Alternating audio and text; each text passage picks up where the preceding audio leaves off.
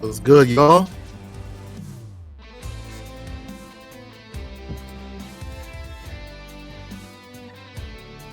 Hell yeah.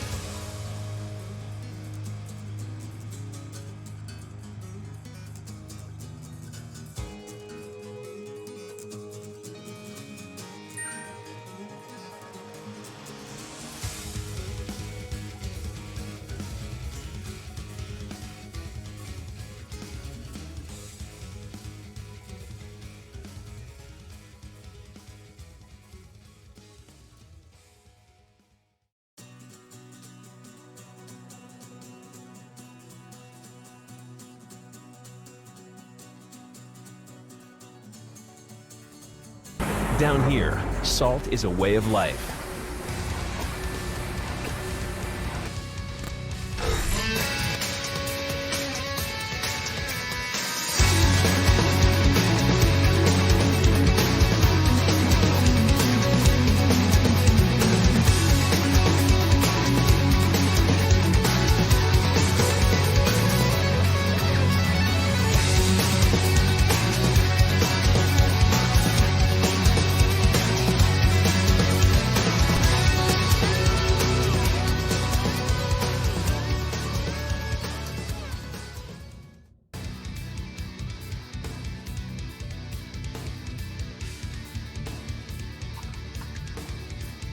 Welcome to the Saltmine League. For that spice, that ain't so nice.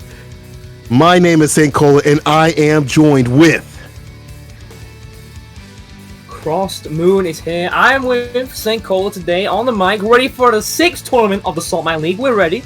The double elimination. 64 players enter. 8 only getting some points, trying to get to that top 8 tournament, and 1 running away with the most points if they get that first place. Now, thank you very much, Child. 233 for the raid. We got our first match coming your way. Yo, before we get through it, just want to give a shout out to Child. He placed second in the PlayStation tournament yesterday, or was it 2 days ago? I don't know time, I don't know dates, but what I do know is man's making the waves with the ROG. I see you, my brother. Again, thank you for coming through. But yeah, who do we have coming up, CrossedMoon? Coming our way first, we got Joystick versus Zokis. Zokis, I believe, is a Zangief player, and Joystick putting in work with that FALKE, with that set. We're talking about it before. Could be a rough matchup for Zokis if he picks that Zangief. Zangief not doing too well against those zoning characters, and not doing too well against Seth. Can't really use that armor to his advantage due to that V-Skill 1 having the armor break and the multi-hitting options. Both in the lobby. We'll go to the back. What do you think of this? You know, the Seth and Zangief matchup was really funny because at the beginning when Seth came out, people were like, yo, this character, I think, goes even with Seth and stuff like that. But there's too many moments where I think Seth can put Zangief on the back foot, and Zangief really has to work his way to get in. Obviously, it's Geef. He gets in, he puts hands on the man, it's a done deal, it's a wrap. But it ain't always like that because Geef, he's got to work his way through the neutral, and Seth just has so many ways to disallow that, right? But you know what? What's on paper doesn't always happen in the match. People, this is the first match of the Saltmine League. Thank you for coming through. Make sure you guys are tweeting it out. You're putting it on the Twitters, on the Facebooks, on the live journals, whatever you guys got. The Habbo hotels. That's old school. Maybe some of you weren't born before that time, but wherever you can, tweet it out. Let the people know. We got some great Street Fighter V action, EU flavored, on the way.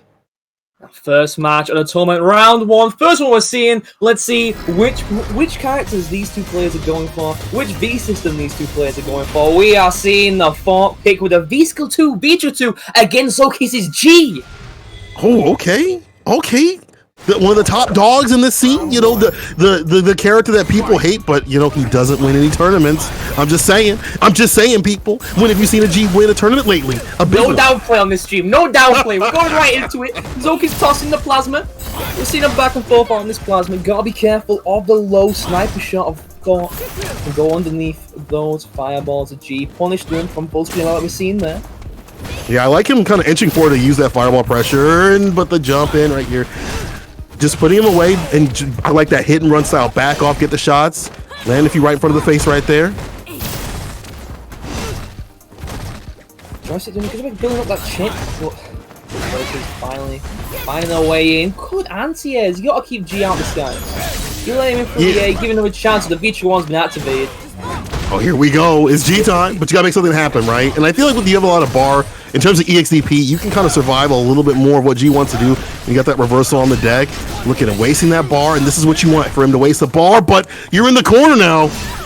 That's a V-Trigger, gonna get the level up off this. Oh my god. What? Is this gonna be the comeback? Low? If that was a low punch, that could have been close to it, close to stun, but back in the neutral. First counter full conversion. We're seeing it. Can't go for the back heavy punch after that. He doesn't have his optimizations on those combos. No anti-air. The cross up to escape. That's so unfortunate. Like, no anti on the deck. That could. There's so many moments where that could have closed it out or brought it to that close. Just didn't happen. Still waiting for the dagger miss. We've got to be ready to anti the second hit. Will not always catch you. Stun is building up. Great dash under, getting away from that corner. We're seeing the X-bar spent. We're getting closer to G's V-Trigger 1. And against the corner. Oh! Gonna be rough. Yo, the command grab. Heavy kick stun. Reset time. Drops it. Doesn't matter. It's a G drop. It don't matter, dog. He's still gonna get the combo. Oh, unfortunately, it's confirmed, but no combo. No punish. What is going on? Big boy drops out here. Shots to the skies. V-Trigger activation. He can definitely take this. He's to find the opening, and there it is right there. Didn't even need the meter to do it. No butter required. Not even necessary. Zolkis just wasn't ready to anti that down V-Trigger 2 on FALKE. It hits overhead, is airborne, to make a good throw bait. And can be countered from the specials, making it quite hard to go for your usual punch. Has to be ready to go for those anti-airs that Zolkis wasn't ready for. Blocked it, tried taking his turn in a +2 situation for FALKE, and got bodied for it. Joystick up 1-0. Yeah, this Zolkis can definitely take these. He can take it. He just has to find the right moments to actually execute, right? That's where we're finding the issues of the optimization. Let's see if he can keep it going right now as he gets outstart. Another command grab, grabs it by the weave, over to the corner. Trying to get that finish. That's done. Where are the cancels? Where's the EX? My man's got to go in. Good blocks though, good defense. The challenge. Facing chance for you. Joystick dashing his way in. Zolkis not respecting his +2 situations after the down V-Trigger 2. It's not your turn. It's always the FALKE's turn. And Joystick 1 round away from taking the first set in this tournament. That'll be a 4-way start off. Could definitely do it. I mean, you look at how, you know, he's just playing. Oh, man. See, you gotta let me finish, okay? You gotta let me get there. I was gonna say, you look at how defensive he's playing, keeping G out. But okay, here we go. OTG. The double down. Crease up the shoes. Yo.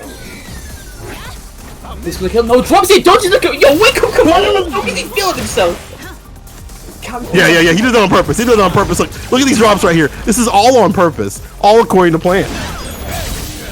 The G special, moving to that corner. Gotta be careful of the command grab. Gotta be careful of the hits. Try go for a reset, but the EX upper to go through. No resets for you. Joystick taking the set 2-0 over Zolkis. Super strong play. You know, there's gonna be drops, okay, people? We get it. There's gonna be drops here and there. That just happens, you know, in fighting games, especially when you're in a tournament setting. But you know what's more important is riding that ship, and that's what happened. You know, you have a few mistakes here and there. You can even call it styling if you want. As long as you win, as long as you get that W, that's all that matters. Absolutely nothing happens. You can send a message all you want, but the only way getting through to the next round is by getting that W. Sending a message isn't going to do enough. Isn't going to win you those points in the Saltmine League. And Zolkis getting knocked down into the losers brackets. He's awaiting his opponents. Joystick. Moving on to face Hurricane. Yeah. Get rewarded by facing more top competitors, but that is how it is in the Saltmine League. This is the biggest EU Street Fighter V tournament, so it's only to be expected that as you proceed, you'll be fighting big hitters, and we'll be having more big hitters as we go along this tournament. But for right now, I just want to make sure you guys know that there is a Matcherino, Matcherino, run the code that has popped up when you hit the Matcherino. You know, give some love, give some support. If you have some change in your pocket, throw it their way. If you don't, no big deal. You know, you can always run that code as well. The sponsor quest, you know, give a little love to the players and the, you know, the Saltmine League people out here. Show them the support. And also, you know, if you got some of that sub money, dog, you know, run it their way. You want to see that heat, that fire, not only on the sticks, but on the mic. We'll make it all right. If you run some subs for us, you know, give some love, support, send it right back to you. So now loading in, we get to see the Abigail Ken matchup. Both high elemental based characters. Both can dish out a lot of damage in their respective V-triggers. But Abigail might have an easier time. Got those longer reaching normals, really stuff Ken's fireball game, keep him out the skies. One thing I do like in this matchup for Ken at least is the jump heavy punch. The way that comes down, it checks a lot of what Abigail wants to do in anti-air, especially like if you want to do like the standing lights. Even the Fort Fierce doesn't come out as fast half the time. So sometimes you just, you know, you jump in like that, but let's see what the foots game is going to be from Harpy out here.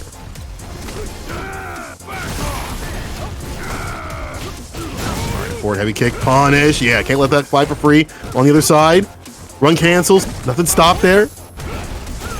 Just a run to that V skill. Free conversions in the corner now. Trying to ball this Abigail, but Happy trying to fight his way out with lights with these runs.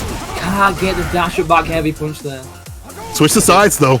Willing to, you know, we definitely want to take this, right? Be careful. Yo, use the heavy DP to break that armor. Lucky Harrow with a matchup knowledge. There's that jump heavy punch, but all that matters right now, he's got the V-trigger activation, big corner carry right here. You see the C at the bottom, but a lot of meters spent. I mean, not a lot of meters spent, just a little bit actually. You're gonna take those 2 bars for the next round. That's always good, right? You get to spend just one of those bars for the finish and take 2 with you to go in the next round. The DP reactions right here, the jump, fierce call out. Chef Kiss right now. Gotta be careful, the high-low mixes from Ken that forward heavy kick, but Lucky Hara playing nice and slow, trying to bait out those runs. Happy with some perfect spacing there on the run punch. Couldn't have been punched by Ken, but can't keep going for it. You're gonna get broken. The heavy DP is gonna go through. The heavy DP is gonna whiff punish, going underneath. CA on deck. Empty Next low. can kill. I need a little bit more from you. You know there's gonna be a CA finish right here. Look at him. He's checking him. Armor break. This could be the return though. This is Abigail. What is your defensive option? My man's going for the super, the CA. Gonna put some Oki on the deck right after this. And that corner getting much better. Oki getting a dash up. What's the mix-up though? You can see in the smash. Try going for it. The reads from Lucky Hara. Expecting it to be coming. And he's able to take game 1. That's the smart stuff right there. That's the big brain stuff. Because honestly, you ain't gonna get hit for a lot right there, right? Mans ain't got that much bar, and it is Abigail, but you would have survived. So that neutral jump was a good call out. That's smart. But at the same time, if you're Harp, you gotta be like, okay, he knows what's coming. He knows I want to put hands on the man. We gotta do something different. I'd like to see a little bit more defense on Harpy's side. Let's see what happens this next match.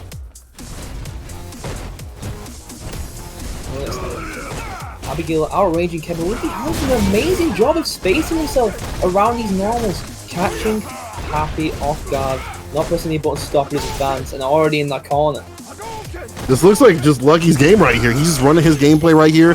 Everything's working out. Maybe not all the confirms that he wants, but I'll tell you one thing. He's landing so much of what, you know, Ken wants to do. This corner pressure, this throw pressure. Harpy gotta do something right here. Man's had a chance to play. Activation might help out. A slow, perfect KO. Happy with a lot of runs. Tries to X to go through, but getting caught out. Back down to the ground. But it don't matter. Harpy though, with the target combo. Match point. I'm sorry, Lucky. Got the name switch up. Oh, Harpy. Don't quit just yet, my friend. You can still play. You can still make it. Nice and calm, no heavy DP that time. Happy getting his game plan going, looking for crush counters. It just ain't coming. Unable to check most of these dashes, having a really hard time controlling this neutral game. No back heavy punch. Lucky Hara taking the corner. 2 EX bars on deck. This next combo's gonna hurt. We've seen some big jumping right here. Yeah, big jump right here. He's at the corner. This is where Lucky loves to play, right? This is where every kid loves to play. Jump heavy. Doesn't get the line breaker. Backswing from the EX. But here's the activation. Gotta jump forward against Abigail's V-trigger 2 hybrid charge. That's a much harder time hitting you when you forward jump down. When you do the regular one, breaking the arm of the CA is not enough to kill on a big boy like Abigail. No, it isn't. One more mix-up needed. Just one more touch, one more dab will do you. One more jab. Almost for the fireball. Lucky. He sees that one hit. Harpy trying to come back, but the back throw gonna disallow that. Lucky taking it over Harpy in quick succession. And I'll tell you one thing, my man's got the PC by the name. You know that's not his main account. You know that's not his main account. My man is smurfing out here. But I'll tell you what, that was good Ken play. That's not the typical Ken play you would see at Rookie. That's definitely of a higher caliber, my dog. Very well played, so Loki. Just knew how to blow up all of Happy's options. Happy wasn't going for much flips from his cancels, mainly looking for the runs. You could see Lucky Hara ready to blow up with the heavy DPs, ready to blow up by forward jumping. Had all the answers ready to deal with that Abigail pick. Happy really struggling on a neutral game. Something where Abigail should really thrive against Ken, outreaching him in most situations.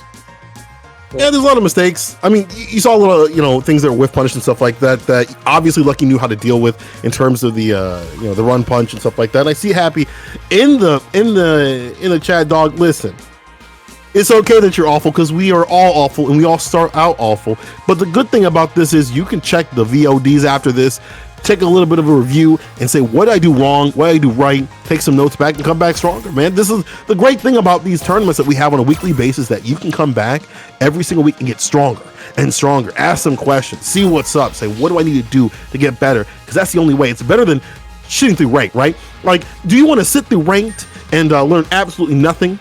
Or do you want to come through these tournaments and, you know, gain something from the VODs, talking with the community and stuff like that? So don't feel bad, man.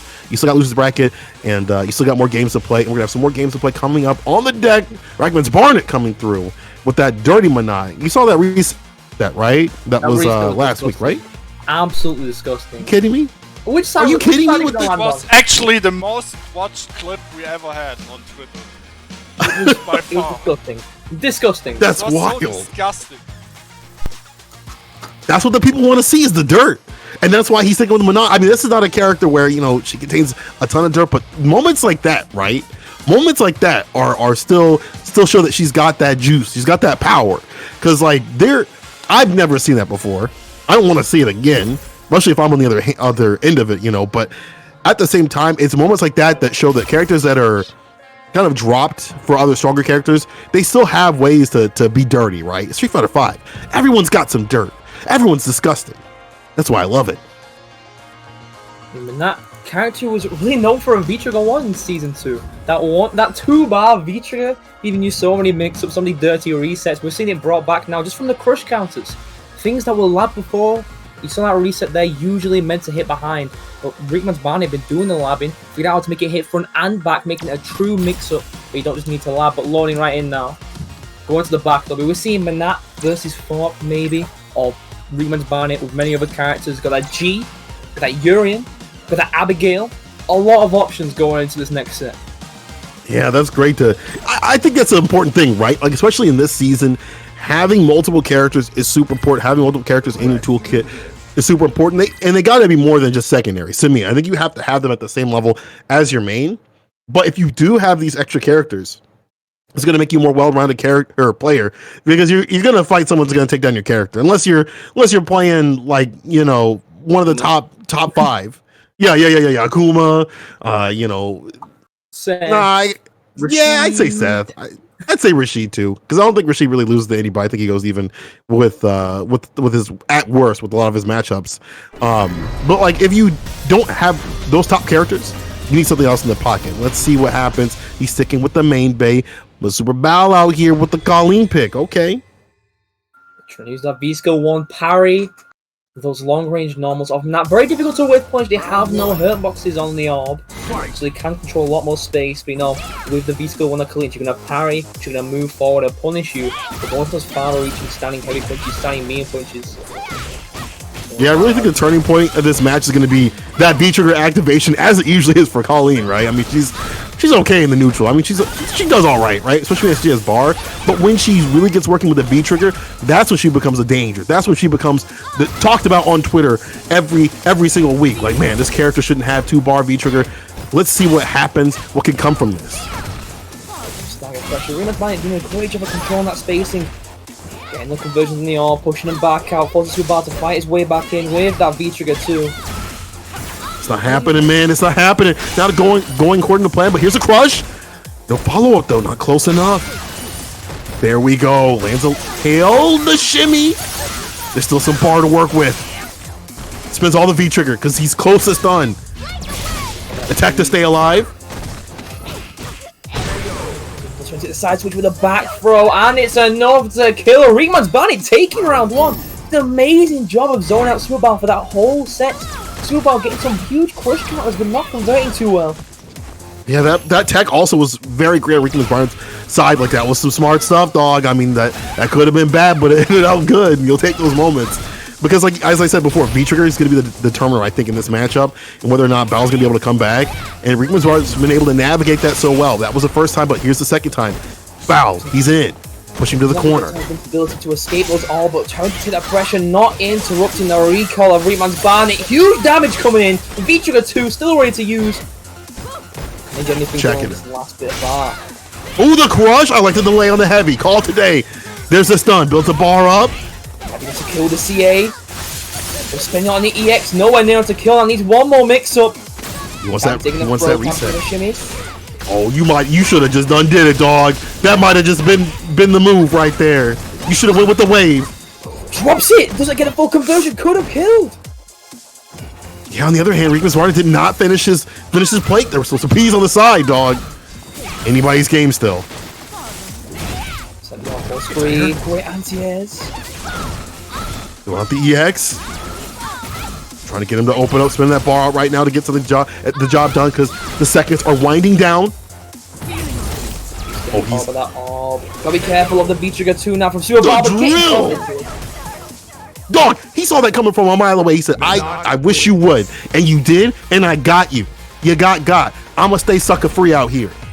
Rickman's barring it. That's the thing is with Colleen, y'all can complain on the Twitters all you want, right? Y'all can send the Twitters, y'all can go to Discord and get the several people typing at the bottom, get the people upset about, Colleen's V-Trigger. But it's another thing to lab out in all these situations and know what your character can do. He went with the drill, smart stuff, great neutral, great play. Well, this is the next match. Look between those adjustments, having an easier time getting to a range where he can press his buttons, but Rickman's Barnet staying just outside that V-skill range, poking away at it, trying to stay just outside where he can get those wave punishes, setting up the orbs here, there, and everywhere. Still got a life, but near the corner. Rough to escape the back throw, taking the corner positioning. Gonna be rough for Super Bowl to escape, even if he managed to get that V-Trigger 2 ready to use. All according to Kikaiku out here, dog. It was all according to plan. Put him in the corner. He said, I'll back up because I'm willing to get that back throw to switch positionings and then I get the whole range to play with again. And look at how much health has been lost from Bile. Just trying to come in. Parry, works out, gets a V-skill follow-up, or V-trigger follow-up, I'm sorry. Throw. We've seen this movie before. Got to be V-trigger 1 activated. This could be it with the full conversion. Might be seeing a reset though. We are great blocks from Super Bowl, but wasn't able to block that drill kick there.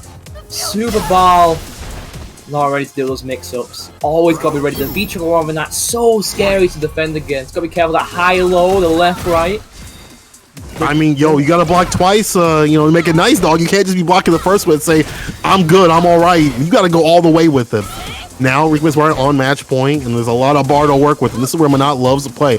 All that bar to work with, and that V-trigger, but you gotta get to that point, because Bao's going in with the EX, looking a lot better, and staying up close and personal, smelling that breath, getting that COVID. Almost a stun. Maybe killing the crouch MK. Might be enough to kill this EX bar. There's quite a bit of scaling on this combo. The air throw might be enough. No, it isn't. One more hit. The health buffs. Helen Reeves Barney got those anti-airs. Which side? Staying in front. Lands it. The drill. Oh man.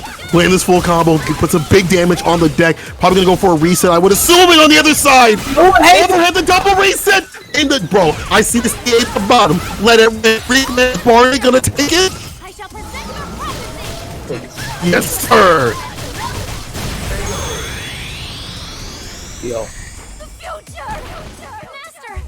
Yo, make him not like a rushdown character. Make him not like a rushdown character. Zones out for most of the game, and then as soon as that V-trigger one activates, rushdown time. With those drill kick mix-ups, with those left rights, with those high lows. And Super Bowl wasn't able to block it all. Could block one or two, but there's so many mix-ups coming your way. You have to prepare for all of them. Just wasn't prepared enough. Riekman's Barnet showing us why we're seated so high. Moving on. Dog, do you see the people? There's someone in the chat that's just going off. He's like, I hate this character. I hate this character. This character's not even top 10. Like I'm known for messing around. I'm known for downplaying a little bit. Upplaying some characters a little bit too. But I'll tell you one thing. Monat is definitely not top 10. And you, set out here, dog. You see that kind of Monat play? You don't see it every day, all right? I know you don't. When you're in the rank, you don't see it every day unless you're fighting Riekman's Barnet. Then you got every room to complain. But yeah, Riekman's Barnet can be moving on. Yo, that definitely making that character look like they're top 10. They ain't top 10. But you making it look like that. I just purify myself. That was too dirty. Absolutely too dirty. Can't be in the presence of this. You gotta put the holy water on yourself. I'm gonna get washed off after this tournament. I'm being covered in it. It landed on me. I wasn't even playing and I felt that. But we'll be seeing some more dirt from more zoning characters. We're going to see DHALSIM coming our way from Mr. Crimson. That's possible. That is possible. We also could be seeing another zoning character, plus some more, in the form of G as well. right? Because he does play G.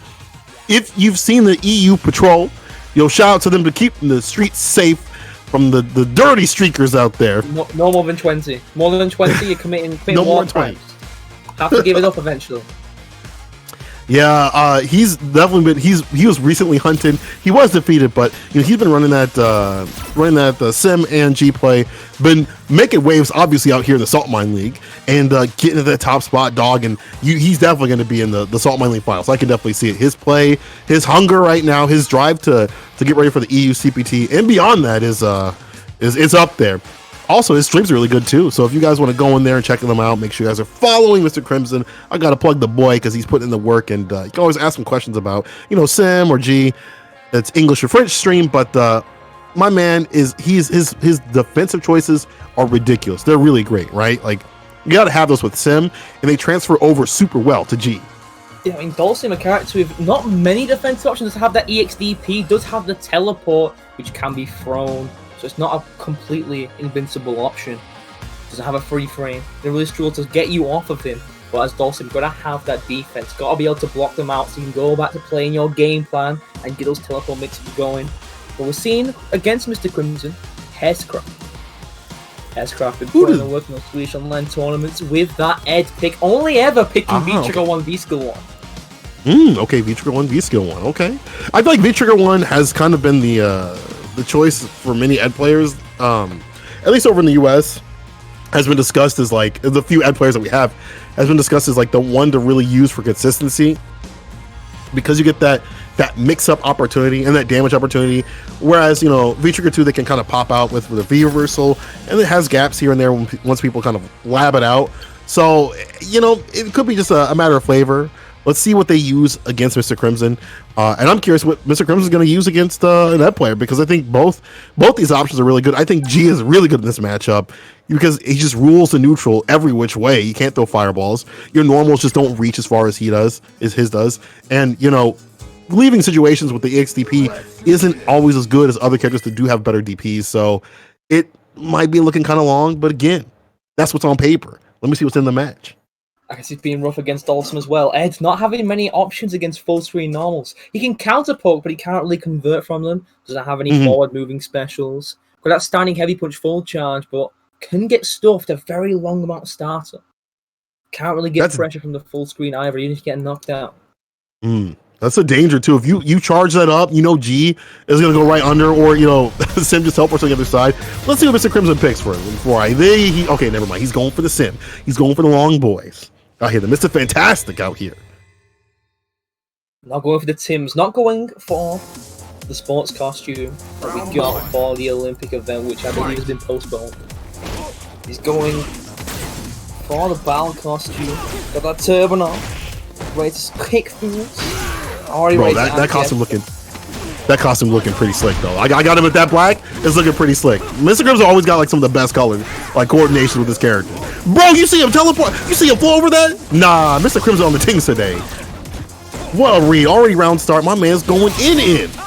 We have the V-Trigger 1 though, trying to force his way in, getting the side switch. Great blocks from Mr. Crimson, blocking those mix-ups, but Hescraft's got you in the corner. He's gonna force a 10 that throw. The reversal. Mr. Crimson trying to stem the pressure. Gotta find a way out. EX. Goes for the upper. It's a throw. This is what he wanted. The positioning is working out for him. But until V-Trigger activation, teleport on the other side. The blocks. This Craft trying to stay alive. It's a lot of gray life, my friend. And the teleport caught up moving. Alright, I'm caked in dirt now. I'm absolutely caked in it. Please! He took off the jacket. He said this is real. You see he took off the jacket? Dog, he's like, this is real. He's like, let's scrap. I didn't want to get any blood on me. That's the reason why I was holding back a little bit. Took off the jacket, it's real right here. Mr. Crimson better watch out. He's skilled to dodge these stand heavy punch holds, dodge all of these specials from Hescraft. He can't be getting in. Mr. Crimson doing a great job of zoning, but EX up to force his way in now. What can he do with the V-Trigger on? He's popping it, but you gotta be careful. Oh, he's double dash. He's getting in there. Doesn't get teleported on, but the float, the teleport to stay alive in the anti-airs looking a lot longer. EXDP they'll bust out. When in doubt, EX up the Ed way. Can't get out of this drill kick pressure. not spaced himself well enough around them, so Mr. Crimson getting some easy plus frames and able to take game 1 over Hescraft. Listen, there are many doors in life, Ed Boyce, but that was not the right one. Pick a different one. You know, V-trigger activation was a good idea, but I feel like the first time because it switched positionings, that was great. But raw in the neutral like that, just allowed Mr. Crimson to teleport on the other side. He was like, "That's cool, I'm out of here." Dalton got a lot of options against all that Ed V-trigger 1 pressure. Be a really big struggle with the dirty side switch. Hescraft wasn't able to block in time. Getting poked out, can't seem to find his way in. Stun is building, getting caught high, the back throw, and this is gonna hurt. This is big damage right here. EX Fireball, side switch too. Completes the combo, had another bar to make sure the job was done. The double tap. Put a little sear on that. Mr. Crimson on match point. Man really got double jump. Man really got a double jump combo. This isn't Abigail, this is DHALSIM. Please. Great anti like there's no jump anymore. Hescraft got a few jumps before, can't get in now. Mr. Crimson knows to deal with it. Got those anti-airs unlocked. No counter pokes. Well, a little bit of poke right there, but see, there's no conversion. Like, what can you do from that, right? Like, you don't get much from, you know, getting those tiny little pokes off. But Mr. Crimson getting a face full of EX upper gets a corner push. He would love to play. Mr. Crimson pushing him out, though. For both players, Hescraft really looking for that B skill, but Mr. Crimson be ready to react every single time with his B skill, bring out the EX upper, and that is the set for Mr. Crimson. No! He's gonna finish off his play. Yo, you gotta finish your play. Okay, the trade, you'll take the 8 day of the week. Mr. Crimson cleans it up. He said, "Mom's coming to my room in a few. I better clean this up right now. Put the toys away in the closet." Gets the job done. Mr. Fantastic out here. Man, that was... Ooh. That was a bit too close. Bit too close for you don't almost gave want that to happen.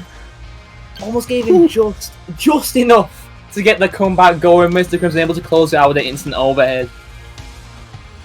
That's so scary, man. You leave Ed like that alive. Any character in Street Fighter V, you leave alive like that. You got to have your heart pounding. But you know, Mr. Crimson ain't no stranger to that danger, dog. He knows what's good. He knows he's like, oh, this is no big deal. I'll clean this up. You can tell he already felt comfortable in that last match anyway. So, you know, good stuff to him. Running that top 10 Sin. I'll tell you one thing. I hate saying it because the Sin players get at me every time I say it. But that character in the right hands looks so strong. I know he's not top 10, but it looks so different when you see a good Sin player play. It's like, when do you get to play? I mean, a character like Sim, you look at his tools, you're like, this is a zoning character. Zoning character can get some conversions, and then you watch him in tournament, you see all these Sim players so aggressive. They can go, their pressure looks absolutely maddening to deal with, and then they get out again. You have to fight your way in. Even that pressure ends, they're controlling so much space. Terrifying on the offense. All I ask Sim players is that we come to a middle ground. We come to a consensus. Yeah, top 15. How about top 15? Top 15, yeah. We say top 15. Come on. In between, okay? Hot, upper mid. Come on. Now, we were talking about scary pressure, and we got some scary pressure coming your way. We got the Laura pick from Dr. Gulag, or maybe going for that poison pick. I know we got that poison. I know he wanted to try and deal with that Chun-Li with the poison. Outpoke the poke character. Got that range. Bro, he's bringing out the bison?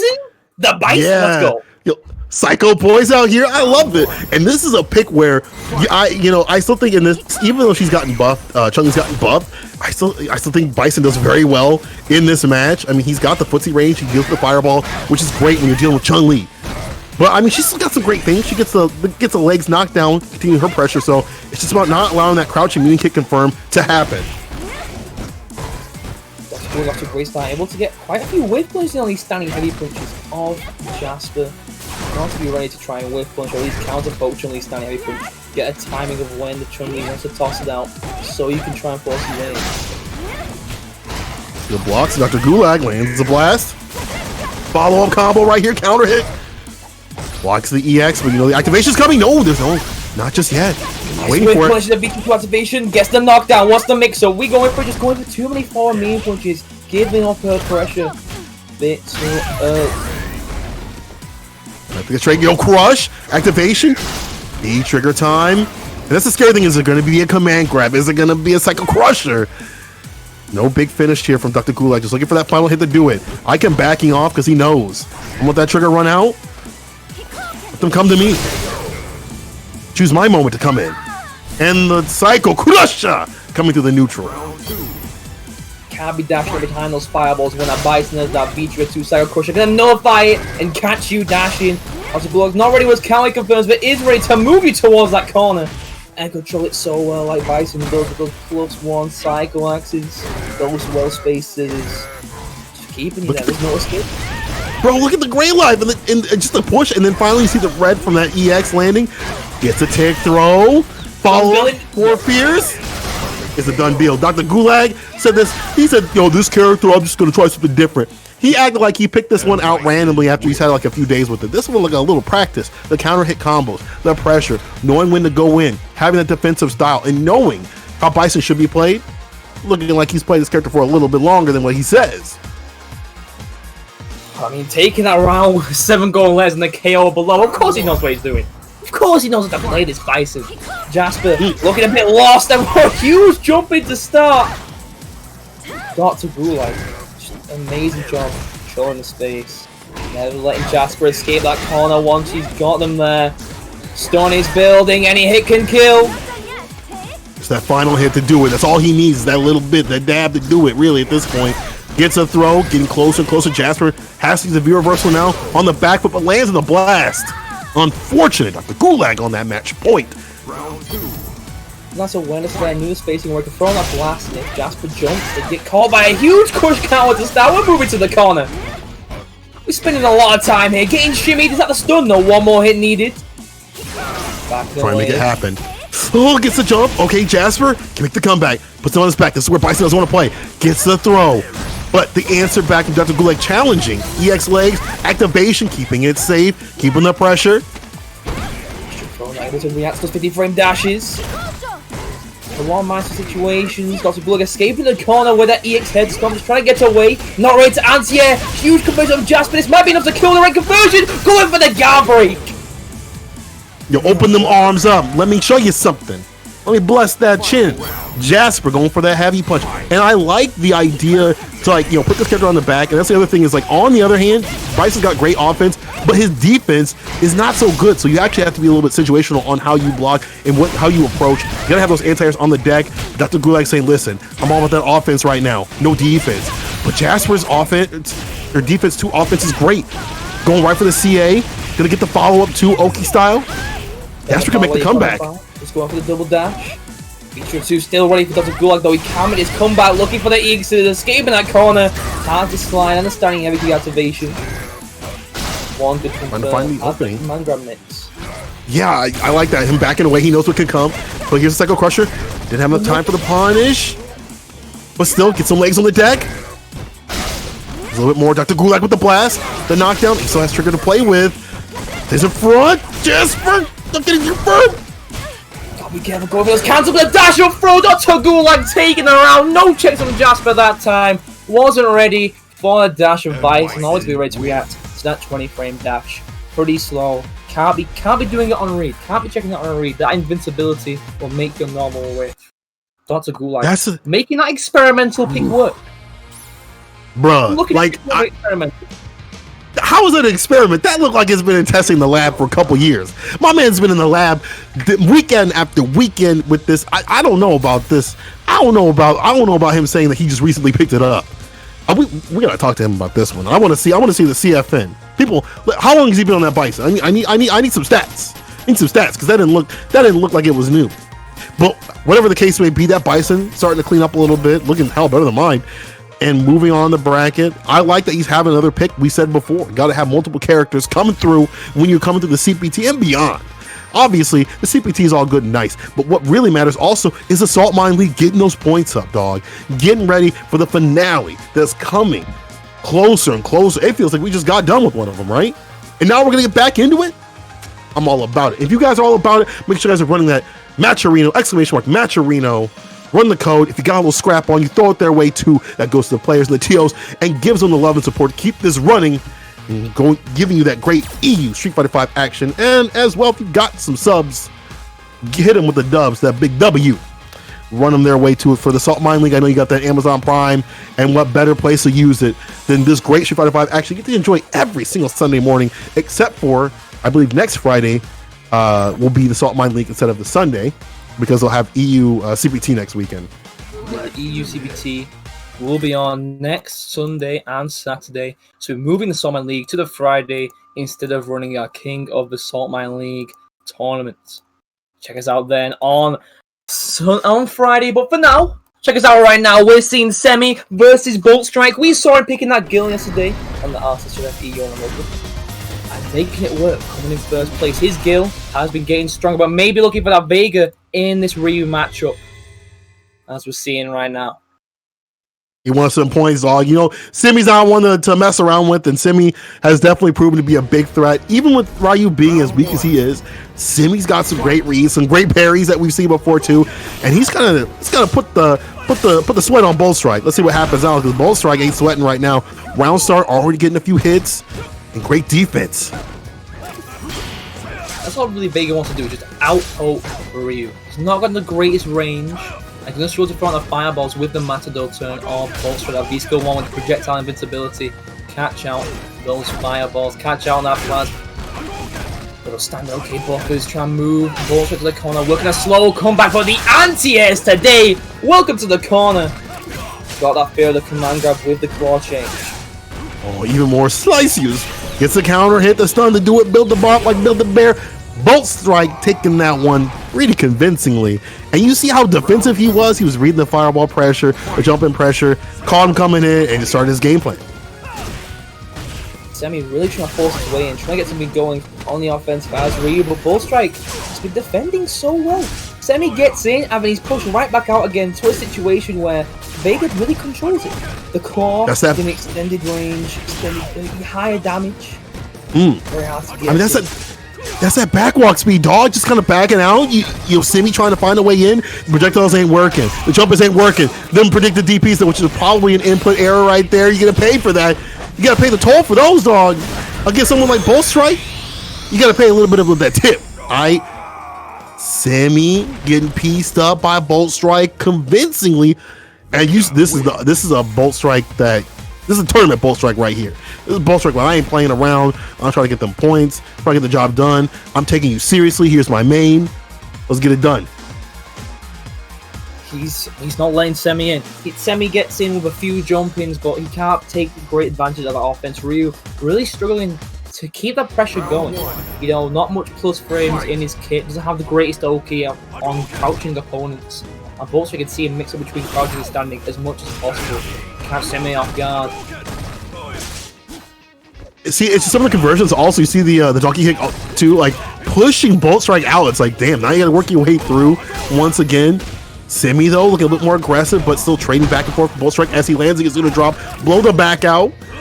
Bolt Strike just in that nice mid-range whiffs. Punish from Semi. Standard pressure, Bolt Strike. Too far away to get a push in the sweep, but using that slide, instead of going with an anti-air, using the slide to dodge the jump-ins. Great check. Interruption from Semi. Kiss from a Rose. EX, slice you. It's a lot of damage. Gotta finish the job though. Semi's like a V trigger, but if he gets to use it, another question, because Bolt Strike's keeping you out, walking into those claws. Semi looked a bit impatient there, really wanting to find his way in. Bolt Strike is poking out. Playing Vega like a zoning character. We're looking for those big confirms until he gets a jump in, until he gets a win on those fireballs. He plays at the pace that he wants to play at, right? Like he plays where he wants to play. If he wants to go aggressive, go aggressive. He gets that lead, and then he gets to just, you know, chill out, max out, kick the feet up, and feel good. Cross-cut DP from Semi. But the crush from Bolt Strike, hard knocked out, EXDP, whiffs. Look at my man going in. He's used the dash to avoid that mix-up there. Bolt Strike with V-Trigger 1. Next confirmed, can't hurt. Using that air tap to mix up that jump arc to try and call out Bolt Strikes. And Vega's pretty weak anti again. The confirmed CA ready, that'll be it! Maybe the double down we saw. I'm wrong before, I've been wrong before, you're not enough to kill. This is an okay situation though. Bolt Strike can take this when we're hit to do it. And he knows he can just play that poke game, like you said before, the zoning game, all in his hands. Being able to swoop the fireballs, Semi, he has to work to him. He's gonna do it to him. Yo, you see that walk up and the check to the collarbone breaker? No go today, Bolt Strike. taking it. Dog, it was all in his hands. It was all according to plan. Same with no bar, only V-trigger, too far away to get anything going, and against a character like Vega, you're never really going to get in. He's gonna poke with outstanding mean punch. You could try and get one hit in, one knockdown in, which you can't get without any X fireballs really against those characters. Which means, you know, not able to take the game, not able to take a game against Bolt Strike. Bolt Strike be able to control the pace in that set, the spacing in that set, and moving on even further in the tournaments. Damn, yep. Oh man, see, I see people in the chat being like, "It's great to see these two characters on the screen." You will always see Vega as long as you watch this EU action. You're always gonna see Vega. However, seeing Ryu is rare no matter where it's at, and it's unfortunate. You know, Simi getting red like that, but I mean that's the life of Ryu. You live and die by the no mix. The I gotta come to them and get the knockdown on many matchups. But that's just how it be. But you know, Simi not out of this just yet. Moving down to losers. But it'll be Bolt Strike moving through winners. We'll be moving to this bracket here. Got Jammers versus Low High. A top 8 right here. Type of action. The winner of this is moving on to our top 16. We're facing against the winner of Mr. Crimson and Dr. Gulag. Poison versus Urien. Maybe a rough time for Urien. He's got those forward moving specials to try and force his way in against Poison, but you know, he doesn't have great answers at Crouch Heavy Punch. Can't really be throwing those metallic spears as often as he'd like to try and force his way in. I wonder if this will be a matter of, can he hit up the V-Skill 1 and utilize that armor to get in and get going? Because otherwise you're just going to be checked by a lot of things. You can't throw out the fireballs because they're very slow. You know, Jammers will check that every single day of the week with the EX overhead. So looks like he is going with the metallic aura. I mean, you got to find a way in and stay in. He does have the ability to change his jump arc with the EX knees and things like that, and just normal knees, right? But at the same time, someone like Jammers will want to go in for free. Low High taking off the close round start and saying, let's get down to business. Got the shades on. He don't get blinded. No light getting in his eyes. Great Calico burst. There's the anti-air, the bless, medium punch, melee rock throw, another one up and down the block. Dog, the 3, he'll take all these because he knows what can come next. Just take the throw. I mean, throws aren't going to do as much damage as a normal combo would. Don't want to get shimmied too hard when you have that much of a life lead, but Jammer's keeping the corner, getting shimmied, and that will be the stun. The Great Elf is building this feature go on. This might be enough to kill. It's done. Ooh. You just said, don't get shimmy. Man just reached. He was like, "Lo, let me tell you something." Didn't happen. Jammers. Yo, he was able to just keep solid. I think that's really important. Keeping solid in the first part of the match right there. EX headbutt though. Yo, Low High put a little spice on it to make it nice. Be reversal from Jammers. You're able to hit the pressure with -11. Can't really deal with it. They want to spend their EX bar to try and force his way in. Jammers getting some free plus frames. Using that EX midway. With a +2 situation. With a throw shimmy option going. Oh, that jump and those jumpers, you have to be really, really early on your anti-airs because they just get so deep with it. Yo, again, another forward throw. EX, this time be reversal Low High, spinning that bar. And this is fine because he's got the bar to really deal with this character. As long as he can get that V skill when it gets dropped. Just letting you activate great use of the headbutt to avoid the low, but Jammers getting into the back throw with Beach going right down to be a 1 EX bar. Jammers might be able to close it out, but you know, Low, he got that Aegis. You know, Urien's made so many comebacks with the Aegis before. Ooh! Lost the overhead, no push, the -4. He can still do this. Jammers though, pull him closer. EX headbutt, he chances it and it makes out. Bro, he actually whipped that sucker out. Whipped out that thong. Man put it all on block, it came up what he wanted. Like Jammers working out, but haven't spinning the X bar. Jammers with no bar, using the headbutt to go over the low it. Low heat with the knowledge, keeping that corner with the EX knee. Stun is building. Jammers having a hard time escaping the corner. No anti-air. Jab. Low heat. See, but Jammers has been ducking so much already. Low he's got to be careful about coming with the headbutts. We've seen that get checked so many times. Counter hit, no conversion. Throws out the hot stuff. Laying on the pressure with the EX. Getting pieced up, side switch. Jammers in the corner. I'm gonna be rough because Low, he's ready to anti-air, and with the V trigger 1, you best not be getting mixed. Taking the throw, but the back throw, escaping the corner. I like the little paint with the headbutt. Didn't really work out though, but Jammers staying solid here. EX plus the dome. It is Sunday. EX headbutt though. When in doubt, EX headbutt. You don't when in know what doubt, to whip do. it out. No, it's when in doubt, whip it out, says Lohi. Bro, he's already got the clothes off. He's ready to go.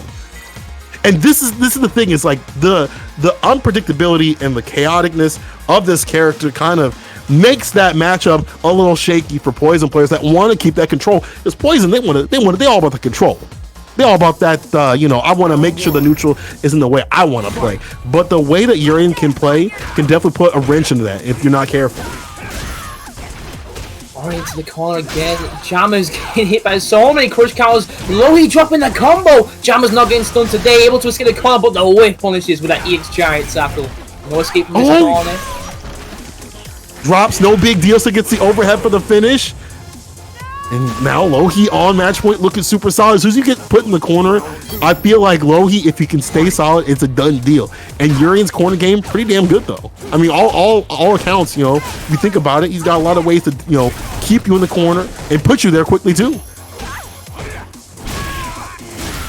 He's just headbutting, using his noggin, forces his way in, keeps headbutting.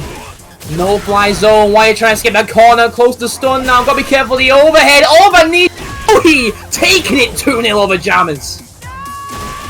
Damn, Jammers had all that bar, V bar, CA bar. Didn't get the cook with it. They said get out of the kitchen. Lohi is the one with the chef hat and the apron on. My man is mad cooking out here. And I mean, that was a matchup where I thought I was going to see a lot of V-skill. One popping off. It didn't really happen. And Lohi was like, I'm going to toss that part of my game plan out. It was getting checked anyway, right? So what if I just, you know, ran my Urian gameplay and kind of overloaded that mental stack and just went in. Kept going in and just stayed in. And that's what happened. Overwhelming Jammers with options, giving as many as possible to him. Just tossing stuff out. Trying out new things. The V-skill one wasn't working, as he said. Constantly getting caught by that heal. Fast forward moving special, able to catch out the slow startup of that V-skill one. So Jammers, other than that, couldn't really get it to work. Got quite a few good defensive options. Got the corner quite a lot, but couldn't make it work too much. On defense, Lohi was able to avoid the EX mid with pressure. Didn't get mixed too hard. With another Urian coming our way, we're seeing Fasa back with the V Trigger 2 up against Douchestick. Urian mirror time. It is a mirror, but it's a little different. Now, if you're from the US or not, you know, familiar with the Saltmine League, Fasa is one of the rare ones that runs V Trigger 2 Urian. If you're not familiar with that, that's okay, I get it, because Ace Reflector is one of the best V Triggers in the game. V Trigger 2 is all about them shoulder tackles. It's a 2-bar, and Fasa has been the one to really put it on the map, right? A lot of people is like, it's a meme. It doesn't matter. You know, it's not that strong, but Fasa has taken tournaments with it. He's taken down giants with it, and he is putting the work with it. You see the chant up in, bro, if he hits somebody with it, I'm gonna need y'all to hit me with the chant up in the chat, all right? Because it is fantastic. And I personally love to see people switch off things that maybe not quote unquote, you know, optimal in the meta, but they work for themselves, right? They are good for what they want to do for their game plan. Duick, though, they definitely run just that. They run that normal loadout, and that's okay because their play is really great, fantastic. Got second in the CPT recently, and people definitely got to see that prowess. Homie been also streaming, so make sure you guys are looking out for that as well too.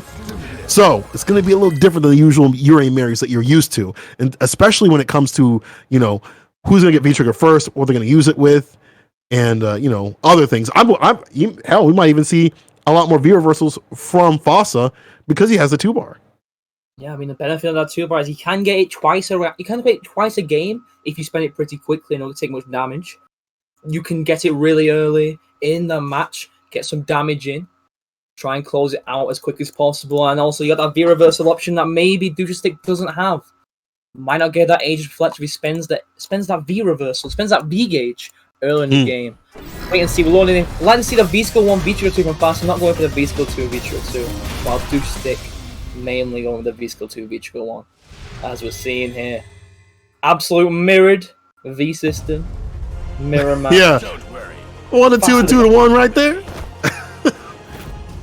I love it. I love it. I also love these costumes too, dog. The story costumes are really good. The normal costume is all right, whatever. All right. But oh, but my man says, you know what? Forget the suit. Dewey says, forget the suit.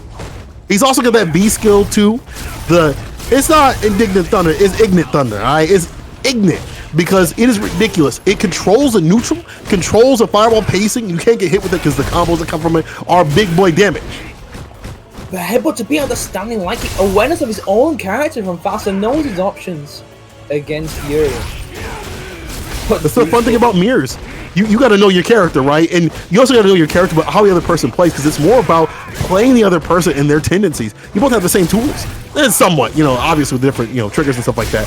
But relatively, at least in the neutral, you have the same tools. What do you know about the other person?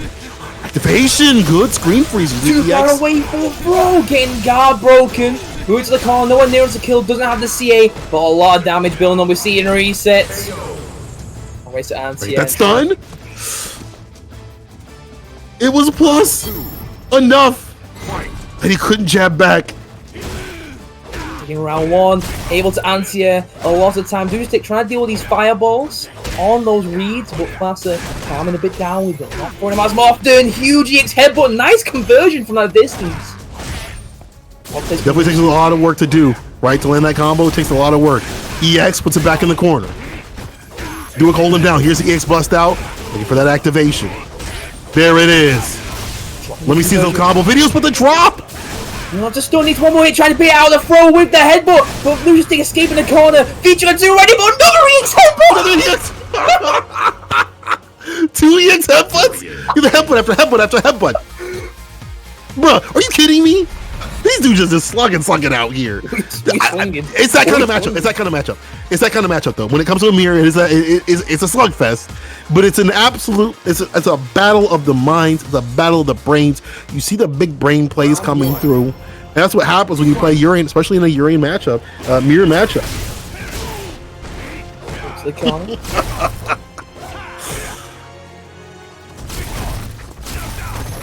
Duick trying to use that toe kick too. I like that. Max spacing as well. That's usually a Fossa thing. But he's going to keep in that max range. Oh, but the headbutt gets knocked out with the fireball. Well, they're just tossing out those far-reaching normals. You see Fossa trying to space himself around that step kick now and stay just inside the range. Try and get a whiff punish going, but Doomstick getting that V-skill to the fully charged light version. Gonna force himself in. Fossa's out the V-skill 1. Got that armored headbutt with a far-reaching EX headbutt as well. Oh, caught the forward fear or the charge heavy punch right there with a forward medium punch. Duick, put him in the corner. Careful. As I see trigger building up, we've seen that be the turning point for the matches, and Duick trying to lock him down before that can even happen. But here's the activation. Side switch on the headbutt too. That's no confirm that step kick could have killed Tom. That V-trigger too confirmed. But huge crush counters now. On the other side. Wants to put himself in the corner. Celestial gonna play with. You gotta be careful. I just said you've gotta be careful. Baited, easy bait oven right there. Duick with the punish. Round 2. Yeah, a bit too obvious with those EX headbutts and Doomstick calling him out, saving the EX bar as well. Not keeping up with the V skill 2 from that distance. Faster armoring through. We swinging back and forth. Crush counters. Moving to that corner. Getting the throw. Closer to the stun. Fossa make the return right here. He needs this for the match point. Oh no, if he would have just waited a little bit longer, but Duick busting out, now being able to activate the Aegis. Off the backboard. Doesn't cancel. What, yes? Jumping back, trying to force away with the EX tackle. Keep that V-trigger on pressure, but Faster calling you out on those jumpings, stopping you from getting right back in. Just getting away with punish Faster at set point, 1 round away, using that knee drop to mix up his aerial approaches, call out the pokes of Lucistick. It's very smart right there too, because we hadn't seen too many of those. And now's the time to bring him out, really, finish things off. Again, Fossil match point, making him fall in the ace fireball, wastes a bar, and is able to get that V skill stock up to be able to pull through the normals. You see right there, just like that. Didn't get too much off there, but building up some V bar from that exchange and closer to CA. EX can use one of those bars, but yo, I got one too. Let me show you mine. No, let me show you mine though. Let me show you mine. You show you yours, I'll show you mine. Back and forth. Overhead activation, keeping it safe. He's to finish off his plate. Go for Nova! Yo, the armor through! Yo, the Who's gonna get his headbutt first? Oh, he's gonna use it for the shoulder! Do it could make the comeback. It's gonna be a long one, but he can still make it happen. But the CA interrupts the charge up, but wakes up with the alarm clock. Cause I am moving to win, as he says. Wakes up for the W, bro. Early bird gets the W. Bossa taking it 2 over Newick. You know, that whole set Fast was using his noggin, both literally and metaphorically. He knew exactly the spacing to stand at. He had the options against those Aegis Flector mix-ups, using that V-Trigger tuner to enter armor for it because he knew he would get pushed back into it on the end of his normals. Fast seemed to have more knowledge of his own character than Stick there. And a much better knowledge of how Stick wanted to play. Yeah, I mean, there was already, you saw some knowledge in terms of like, you know, freezing the screen to deal with the knee drops and things like that. Great anti-airs, and just using the V system, you know, a little bit better than what we had saw with Duick. I mean, Duick was even able to get the V skill stock up, and that just tends to happen. And you know, mirrors are a different type of thing you have to lab out. And so let's see what Duick will come through. He is going to be going the loser side of things, but he's not out just yet. You still might see some more glorious, beautiful Urian on Urian action, the smart stuff. But we're moving on to the bracket here. Yeah. Is the brother coming our way now? Bolt Strike versus Hurricane. A match for the ages. We see this at WSO quite a lot. Bolt Strike picks a Vega in this matchup most of the time. And Hurricane, we've seen absolutely dominating with that Kami flip. Yeah, this is we're moving even closer to possible grand final set. We're only in the top 16. We're not even in top 8 yet. This is the sort of higher level play we're looking for in the Saltmine League. The sort of high level play that you get to see each and every week, each and every Sunday. And lowering right on in, Bolt Strike likely going at that Vega. Hurricane likely going with that Kami. Has been trying out the V-Trigger too on Kami. Maybe seeing it brought out for the Vega pick. Who knows? I got to run an apology to the people. Do a Shaq. Do Shastic. I'm sorry. Do Shastic. All right, I'm bad with names. I'm sorry. Can I hit my man with the do? Can I hit him with the do? That's too close to Knuckle Do. My bad. Do Shastic. My bad. Yo, Senkola. Oh, say it. Just say it. You're fired for spelling names. Damn. I'll see you guys later. Yeah, see Senkola. Been fun. You lasted almost long enough. I was so close. And I'm close to watching this match right here. Bolt Strike versus Hurricane. You know, he's going to go around the Vega. You know, I don't think the Gil pick's very good. And this is the standby, being able to have that walk speed, really contesting the dash speed, test his character. It's just the aerial approach that's so strong from Kami. It's hard to stop. And once Hurricane gets in, it's hard to stop him. They don't really have a good reversal. And that V reversal ain't too good. Oh, the Stein Herbage confirms move to the corner. Hurricane with V-Trigger 1, Billy took any damage, and Bolt Strike already lost the claw. This might be enough to kill with the right conversion, but didn't get all the hits of the dive kick, but still getting that crouch MK, got those shimmies. Bolt Strike looking a bit lost on defense in the morning, and unable to stop the aerial approach of Hurricane. Bro, he ran right into that heavy punch. Bro, he ran right into that heavy punch. The sledgehammer was out. Slaps him against the face, and that's been the name of the game right here. That heavy punch, that 6 frame right there. Getting the conversions, but here's the EX slide. Yup. Back to mid screen, where Bolt Strike would love to be. Hurricane just poking back. He's got that CA on deck. Gotta be careful of the confirms. Can't be whipping stuff full screen against Hurricane when he has that CA. That's the V-Trigger 1 though. Can't stop the aerial approach. Nice, the medium Aurora spin edge. Catching him low. Has the CA. Not going to spend it yet. Was nowhere near enough to kill. Hurricane playing nice. Yeah, went for the EX. It's only -2. Good to go. You all right? Hurricane with the activation. This is where Scammy Kami comes into play. Needs to find that hit, but EX finds a roll that should be enough to do it. No butter necessary. All dry right here with that roll. Bolt strike. Save a little bit of that bar for the next round. You see Hurricane trying to go for the counter spike anti-air there, but Bolt Strike changed up his air approach, making it so Hurricane DP anti-air is input on the wrong side, making it not come on, making it come on to standing heavy kick. Great whip punch, but no standing heavy punch. Bolt strike white, walking him down. Crush slide. It's a follow-up counter hit meaty style. Poke game starting to really work out for him. Almost with a stun. Oh man, I see the bar at the bottom. Is it done? Oh yeah, there's gonna be scaling. The whole bag. But okay situation. One more throw. One more shimmy. Backing off afraid of the EXDP of Hurricane, but checking those dashes. I like that from Bolt Strike, understanding that there's bar at the bottom, there's gonna be an activation, and she's gonna run your credit cards dry. She's gonna run your debit, your credit, everything. He denied that. He just said, I'm gonna stay away, I won't open that email from the scammy Kemi, and I'm gonna stay solid. That's only the first round, or first match. Let's see what adjustments Hurricane can make coming up here. Bolt Strike's gotta be careful. Hurricane adapts so quickly. In this next game, he may have a completely different style in store for him. Playing a lot more slow now with the crouch MK confirms. We already towards that corner, trying to get a crush counter with that standing heavy kick bait out of throw tech. Hooligan coming through in the neutral. B-skill 2 to avoid the meaty dive kick. Smart stuff from Bolt Strike. Using that frame on strike invincibility. Ooh. And now he's in the corner. EX coming through. But here's a back throw, defensive style. Bolt Strike, he went for it. He still didn't get out of the corner. Vacant players everywhere are crying. They're weeping. They're going to the Twitters to whine and complain after clipping that. But Bolt Strike staying solid. He's still in it. Baits it out. Punish. Easy bait. Oven. EX. It should be enough. Here it is. Yes, sir. Bolt Strike now at set point. 1 round away from knocking Hurricane to the loser's bracket with a 2-0. Can Hurricane manage to work with 2 AX bars? We see him start around strong. No confirms there. No resets either. Bro, the Streak Patrol, they're out and they're about, man. They got the neighborhood watch style, flashlights out, and they are checking everything. Bolt Strike coming through with the EX. Reset time in the front. Nah, I got hit. You at home got hit. CrossedMoon, you got hit. I got hit. Everybody got hit, dog.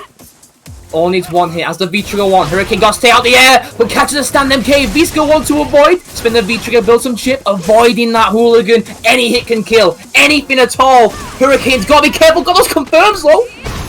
Back throw. Hurricane looking for that activation point. He's going to pop it raw. I like that. You might as well just pop it raw at this point and then find that final hit to possibly do it, or at least put him on their back. Bolt Strike goes for the EX. Preemptive, and it works out. Bolt Strike sends Hurricane to losers. The Streak Patrol is out. The Streak Patrol done doing it. They're trying. Listen, you call the boys. They get the flashlights, the T-shirts out, and they're going to stop any streaks, and they want to stop Hurricane from winning this tournament. Hurricane going down in a 2-0 loss to Bolt Strike. Bolt Strike. That was mine. Put it all on black at the end there. Risking it all on that flying Barcelona, and it paid off. Hurricane wasn't ready with the anti-airs, trying to block it cross up when it was hit in front. Very well played to Bolt Strike, and he'll be moving on into our top 8 winners side. Hurricane is not down and out yet, though. He is in our losers side. He's only 1 match away from making it to top 8 losers. Can he fight his way there? Find out much later. But coming our way next, we got another match. But before that, if you got this spare change, you can use the code SMLS8 as well. Donate 50 cents towards that prize pot. Spare change goes a long way as well. Increase that prize pool. Let's see if we can make $140 tonight. Try and reach that goal. Got spare Twitch Prime. Got that Amazon Prime. It's a free sub. Try to go to Saltmine League. You want to send out those Rita's faces in chat. Send out that Blanca-chan in chat. Send out the hype in chat as we move towards our top 8. Much appreciated. Help us, son. Help us run a better tournament each and every week. Now, who we got coming our way next? Let's see here. It looks like Volwing up on the deck. We actually might see some lower play. Dr. Gulag.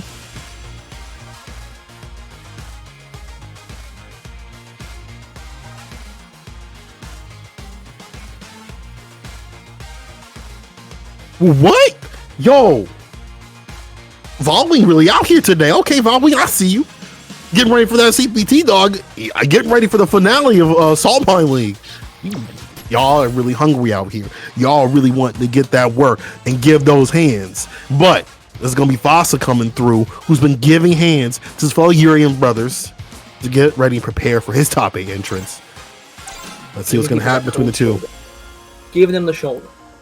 And Lights are going to be giving it to Valwing here. Now, this can be a bit rough for Urian, especially against Laura. You know, 4th-frame character, a slower EXDP deck with base that Lights. You know, Laura's going to blow you up, dish out the damage, dish out the stun.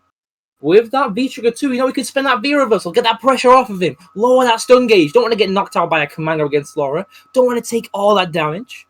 We'll wait and see. We're loading in now. And you know, this is a matchup where, I think Urian does really well in the neutral.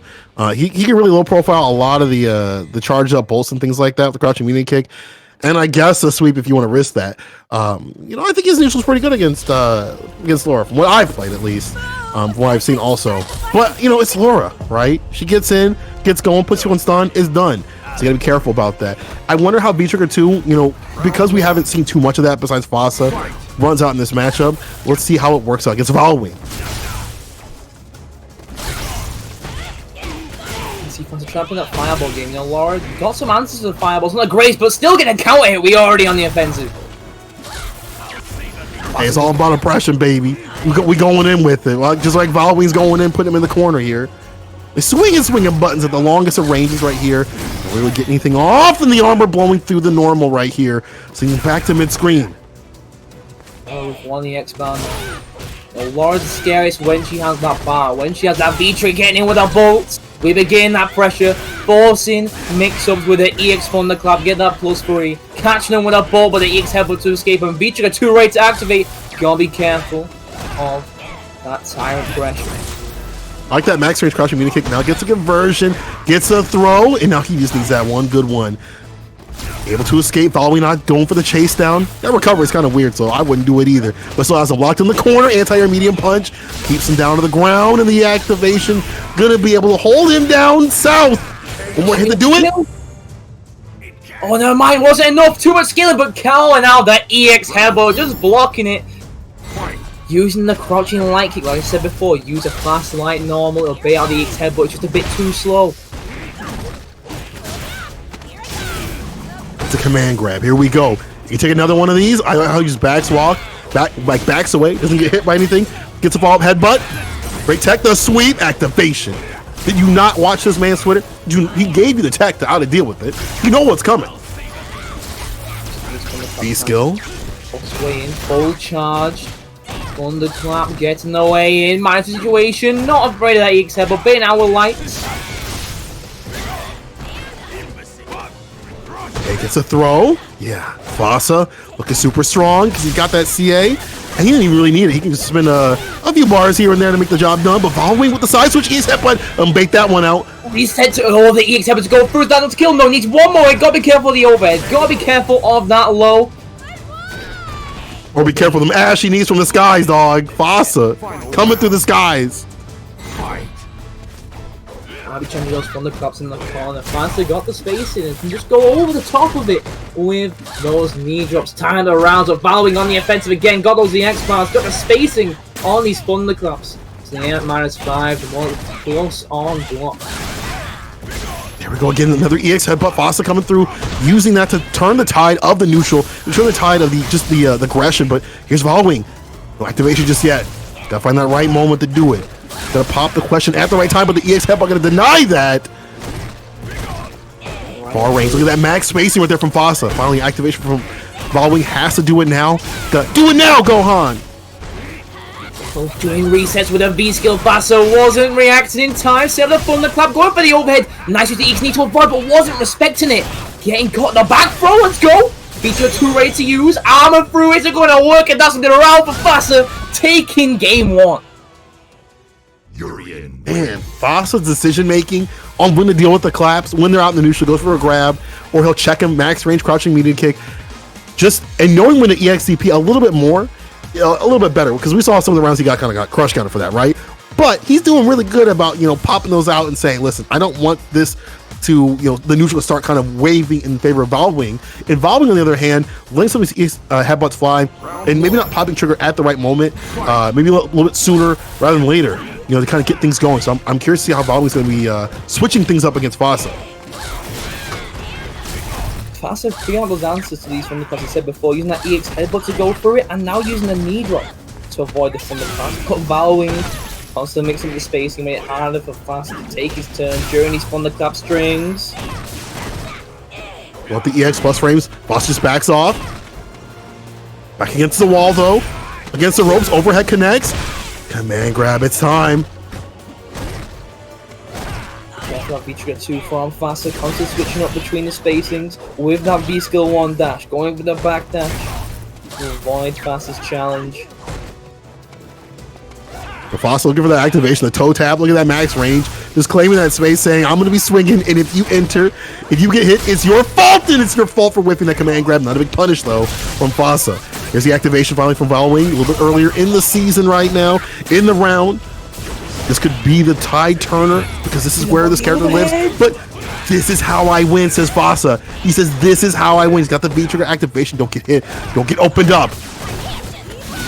Going in for the overhead, full conversion, into the heavy ball, what's the mix-up? Catches him high again, just needs one more hit, any hit at all, to bait out an EX headbutt, but those confirms! Punishing that V-skill overhead, the thunderclap wasn't enough to make it safe. Fasa's now at set point once again, looking for a 2-0 victory over Valwing. Valwing with the upset, but can't seem to upset Fasa. Nah, Fasa stays super solid right now. These confirms are on deck, meter use V-trigger on deck, things like that, and great neutral and great decisions, especially after we get command grab. What's the story here? Just take another one. No big deal. We're gonna reset back to neutral. Try to go for the delay, but there was no EX command grab right after. But you know, Fasa will just block this out, just walk back, lean back with it, because he knows at any point to switch the neutral back in his favor. It is Urian, and his trigger is getting closer and closer. Headbutt through V-trigger 2 right to answer with Fasa. We see him do it before. Close those health bars down. Get quite a bit of damage from his approach. Only just waiting out, but has the life lead. Doesn't really need to approach. Falling spin the EX to try to get in there, but just not enough pressure. There's the EX headbutt again. Now we're switching the pacing. You see how Fasa uses that to say, now it's my turn to play. Put down the controller, because I only need one more hit to do it. Uh-oh, activation. I see the CA at the bottom. Bro, is neutral really overrated? Long have we waited for this man to land his V-trigger 2 activated. Has to, not afraid to the bust out. No V-skill dashes. Valwing trying to keep that EX clap on the screen with the V-skill dash, but Fasa blowing it up. Can't be leaving gaps during your thunderclap pressure.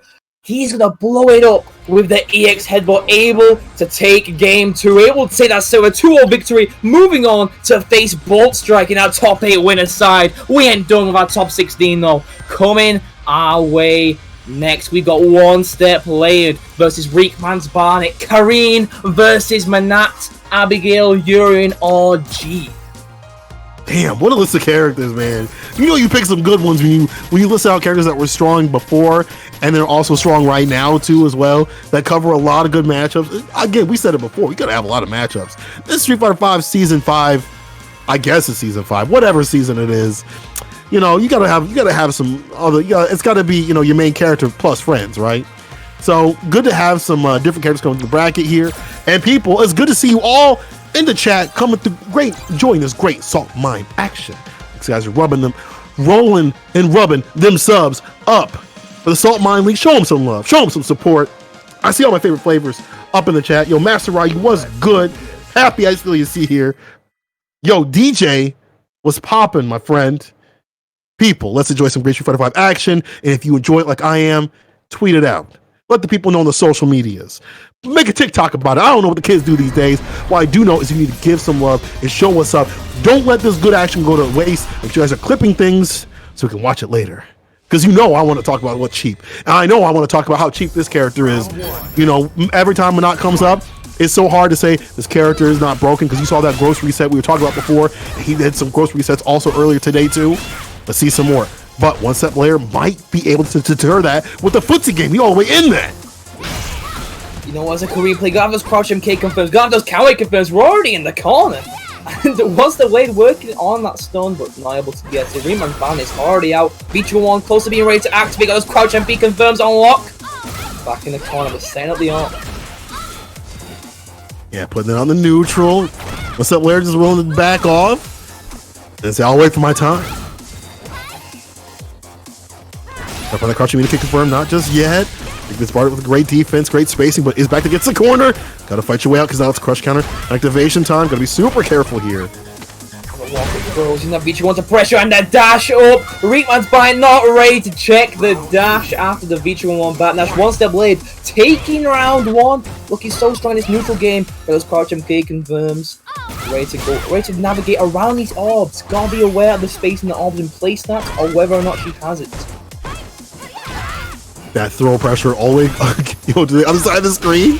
I forget that about Karen. Like, she just tosses you, dog. Tosses you. Crush, though. Rick was barring it. Yo, but just didn't time it just right. Gets the back throw. One Step Layer trying to go in, trying to put the pressure on their hands again. Points to be reversal. Yo, still get the confirm off the low. EX. There's a bar. Going to reset with the overhead. The drill coming through. Okay, Rickman's barring it. He's got ICDC at the bottom, but you gotta get them down to the point where it matters. One Step Layer, however, in great position. Just needs one more hit to do it.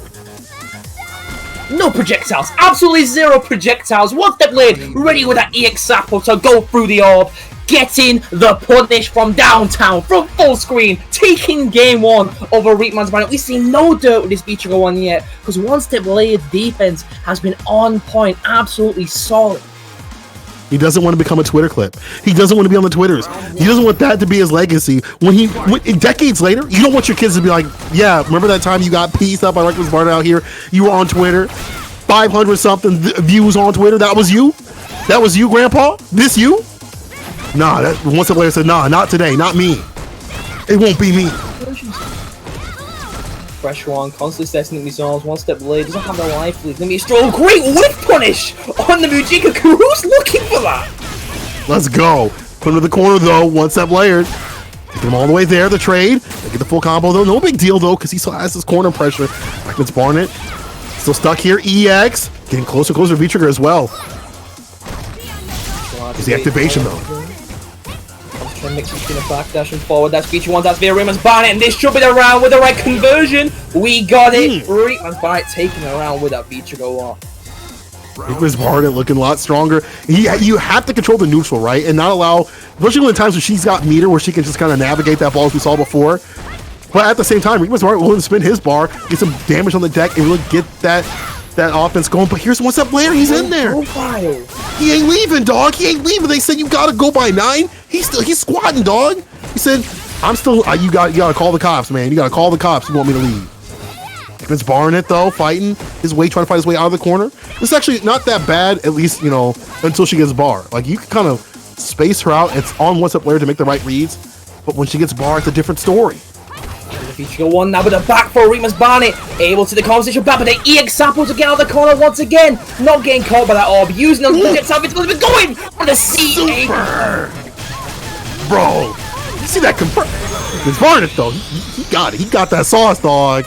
You see, he got that sauce. It's not the juice. He's got the sauce because the juice always leaves in your fridge. All right, the juice. You got juice in your fridge for a couple days and it's gone.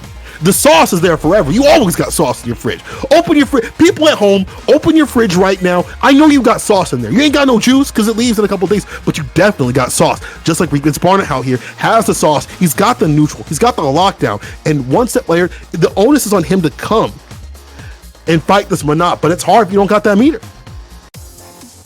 Round 1. That's how the game's 1-1. We into the last match of this. We're only in first 2 territory. Of course, using that Rasenha to go over those projectile orbs. One Step Blade putting a work in this corner. Take the throw, he says.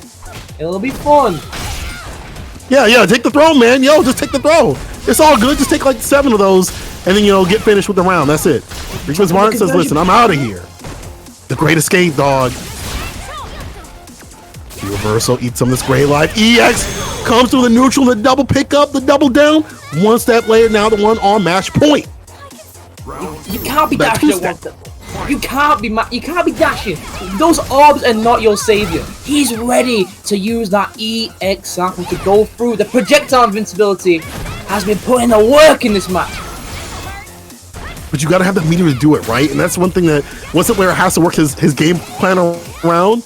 Otherwise, he's taking big risks, and he also has to keep his health pool, very smart because he's taking a lot of hits here. Wastes the bar right there. Unfortunate. Miss Barnett doesn't get much off that though. And he backs away and checks him coming in. Close the door right in front of that face. No entry.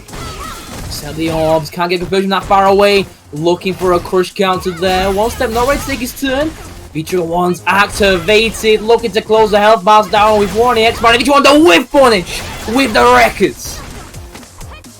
Does it again. Twice as nice, dog. Gets a throw. One more hit for the stun, but it's going down. One step layered. Gotta block this activation. I don't know if he will make it. Oh, he bust out Rose to the heavens and got sent down to hell with that command grab.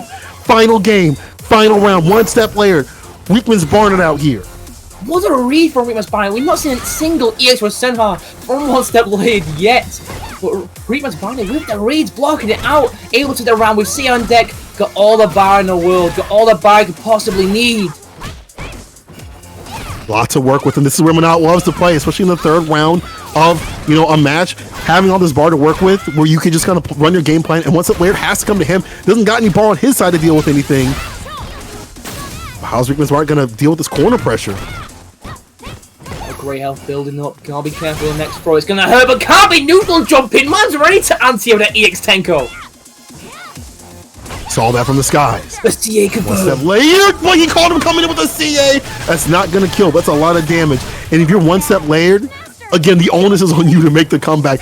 Didn't even get a full bar for that one. Dog, there's no tip on that. Where's the tip? There's a crush. Couldn't kill. Punish. Didn't have any meter.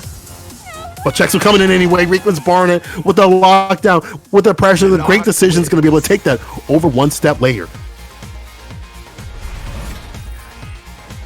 Bruh. The zoning. He'd struggled most of that set against One Step Blade, able to go around, able to navigate with those Tenkos, with those Sappos, get around those orbs, get around those normals, low profile them, but he figured it out by the end. The space he needs to start to crush counter the ways he wants to get in, to check those dashes of the crouch MP. He was playing so clean, so crisp, but he's moving on into our top 8 winners side, securing his some points. For One Step Blade, only one match away from making top 8 in the losers. We'll see him later on screen. Yeah, that was great play. I mean, it's always good. It's one thing to see the zoning, but it's also a good thing to kind of check what they're doing in the neutral, check their their resources, kind of work around that. And then also you saw the CA to kind of give them that big lead and put the onus on One Step Layer to like, yo, you got to make the comeback, and you ain't got any bar to work with. It's going to be a long one. But it's also going to be a long one. We're not the top 8 just yet. We're moving there. But I'll tell you what, we're going to have some top 8 flavored matches right off the bat. Mr. Crimson versus Low High. We might be seeing some long ones. We might be seeing that DHALSIM coming out from Mr. Crimson into this Uri match, or maybe going for the G, wanting that neutral control, wanting that high damage, doesn't want to get too blown up on defense like how DHALSIM does, and wants that comeback potential that maybe DHALSIM doesn't have. His Vitra is at the most comeback started. I mean, I also think that I feel like if he went with G, like it's a matchup where you got to play a little bit on the perfect side because you want to get knocked down. Your neutral's okay, but your neutral's pretty good against G. But at the same time, you got to be very careful because he can put you on the back foot. That V skill stock up, V skill 2, could definitely knock you down and take away your levels. But at the same time, you can put hands on the man. He doesn't have a 3-framer, so that's less defensive options that he can put on the deck as well. There's a jumping. Low-He going in. Get the full conversion. So Crimson answering back. This could go for a lot of neutrals. Not paying out too well, but he's got those anti-airs. A meaty spin kick, but no. 1 inch from Low-He. In the corner now against G. Gotta be careful of the command grab. Gotta be careful of that instant overhead that he can only do on tall characters like Urian.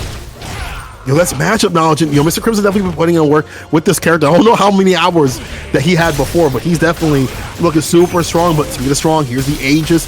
This is where Urian players win. They hit you with this is how I win. That's a lot of damage on the deck. He's got bar to work with the crush to interrupt the EX. He knew it was coming. Chipping out. She's about to It's take over. V-Trigger. I like this idea to stop the V-Trigger activation. Stop this character from trying to hit that V-Trigger I win button, dog. I love it. And the whip punish, though, from Mr. Crimson round start. Being a little bit more. He's seeing red. He's seeing red right now. Gets a command grab. Gets a pick up V skill. Stun is building. Not enough just yet. She needs one more hit. Going for the fuzzy. What are you not blocking for? Gotta block high. Gotta be ready for the low as well. Not enough to kill just yet. Needs one more mix up. The throws. Not enough to do it. And baits out the EX. But that was a perfect in my eyes. That's a perfect. We don't care what nobody says. I don't care what the screen says. What Street Fighter 5 says. That was definitely a perfect, because that was perfect play, perfect pressure, and perfect defense. I love that EX head, but the hit. Mr. Crimson starting to understand Lohi's tendencies and blow it up. And you see the whip punish on the toe tap. You just gotta pay extra for the feed. My man's going in with it. The spacing has been impeccable from Mr. Crimson. Huge crush counters. We're taking you from corner to corner now. I'll be careful as Jack. Like a little delay on the crouching weenie kick.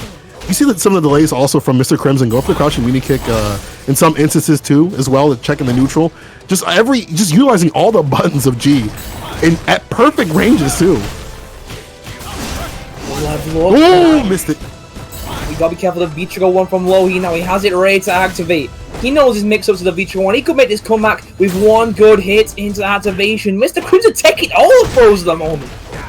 Bro, mid-screen like that? He said, listen, I'll take this one, though. I see what's on the deck. Activation from V-Trigger, but V-Reversal, says Mr. Crimson. One of the rare Gs that will definitely V-Reversal. Like, he's like, listen, I don't want to take a damn thing from you, because I know what's coming. V-Reversal again. The Gray Line, heavy. One more hit to do it. Oh, try to anti-air, but those EX knees, my friend. Off the backboard.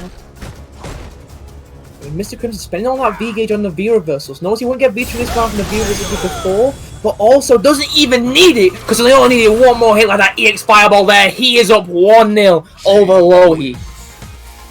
Bro, that was disgusting. Just as disgusting as chicken and banana stew is. I don't know why anyone would have that, but I know why someone would have a G-pick, because you see how Mr. Crimson times the timing of his buttons, the timing of his fireball pressure, and he rotates his option in a way it's really hard to read. That EX Fireball had came up before, but he waited, delayed a little bit, and he swung that sucker out just as low he tried to advance. But it was still close games. Wishing for crush counters quite a bit, but that's not but the whiff punish with those jab buffers. Space himself so well, using what G's so great at, which is just buffering those normals, getting a nice knockdown, getting a level up, increasing the damage slowly. That max range Fierce or forward Fierce too. You see the spacing that Mr. Crimson has, just in general with all of his moves, making sure that he's not punishable or even being checked for a lot of stuff. Makes up the headbutt block, takes his turn, the fireball pressure, trying to command grab. Lohi trying his best to stem the pressure, but Mr. Crimson with the fadeaway. Anti-air, one more hit to do it. Super. Reversal. Lost the ages. No, he didn't want a V-Reversal. He had it. He had an escape. The exit sign was right there, dog. He didn't want to open the door. He was like, listen, I'm going to stay here a little bit longer. That's going to put Mr. Crimson on match point. Huge jumpers now. Lohi getting an idea of the fireball timing of Mr. Crimson. Paying off a bit more, able to keep that corner, but the cross up. Mr. Crimson getting the side switch. Got the corner, bang on those EX headbutts. The stun gauge is building. Those levels are building. Got to be careful of the instant overhead, but great blocks from Lohi. Lohi going for the tackle, putting back to mid-screen, allowing him some distance, but for how long? Heavy kick, okay. Starting to eat away, and Mr. Crimson, but there hasn't been an activation just yet. He's looking for that moment. Here it is. EX blocks low. Doesn't block low again. Creases up the shoes. The light, the trade. Up the mirror, trying to get something going. Bounce off the mirrors. Pinball style. Lohi brings it back. Just ready with a conversion. Ready with that conversion now. Just not having it, but able to that round. Just needs this next one.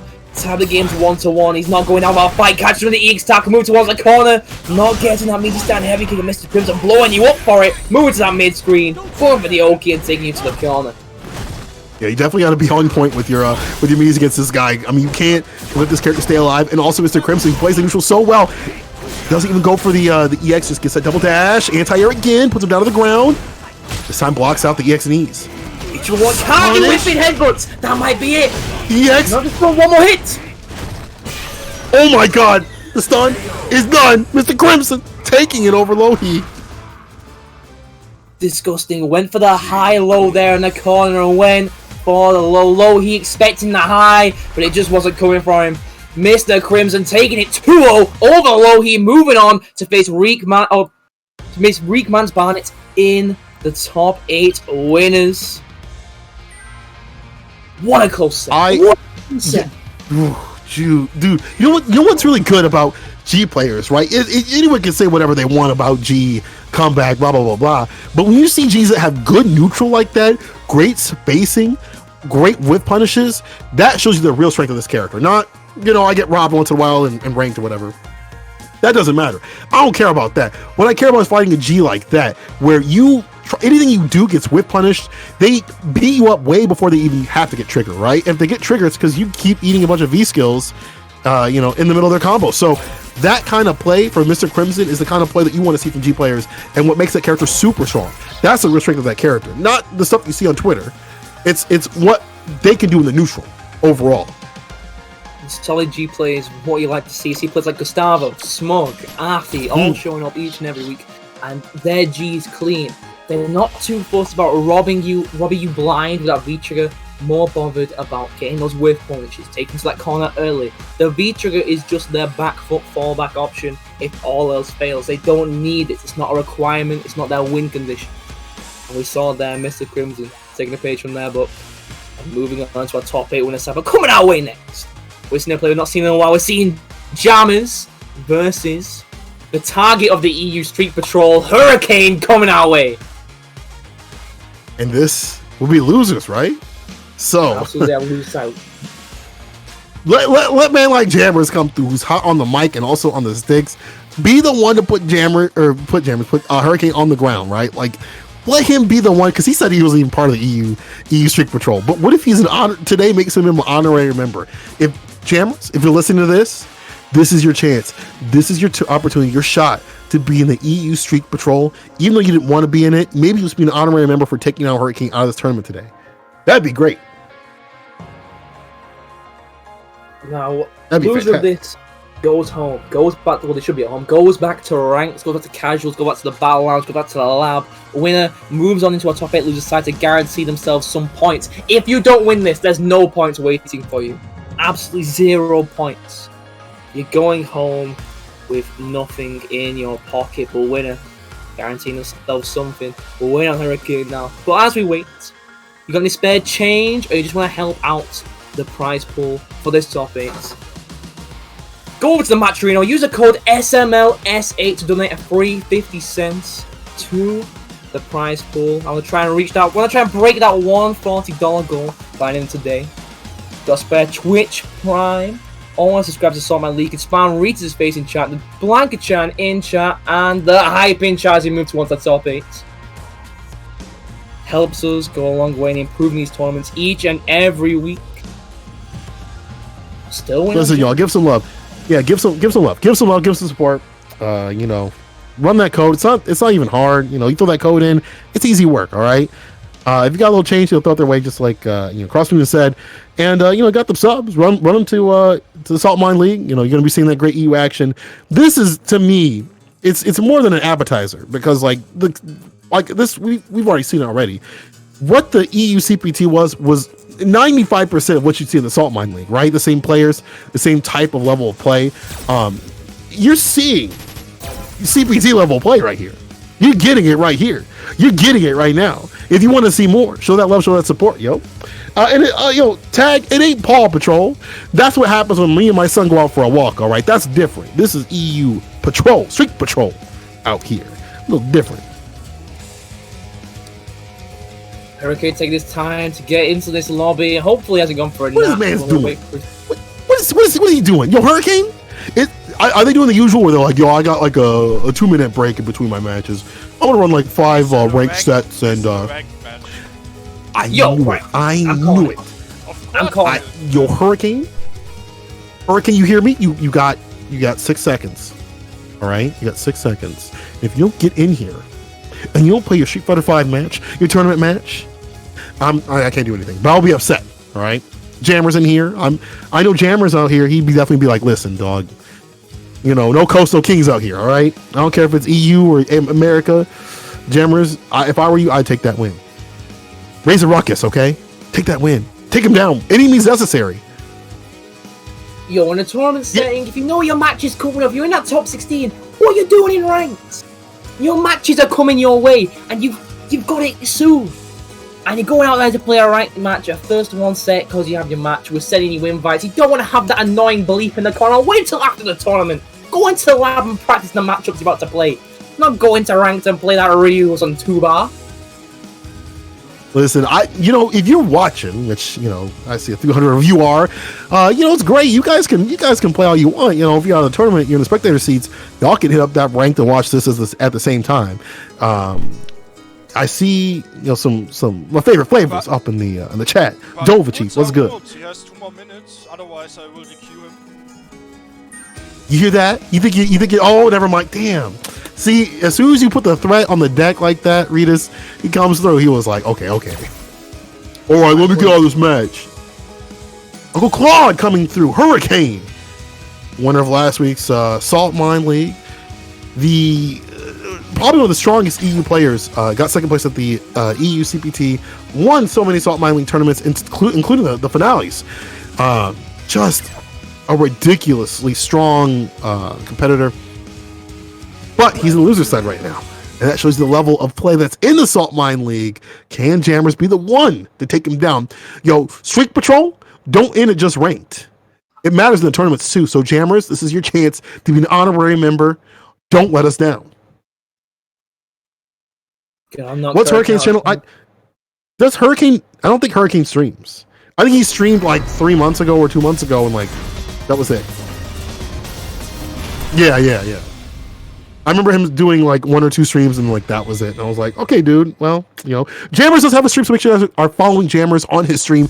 Give some great tips about poison, commentary, and more. Give him some love, and let's see if he'll get any love from this play right here. If he can take down Hurricane. The V-Trigger 2 for Hurricane. Let's go. Yo, the V-Trigger 2? The V-Trigger 1? Alright, I'm ready. I didn't know this was in the game, dog. We saw this on Wanted. My man just brought something new. Didn't even get to see it. As Jam is getting pieced up, looking to get that perfect reset back throw. I have to do it.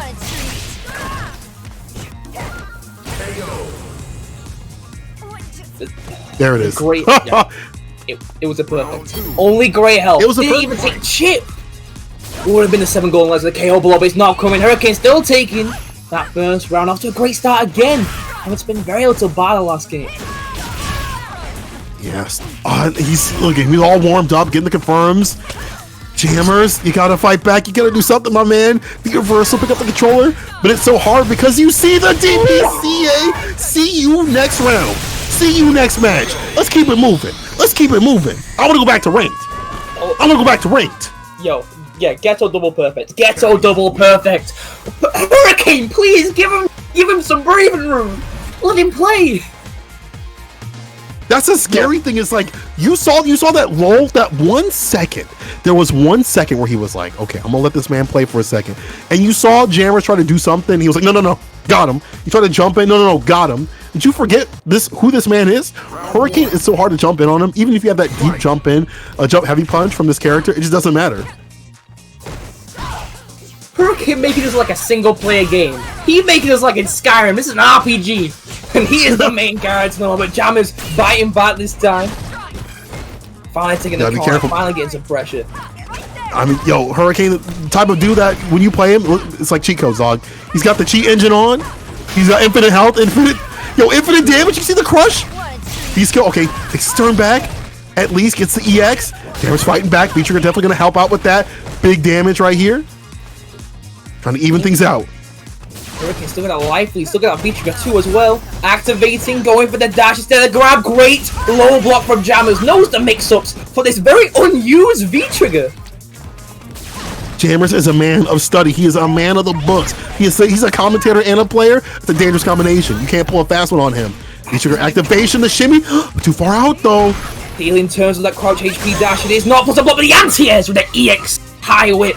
Jammers taking that round. Finally looking a bit better. Finally looking a bit better than these previous You hear games. the crack of that whip? That was angry, man. I heard the crack of that whip hit the floor as it hit up top too. My man was mad. You can see how mad Jammers is, but he was able to land it. But now, Hurricane fighting back on the other side. Good blocks. Jammers has got him locked down. The double counter hit. Millie rock throw.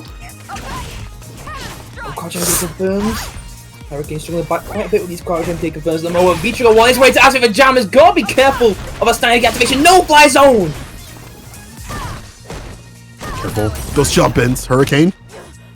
Go for the cancel. Jammer's like, listen, you better bring out your real. You better bring out the real trigger right here because this one ain't doing nothing for you. I just said this one ain't doing nothing for you. Big damage right here. Follow up V skill. Great tech. The tech to stay alive. Hurricane still in this. Got the meter to do it. The cancel. But you see like the power of this V trigger if they just dug. What's gonna happen, right? You just max and chilling out, relaxing, all cool. Jammers taking the school. And here's the thing, Hurricane, you better switch that trigger right now, dog. You had your fun. Bring out the real stuff. It ain't working. It was a nice joke for the first time. We saw some dashes. We saw some counter hits coming from it, but he wasn't getting anything going. Jammers knows how to deal with a fake mix of this V trigger. He knows the options against it. And Hurricane's not able to open up. He's sticking with it anyway, though. Believer in this V trigger. Once these dashes, but this is a no-fly zone. Jammers needs to tell you once again, he can't be in the skies. He has the whip held. Well, here's a dive kick though. Jammer's Hurricane starting to rotate those options in the skies this time, going for the jump in. Jammer's V skilling away. Getting that full screen whip right there. Is it looking good as he gets the side switch hooligan though from Hurricane? Still ready, nice activation. Could be quite a bit of burn damage. As we'll keep raising up, sets it up. Which side's gonna land on? Staying in front. V trigger 2 ready for Hurricane. For the grey elf. Yes, though. He's busting out. Yo, wait, what? No, no. Capcom, please. I got them on the phone right now. I'm on hold for 15 minutes, but when we get done, I'm gonna talk to them. All right. Jammers is on set point from that exchange. A Hurricane, you should have switched your triggers. You should have been with that real. Never mind. Here we go. Gets a follow up. Still building. No. Needs one more. Bro, those dashes. It wasn't enough. The EX. I want to kill though. Stun. One more mix-up. Taking the throw. Can't take another one. Can't take another hit either. And he takes it. We're in the final round. Okay, Hurricane. Jammers. Final game, final round. Match point here for both of them. But Hurricane, he's got to catch Jammers off guard with that V trigger. I feel like that's kind of the name of the game, which is fine. But Jammers staying super solid and land that damage. Those fatal hits right from this character. She hits like a truck. She gotta do it all the time though. Escaping the car, but no stand MK confirmed. Trying to control his positioning with a stand heavy case. Great whip punish. But Jane taking back to that corner. Back throw. Hurricane. V skill. Here's the activation. Jammers, we saw this before. Taking back his turn. Back throw. Jammers throwing out the Molotov. EX though. I like how he waited this time. Jammers on the defense right here. Doesn't get opened up. Stay solid. Gotta be careful, the Eagles hooligan can't be letting Hurricane in now. Gotta back off. Next combo can kill for both players. Great anti-S, but not to kill. The throw. Jammers does it. EU Streak Patrol and another one to the team. Jammers. It's on the teams. Sending home last week's champion in 9th place. He's getting no points this week. Zilch, nada points. You are home in 11th place. Jammers moving on into our top 8 losers side. Not going down with a fight. Putting in the work. Breaker to 59. Suspect has been apprehended. Taking him into custody. Jammers. Man like Jammers. Putting in the work, and you listen. Maybe it would have been a different story if you didn't choose. If you would have chosen a different trigger, but you know what matters more is that decision was on Hurricane. And you got to give Jammers some big credit because I don't know what that would have did, and I would have got mixed. But my man had to study the defense on the deck, and also the anti-airs and the neutral was all great too. And even if Hurricane would have had the trigger on the deck, You know, I don't know. That maybe would have killed in one of the matches, but there were other matches where it didn't really feel like it mattered either way. But I felt like Jammers had the great anti-airs and the great neutral. Jammers did his labbing. Wasn't going to get caught out by that V-Trigger too. Wasn't going to get caught out in the slightest and was able to take that set. But now we're seeing a play we haven't seen for any of his tournaments. Fighting his way through losers. Going on a tear. We're seeing Escudo versus Vowing. Alex versus Laura. Man, I say this every time I see an Alex player from the EU hit up the scene. I say every single time I see them get close to top 8 or make the top 8. If you're an Alex player and you ain't playing neutral, like the Alex players that we see up here in the Saltmine League, I don't want to hear your mouths. I don't want to hear about what you need in your character. I don't throw your documents out about what changes that you want. Because if you ain't playing neutral like these dudes out here, it don't matter. Because I've seen the anti-airs that say that don't exist for Alex. I've seen the spacing that they say don't exist. Because most Alex players will rely upon the Unga and the Bunka and say, we'll do characters so makes me do that. But you see the neutral that is exhibited from these guys out here, it's way different. And their play is so much better that I'm just like, I don't know why Alex players are not taking notes from dudes like Escudo. Loading in now, might be a bit rough for Escudo. Alex, with those low normals that do have quite high hurt box, he's going to struggle against that thunderclap pressure. You can see there, he just has to back off, and he's already in that corner. Bowing, getting checked with a medium. See the footsie play right here. These buttons, at these ranges, is hard to deal with, but Bowing's in though. Command grab in this corner, back against the wall. You want to be here as Alex. It's the activation, and he's V-Trigger too. A parry player using that EX Stomp to projectile invincibility to go over that thunderclap. Catching and walking back. Wasn't a confirm, but caught Vowing. Constantly walking back after all these normals. You see Vowing just ducking too. You see Vowing just kind of holding back a little bit too to kind of avoid that. Now gets a command grab side switch after the V-Trigger. Overhead allows him to get the command grab right after with that V-Trigger, holding him down. V-Trigger pull, holding him down. Vowing, the mixes were a little bit too strong here. Esco some nice blocks on those overheads, wasn't getting baited by the overhead triangle for a push from the thunderclap on screen. Using that lariat to catch out the thunderclap, catch the extended hurt box. Going for some unfortunate trades. C8 is on deck. A lot of the X-Box. Stun gun. Right on the brain. EX, I got one too. It's going to push you back to the corner, but following with the wake up 2-framer off the light, getting the counter hit. The activation. The fall for the fireball. How late was that out? Oh, here we go. Escudo. We're here to do it. Low. In the medium to catch the walk back. Escudo's neutral is so great. The double tap and then the crouching medium kick to walk back with it. Let's go, Escudo. Watch your toes. Vowing forcing him to jump, forcing Escudo to make some riskier defensive options to avoid these command grabs, but taking a big gamble there on the heavy version. Doesn't have enough reach. And with that chop, the Ric Flair. There's the anti-air. They said they don't have it. Character can't anti-air, but you see if Escudo uses it, it works out. The man's got the spacing, the footsie's in the range. The Vowing catches the deficit here. Interrupts the EX Stomp. Here's the activation. This could be the comeback right here. This is what Laura loves to play. This is how she wins. Command grab. That bolt allowing him to stay in. Going for resets. Can't take another command grab. Can't take another hit. Great catch with the V-skill. Keeping that pressure with the thunderclap. Any hit can do it. And another command grab. Why you not hold yet? Gotta start taking those riskier options to avoid these sunset wheels. Vowing. Taking the first game. Vowing, I feel like they're like, as long as I get trigger, I get to run the Street Fighter V, which is better than your Street Fighter V. All right, my Street Fighter V is better than your Street Fighter V. I got all the fixings here. I got all the mixes. For on the other hand, making that comeback or making that chaos, where maybe Alex wants to play a little bit more, doesn't happen as much. And V-Trigger 2 is great if you can get to that point, but it's always like not allowing any activations at all. Let's see what Escudo can do to kind of pull that back. The neutral game looks great until V-Trigger is activated. It's the second part of the game. He's really struggling to get these crush counters. I guess it's really amazing spacing from Vowing. There's a stun, and this is gonna kill. Tutor's Wars, insane stun damage. Every time it hits stun, is done. Like there's no reason to even think about it. Sometimes they'll hit you with a reset or whatever. But the fact, just as you said, the fact of the matter is they hit that stun factor, and that's where Laura just gets a runner game plan. And you just eat all this damage. It's so ridiculous. Capcom, please. Anyway, Valwing going with crouching medium kick, pushing a scooter to the corner. He's gonna work his way out here, and the defensive options for Alex aren't too good.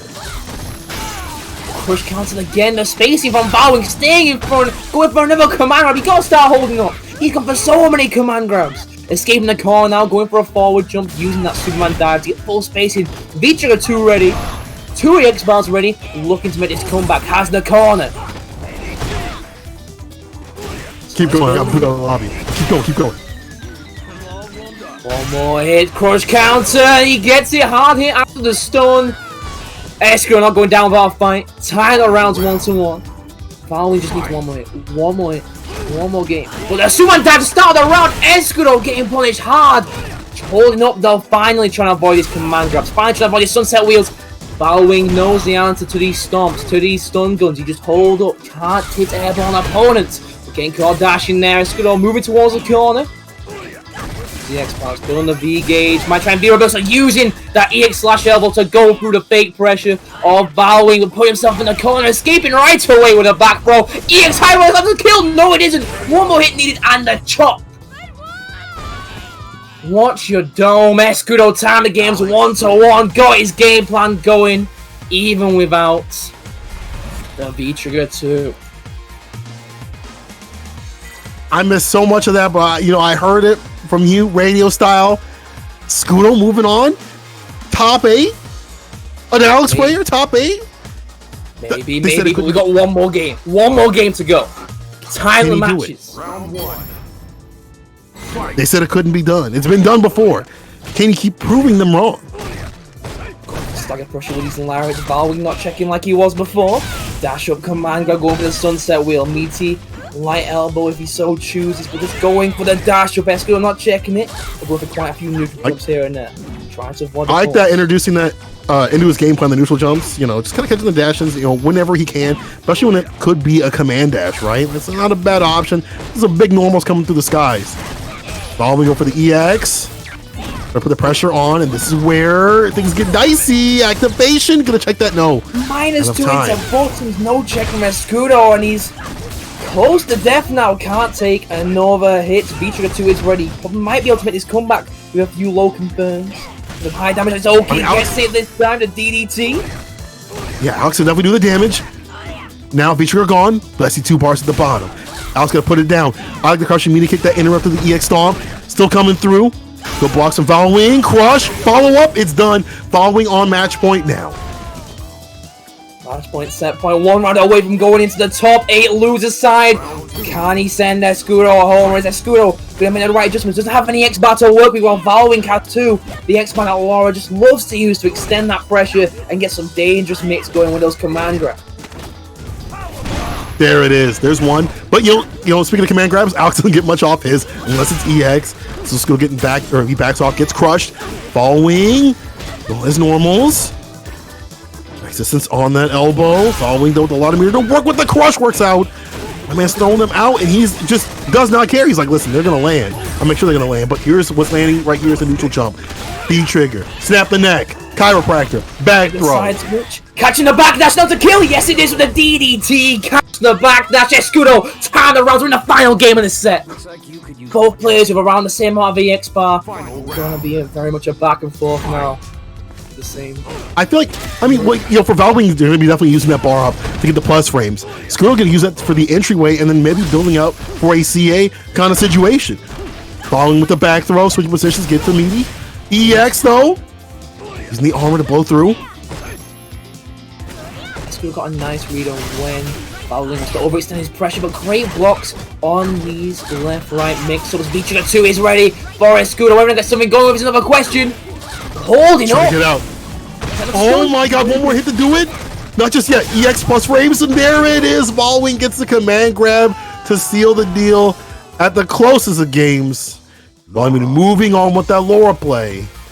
And just understanding, like, if you get on the back foot against Laura, you gotta figure out a way. You gotta either view reversal or do something defensive. And Alex, lacking in a lot of things, defensive style, got absolutely pressured.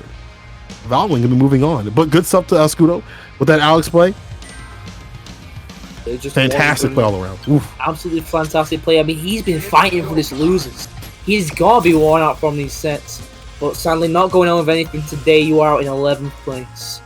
No points for anything but top 8.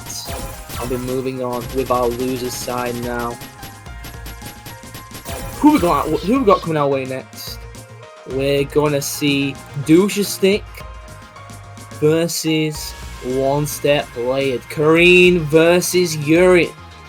The V-Trigger 1 Urien we saw before from Douche-Stick. Gives it time to get into the lobby. Yeah, now, just give him a second. Hopefully not in ranked. Hopefully put on some good old fashioned no ranked play while you're in the tournament. Yeah, y'all can't be doing that. Does that means we were in top 8, right? Like, that was the last top 16 match. Or not after this one. After this one. We got 2 more. We got 1 more after this. We got Lohi versus Will Tupac. There we go. I was looking at the brackets wrong, but hey, you really want that to means get more. fired again? Man, you know what? I took time out of my quote-unquote busy schedule to come through my old stomping grounds, and I get fired twice. I was so excited to come back to the Saltmine League. I got fired twice. That might be a record. I don't know how many people have gotten fired twice on the mic. That actually might be a record. Yeah. I bet Ace has been fired twice, though. I feel like Ace has been fired. I feel like Ace has been fired 5 times in one tournament. Yeah. Ace is holding the record with 5 times during one stream. Yo. I just want to. I'm trying to break them records, dog. I'm trying to go all the way with it. Hit that finish line multiple times. Okay. I gotta do what I gotta do. But people, thank you, for joining us again. In Saltmine League, we're heading closer to the top 8.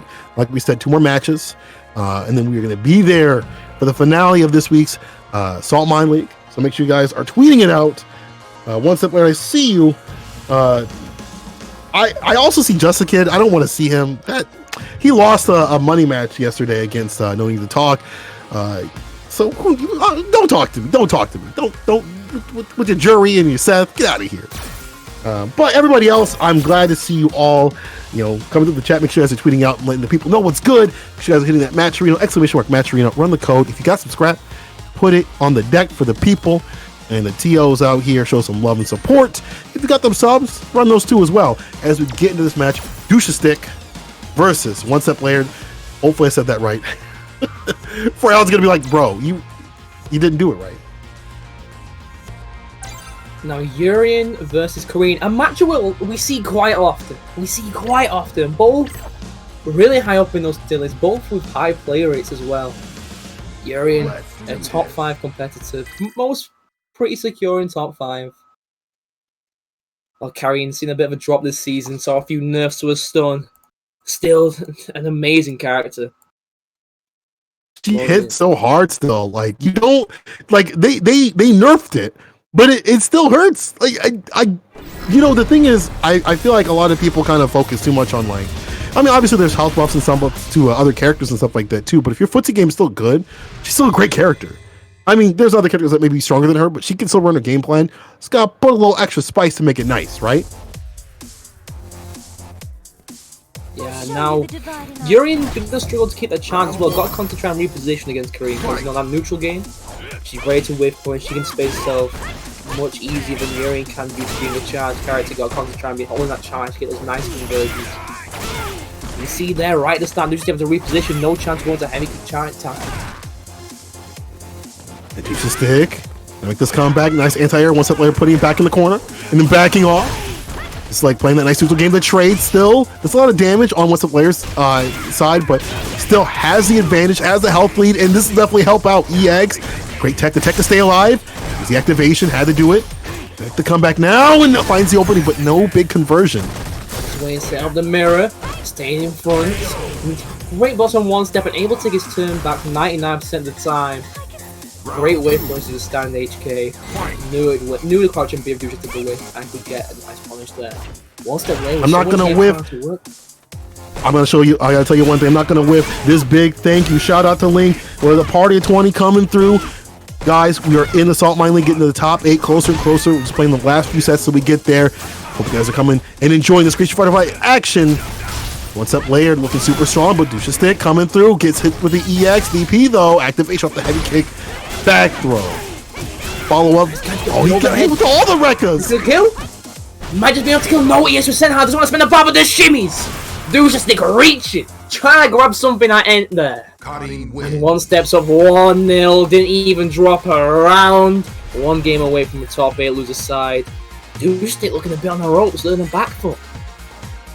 It's those moments that define the match, right? Like people always look at the end of the match, but there's moments in the match where they turn the ship, the momentum, the spacing, everything that you know, kind of tell the rest of the story of the match. And that was right there with the back throw from one step later. You could say he might be one step ahead. I'm sorry. I'm gonna stop with the James Chen stuff. I'm sorry. I'll know my lane with that one. I'm sorry. Anyway, one step later, one up. Too far away with the crouch MK confirmed. Caught a whiff normal, and you can't go into just frame Senko when something's too far away. Crouch MK confirmed. Dusha Stick throwing out a lot of lights, trying to counter poke a lot of these normals and take it to the corner with that tight combo confirmed. Fishing for crush counters, amazing spacing.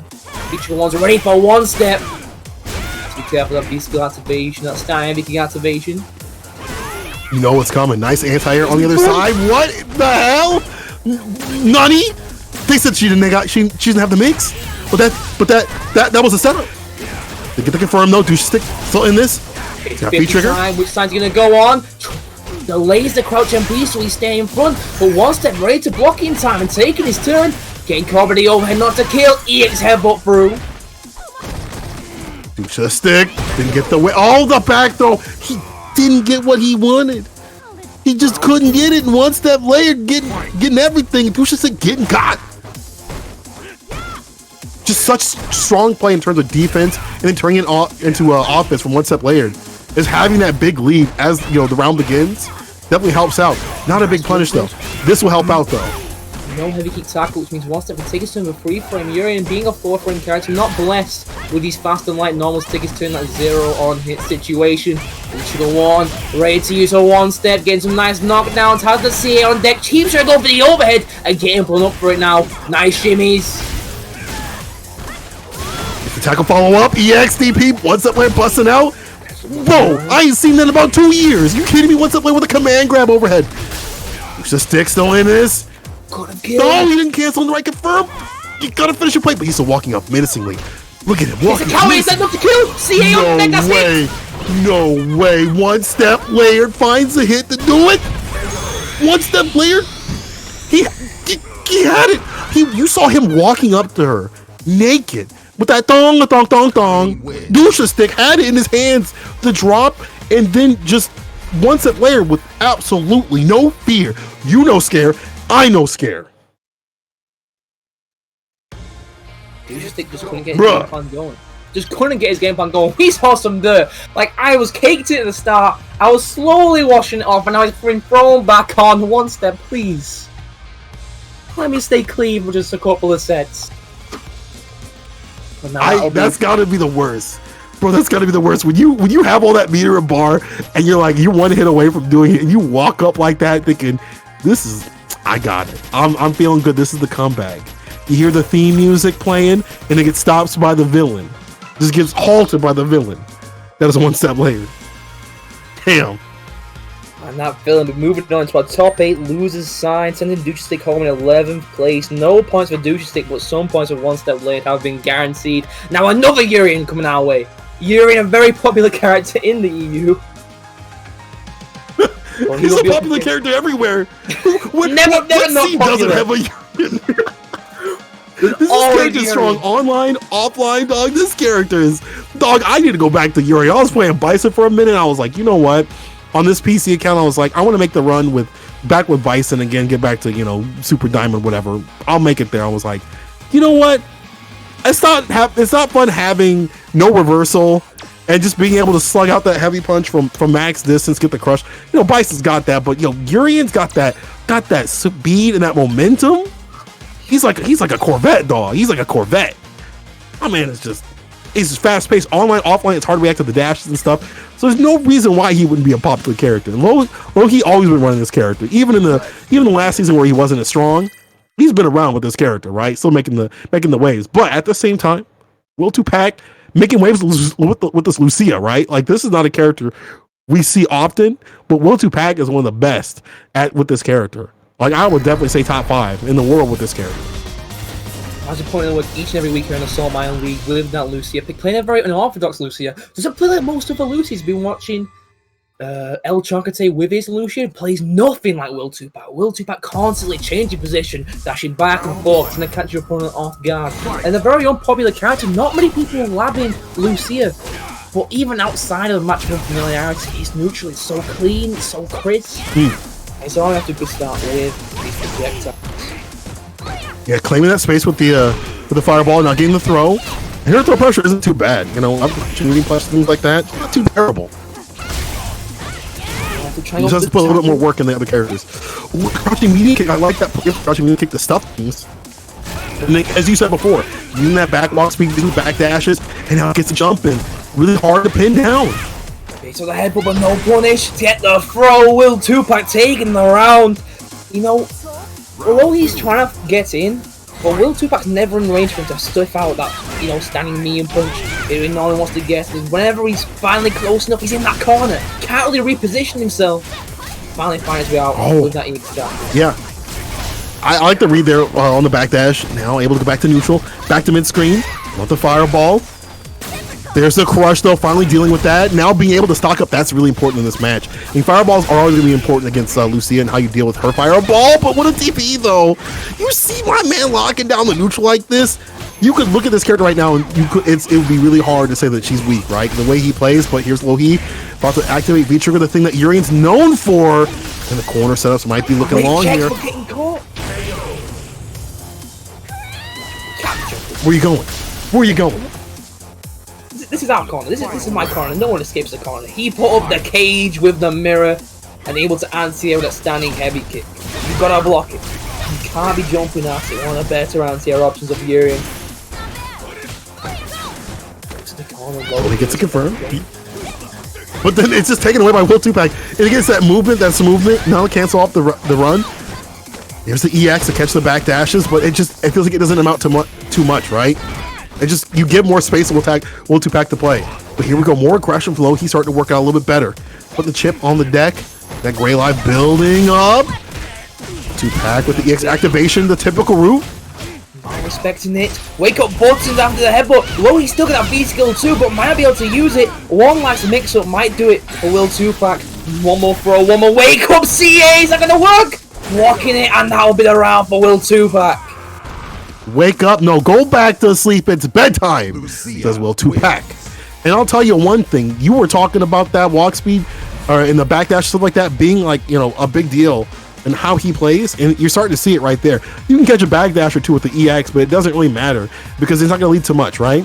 So if you're low heat, you want to get close enough to use the forward medium punch, but even that gets stuff with the low profile and the crouching medium kick. So Will 2Pac has so many things that he's ready for in this match, and then the V-trigger activation, and then that happens, and that's where the damage is done. Will 2Pac looking super strong right now as he pushes Loki to the corner. Bowling with his fireball pressure, you know, mix it between the mid, the high, and the low fireball, stealing plus frames with the high. And keeping it safe with the mid and low. Nice interruption right there on the run. Back to mid screen. Like now starting to check with the crouching medium kick a lot more and, you know, have that charge on the deck right behind. Able to stock up. Still got the V skill. If you look at the bottom left, still flashing, my friend. How is he going to use it though? Well, he's looking a bit frustrated with these fireballs, getting the throw. We're looking for a V-trigger activation super, but using the EX to avoid that activation. Great awareness on Will 2Pac. Almost a V-trigger one ready and just trying to stay away from the crouching K activation. But getting caught by the mirror. Gotta be careful. In this corner position, coming with 2 minute bonus, huge crush counter, reach there with the overhead. Not enough to kill him, needs one more mix. EX. Yo, Will 2Pac with the comeback. And this is looking like all Will 2Pac, dog. This is looking like everything is in his hands. It's just moments where Lohi, you know, doesn't get enough off, you know, his conversions or you think it might be his momentum? Is his time to shine? Will 2Pac just steps in that spotlight. Set point. There's a step kick away, but Anti-air with a headbutt, finally getting knocked down, but can't get much from it. Ultimate is ready to check these overextensions on the dashes, overextension on the normals, and moving low heat to the corner. That crouching meter kick so important in this match. We've seen it time and time again in checking, those approaches, and then claiming space with the fireballs. But here's the EX coming through the neutral again. The crouching meter kick with punish. Using the fireball once again, getting the cross up so deep, but no conversion. Reset. How did that cross up? Any hit can do it. One, and there's the throw. Will 2Pac moving on with that Lucia clean. That was crisp. That was salad bar crisp. You could look at that play and snap it in half. You'll hear the crunch. Ridiculous.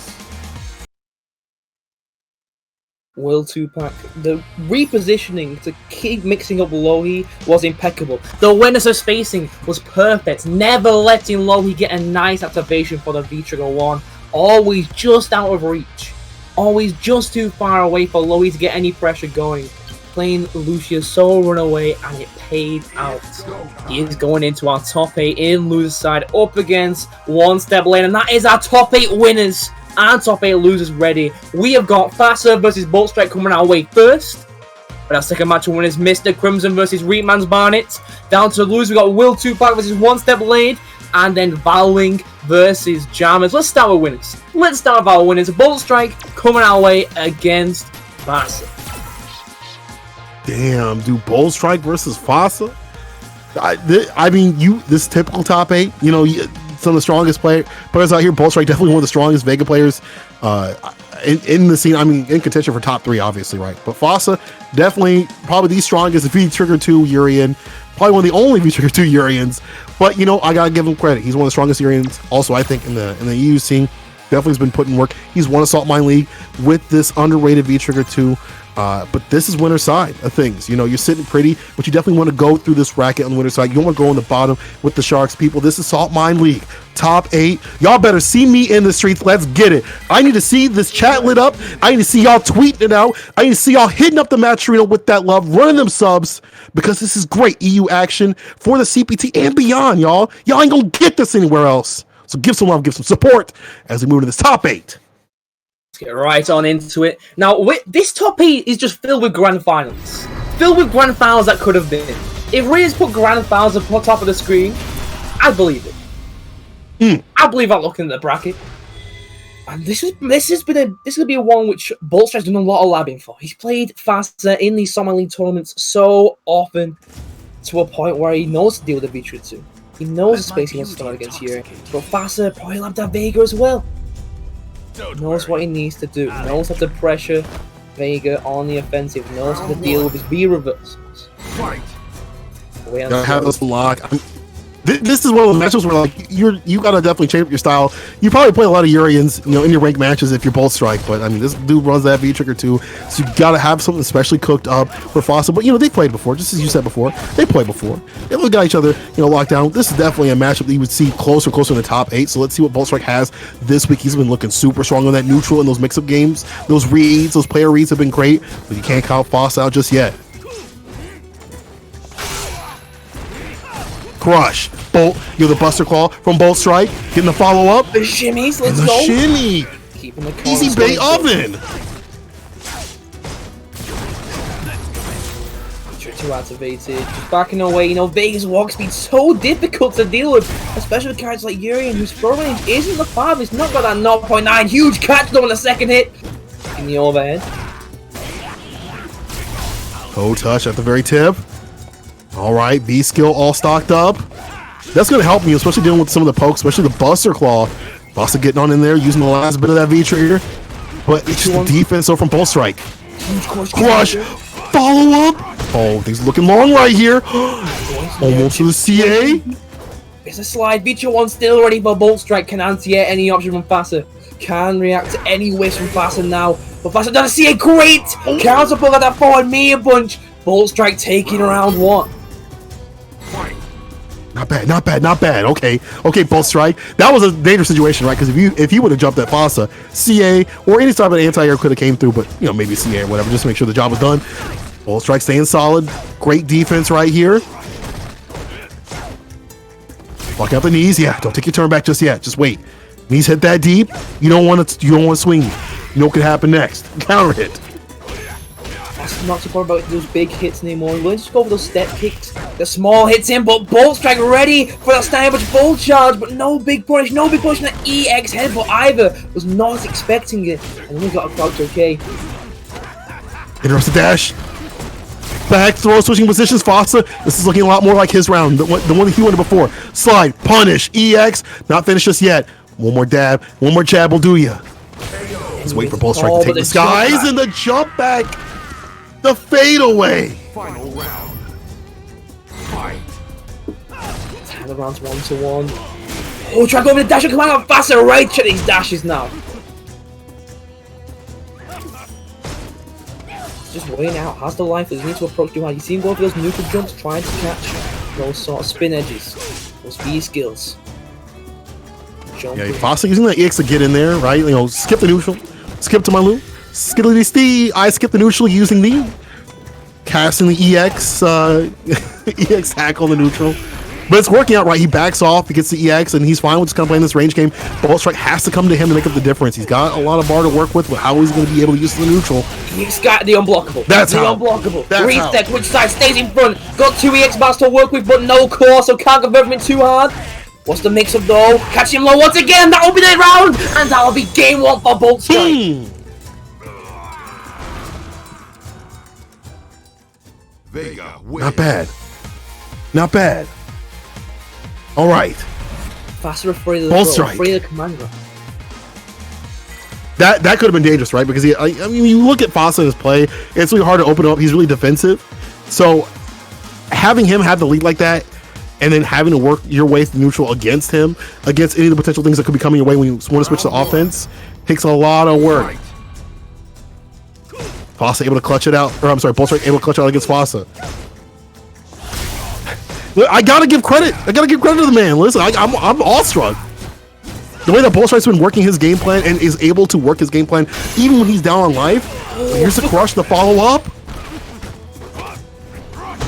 Can't be walking back against that sick throw. Vega's fast, but not that fast. V-Trigger 1 still ready for Bolt Strike. Huge no jump trying to avoid that slide. Trade. Trades. Crush cast on the side. I'm going to keep the call.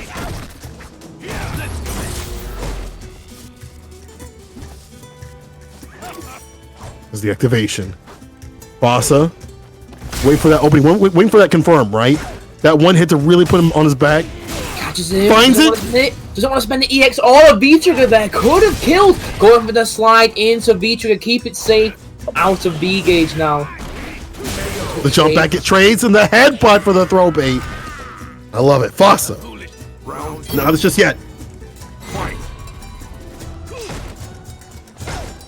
Just poking once again. Build that grey life so we can get more damage in the throw, but the knee drop. Try and catch out Bolt Strike's anti-airs. EX is going to drop. Some real okay afterwards. 2 throw the overhead, but 2 throw the EX roll gets it EX tackled. Bolt Strike going to stay just outside the crouch MP range. Not above the standing people getting caught faster with a spacing. Getting so many counters. It's Bolt Strike. Getting a bit antsy on defense, but escaping the corner. No jump back jab. Medium. Oh my god, the double medium counter hit. Caught him pressing a button. Caught him coming in. Shut the door. No entry. Now, this is the defensive play where he's able to run his game plan and swing a little offense here and there, right? FASA, this is the pacing that he wants to play at, where he's comfortable at. He's not allowing those moments for Bolt Strike to come on in, and you see how difficult it is. And now we are going, the character select screen, going to the battle lounge. Is it going to be a costume switch, a second to ice the man, or are we going to see a character switch? Because honestly, if I'm being honest with the people, I don't think Gil does too bad against Urian. I think it's a matchup you definitely have to know to really get going with. Or maybe is it time to pull out the Gil?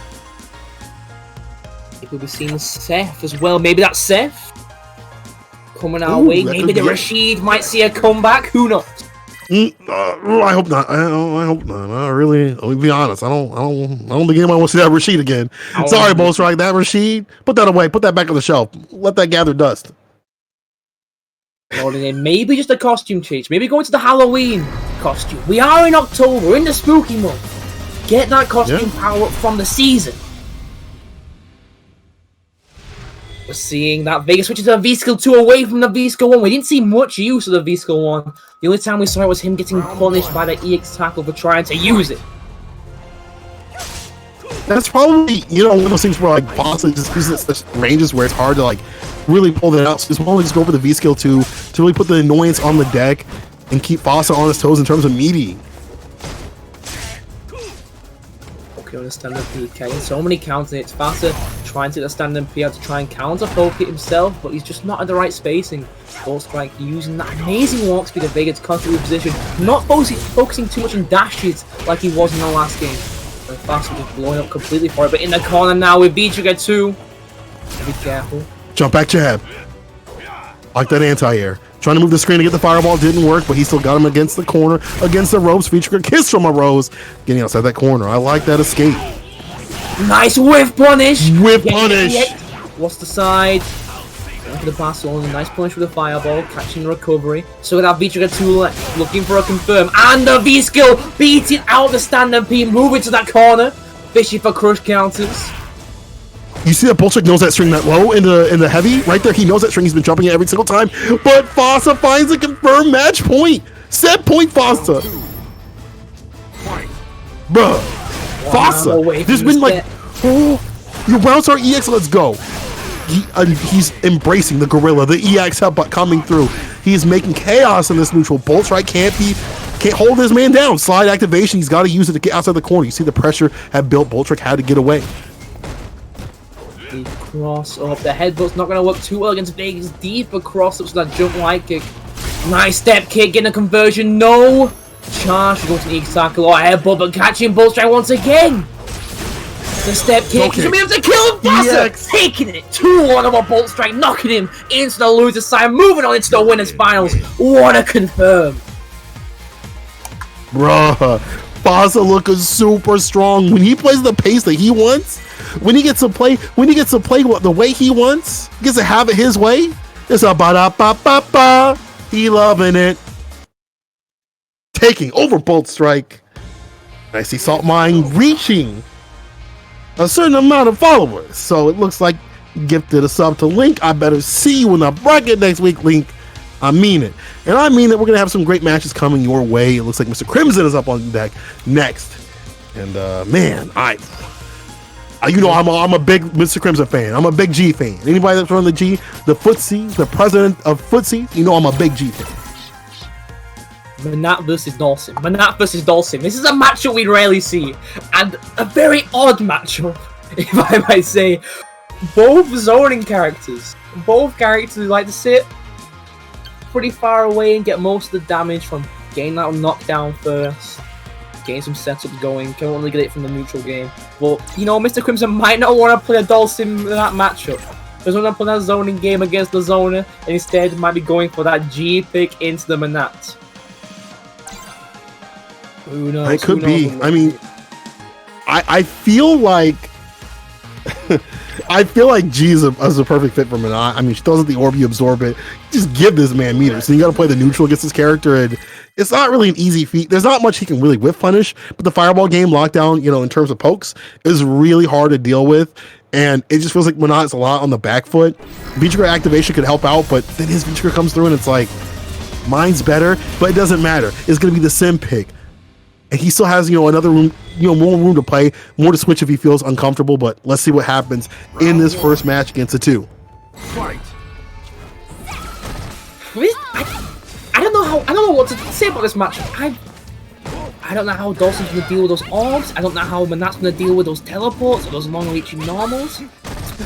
A very full screen match. It's just an odd. It's not a match. Yeah, it's very odd, but you do see the movement that Mr. Crimson's using the slide to go underneath the orbs and trying to check. But here's the preemptiveness and the crush. It's the setup. Low, call him reaching. EX for the stun. Not to kill him, I don't think. But maybe with the right conversion, though. Boom! That's enough. Didn't even need the meter to do it. I think also it's some people might. I forget all the time that Sim has like less health than usual. That might also contribute to some of the kills that seem to happen a little bit more on Sim's side. But there's those full screen normals. It feels like whoever can get that full screen out first. But if the orb gets sent out, it's hard for him to get checked. But that's why you see the preemptive buttons from Mr. Crimson locking Reichman's Barney in the corner. What we see is Reichman's Barney really struggling to fight that standing heavy punch because DHALSIM with a full screen normals can whiplash you for trying to go for those far-reaching buttons as Monarch trying to V-reversal, remove the pressure, in card the skies, was a block in the right way, getting shimmy. V-reversal though. Not a lot of damage, and Mr. Crimson can throw out the EX bar, but back throw.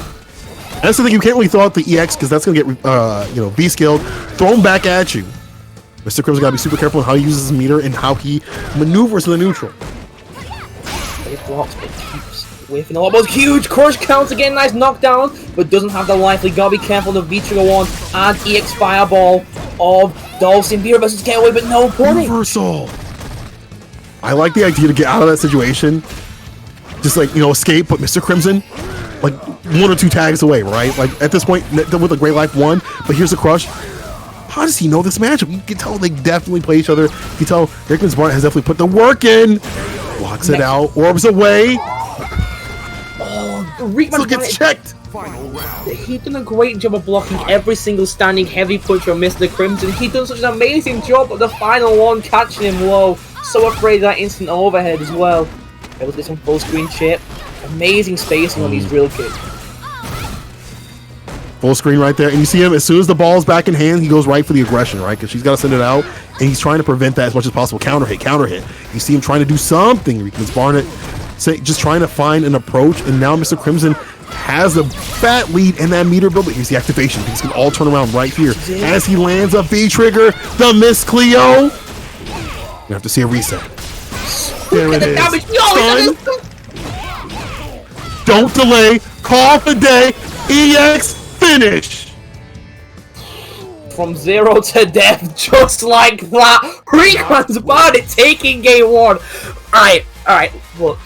I'm gonna go have a shower. I'm back afterwards. This is sticking to me now. Ugh. I can't. People in the chat saying this character, loses to Sim. What's on paper? Round 1. Don't always happen in the match. You definitely see that Reichman's Barney definitely has got some ideas against this matchup. Definitely has, the mix on the deck too. And Mr. Crimson is on the back foot many of the times when the V-trigger comes out. He's like, I got different stages of this match. If I lose plan A, I got plan B, C, and D, and some of that comes from the trigger, right? Right, now we've seen Reichman's Barney using that standing heavy punch, trying to counter punch a standing heavy punch from Mr. Crimson, but you can see a mix up between standing heavy punch and standing heavy kick. Normals that beat out the other. That's like conversion with the EX bar, catching him. Yeah, right at the feet right there. Trying to just get out of here. Gets blessed with the anvil. Respecting the pulse frames, not respecting the Yoga Flame. V-Trigger 1 has been activated, forcing his way in. Nice B reversal, so for the pressure, another standing heavy punch. That standing heavy punch doing a lot of work preemptively and then stopping that pressure. And Mr. Crimson knows that Reichman's Barney wants to go in. He's like, not today. Not today. But here we go. Round start. Already getting that pressure going with the EX. Trying to catch him walking back or doing something. The float. But the crush. You see this lockdown? Even for someone who's usually great at defense and movement, it's getting absolutely pressured right here. So he's trying over the standing heavy punches. Sometimes Reichman's Barney getting to whiff punish DHALSIMs and others just because they're pressing the right timing. Nice anti-airs with the explosion, but wake up slide from Mr. Crimson. Getting some mixes going to V-Trigger 1. Get some great health built up. Reset. All right, V-Trigger activation. What's that with that? Hold on. What? My eyes got crossed when I saw that. My eyes got crossed, and so did Mr. Crimson got crossed up on these streets. Even Grandma can get crossed up on these streets, dog. But here's the throw. It's a lot of damage because of the Gray Life. Just sitting there. Has all the control he could ever possibly need. Has the life lead, and the Jules to beat out the teleport! Final Set round. point. He's right there. Mr. Crimson about to sit him down to losers. What a set. Was it the orb? You know, it's good because like you want to get the lead as soon as possible against Mr. Crimson and take that away from him, right? You don't have to rely on the V-trigger activations and things like that. So you can play around the V-reversal and such. Otherwise, you know, it's a hard time, I feel like, because now Mr. Crimson going with the normals again, preemptive style, falls in the fireball, baits him out, like he's gonna be a teleport, no go, blocks the gales, but the throw bait. Mr. Crimson gonna take this one, take us to the final game between the two. Didn't respect the instant AO with flames. Win. Trying to tech the throw, so afraid of that stun. Was one back throw away from death, one regular throw away from death, and just on the back foot. Now tied the game's 1-1. Another extremely close set. Mr. Crimson seems to figure out what he needs to press, where he needs to stand against him. Fight. Whether or not we can keep it is another question.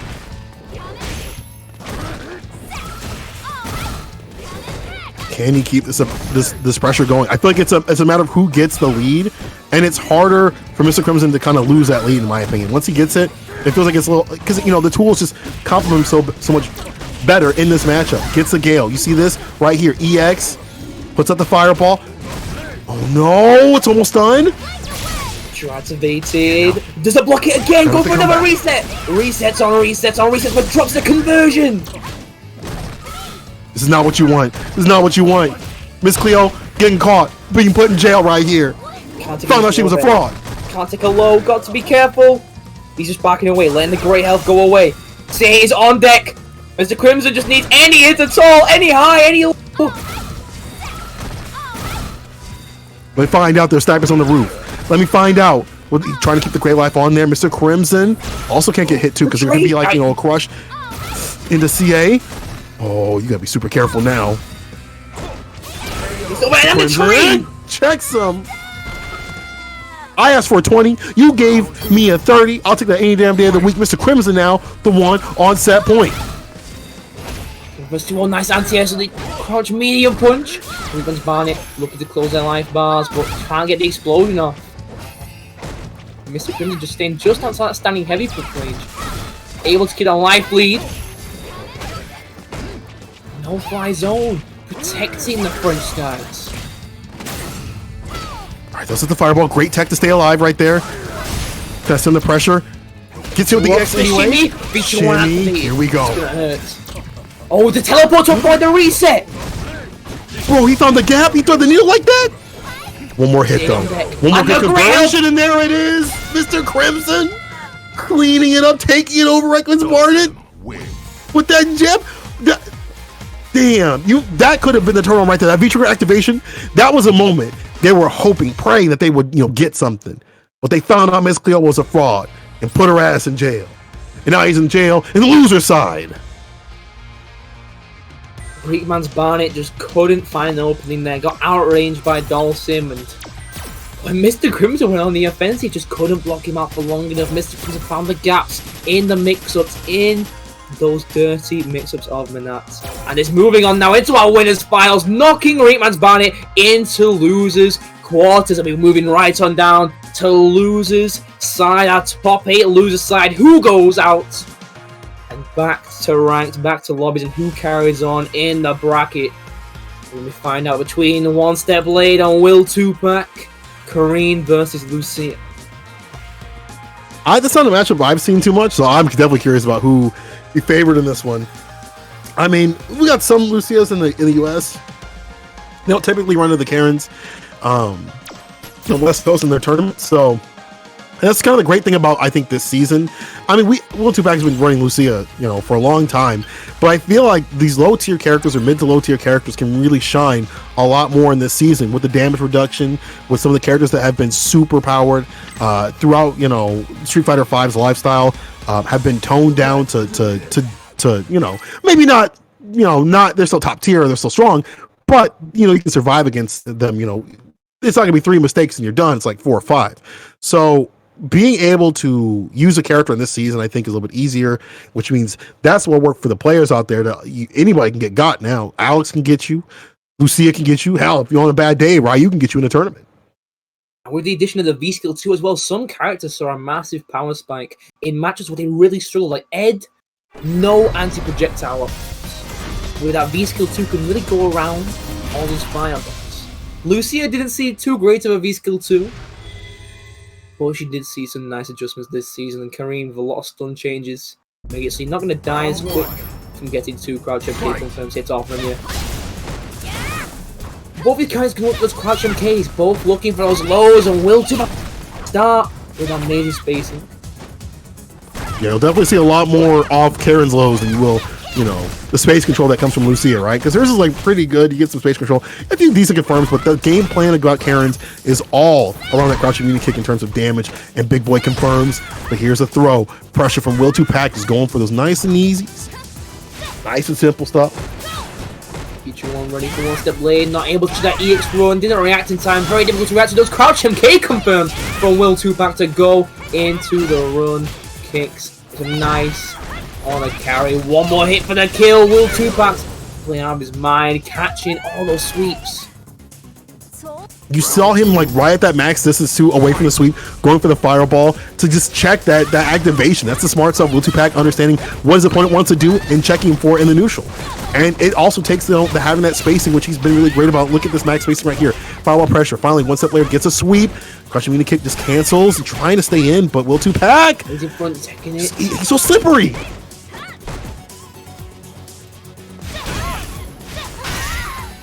Waiting with the Crush. kick up. Crush counter, a lot of V-meter building. Almost ready with the beat to the one. Will 2Pac gets his though. Gonna take from corner to corner with this conversion. I'm just gonna go for a setup, some free pressure. Super activation. Oh, Follow up. No. Gives us just a life. Back no throw check though. on- No check on the dash after the back dash from the Wreckers. One step late, able to turn that around. But Will 2Pac with bars, so scary because you try and check that run and he counter hits you for checking just a tiny bit too late. Getting that early lead, but stuck in the corner against Kareem. Could control that spacing, constantly reposition and keep you there. Catch you try to join that corner, but no confirm there. The reversal. Yeah, trying to get outside the corner. Throw. Will 2Pac putting it back in the corner. This is where you belong. This is where you stay. This is your home. But with that great life, crouching mini kick confirmed. You see how much mental sec he's putting on counter hit? This should be enough to do with a jab. Just a dab will do ya. Will 2Pac. Lucia wins. A one-step blade just can't stop the backdashes of Will 2Pac. Will 2Pac just staying out spacing in the corner where Karen's normals have no effect, but Lucia's fireballs are so potent. You try and jump in, get hit by the high. You try and dash forward or sweep, get hit by the mid. Thank Try and you. just stay still and the high will catch you. Oh, Fight. continue. I don't know.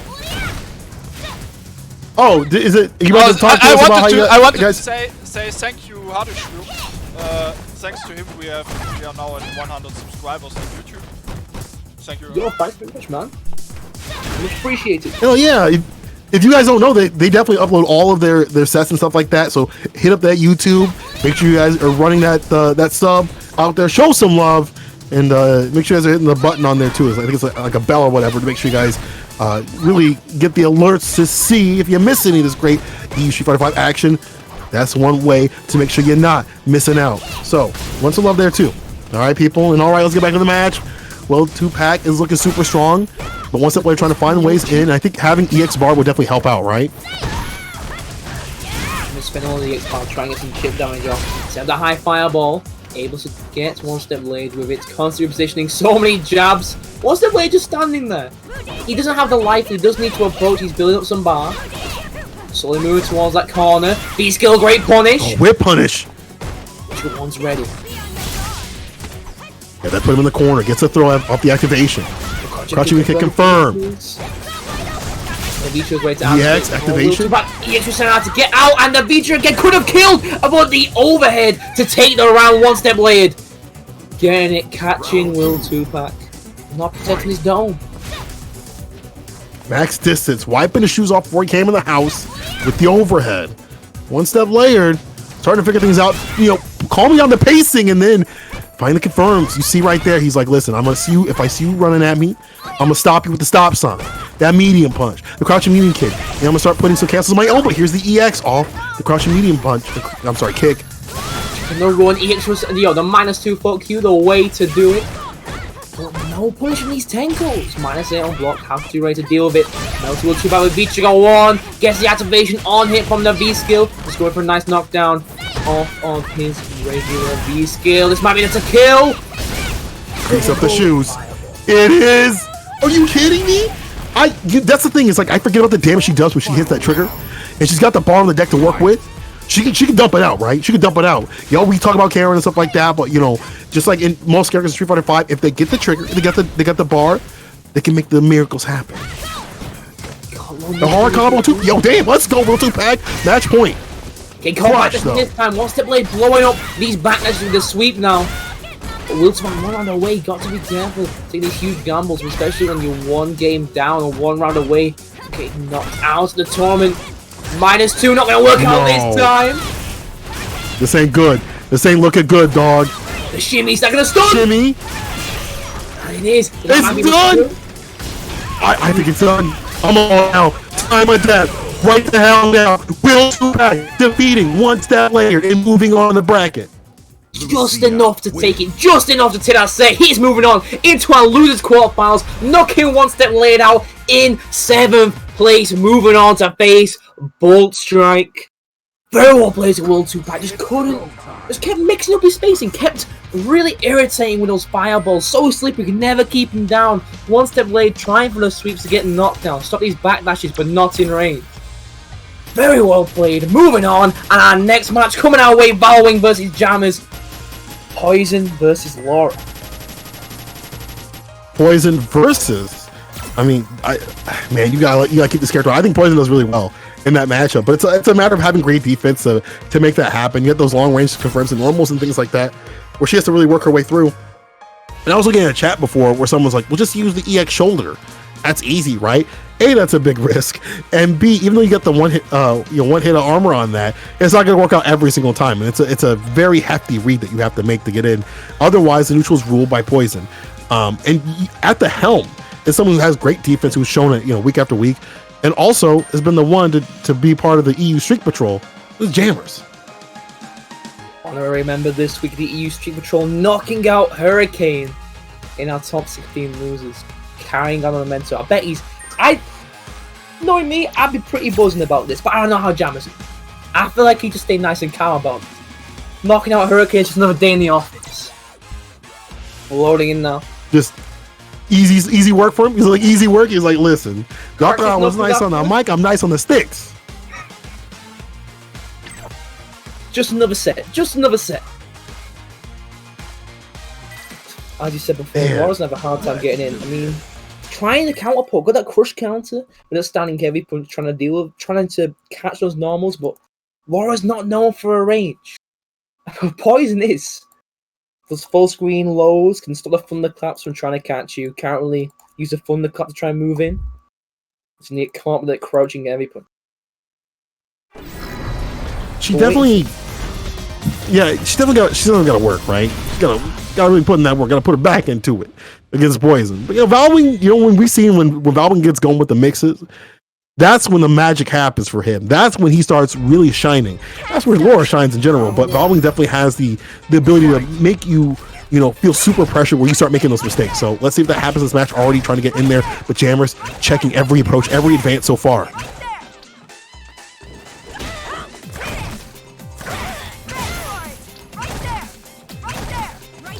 Jammers off some amazing start once again. He's built up so much chip. Valwing hasn't even got a hit.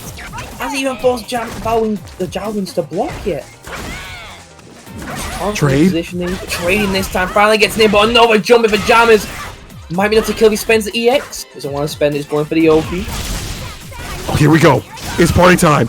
Command grab. Run the pockets. What's in your wallet? V reversal. You don't get to see it. It's in the front pocket, not in the back. Stop trying to lift that. EX! Lower the overhead to go through that thunderclap and punish the recovery and catch Valwing offing. Oh, Very well played Jammers. He's taking that round one so cleanly, but VIII forcing his way with the EX with these thunderclaps. Taking Jammers to the corner. This is where things start to suffer, but I do see V-Mitter on the deck, couldn't be reversal whenever he wants, but now is actually on the offense, goes for a jump, and I like that switch up option right there. Don't see that too often. Gets the pick up, V-trigger activation off the crouching medium, EX. What is your defense? Nothing, just gets thrown, and this position is what Jammers wants to have. The full screen to work with, everything on the table, everything at his command. Slow, just waiting full screen. Doesn't have the life lead, but he can close it nice and easily with those whips. Force VIII to come to him if he wants to. Around 6 seconds on the clock, both players being too patient about it, but getting caught by a standing heavy punch with each one activated. Jammers not going very good, catching the dash with the Molotov, building up that grey hell, building up the damage with the throws. Nice throw tip by Beatrice and activated by VIII. What can he get going with it? A lot. Side switch. Yo, that did it? That done did it? Hold on. Whoa. How, and how? VIII? That's the thing, is like, VIII's like, listen, all I need is that V-trigger activation. I'll make the comeback. Y'all said how? Let me show you how. What's in your wallet? Nice whip points from the mid whip, just backing away. No anti-air today though, dodging a command grab. Huge conversions. And nice OPF with trade combos! They get the full conversion, but listen, just having that on deck, that shows you the power of Jammers. And now that V reversal putting a little bit of gray life on VIII, Jammers. You see the red that comes from that too, right? You get hit with all the whip. But here's the crush. I get the follow up, and he does. Oh man, let me get in those wallets. Let me get in that wallet. I want your debit card. I want your credit card. I want your keys. I want your kids. I want your house. Give me everything, says VIII, as he takes it from Jammers. No, I'm not having it. I'm not having it. That was terrible. I felt that. I felt the mix. I didn't block any of it. I was mashing through all that mix. I was like, yeah, it's my turn now. Bro, I heard you on the other side. You mashed the stick. You're like, I'm not even playing. I'm trying to get out of this mix. That's how dangerous it is. That's the power of VIII. You know, they know that, like, if I get in there, it's a done deal. I know how Laura is. I know how Laura plays. Let me just get in. Let me just get in once. It's a wrap. Getting the command to start off with. Jammers not respecting the command grab yet. Nice conversion from the standing heavy kick.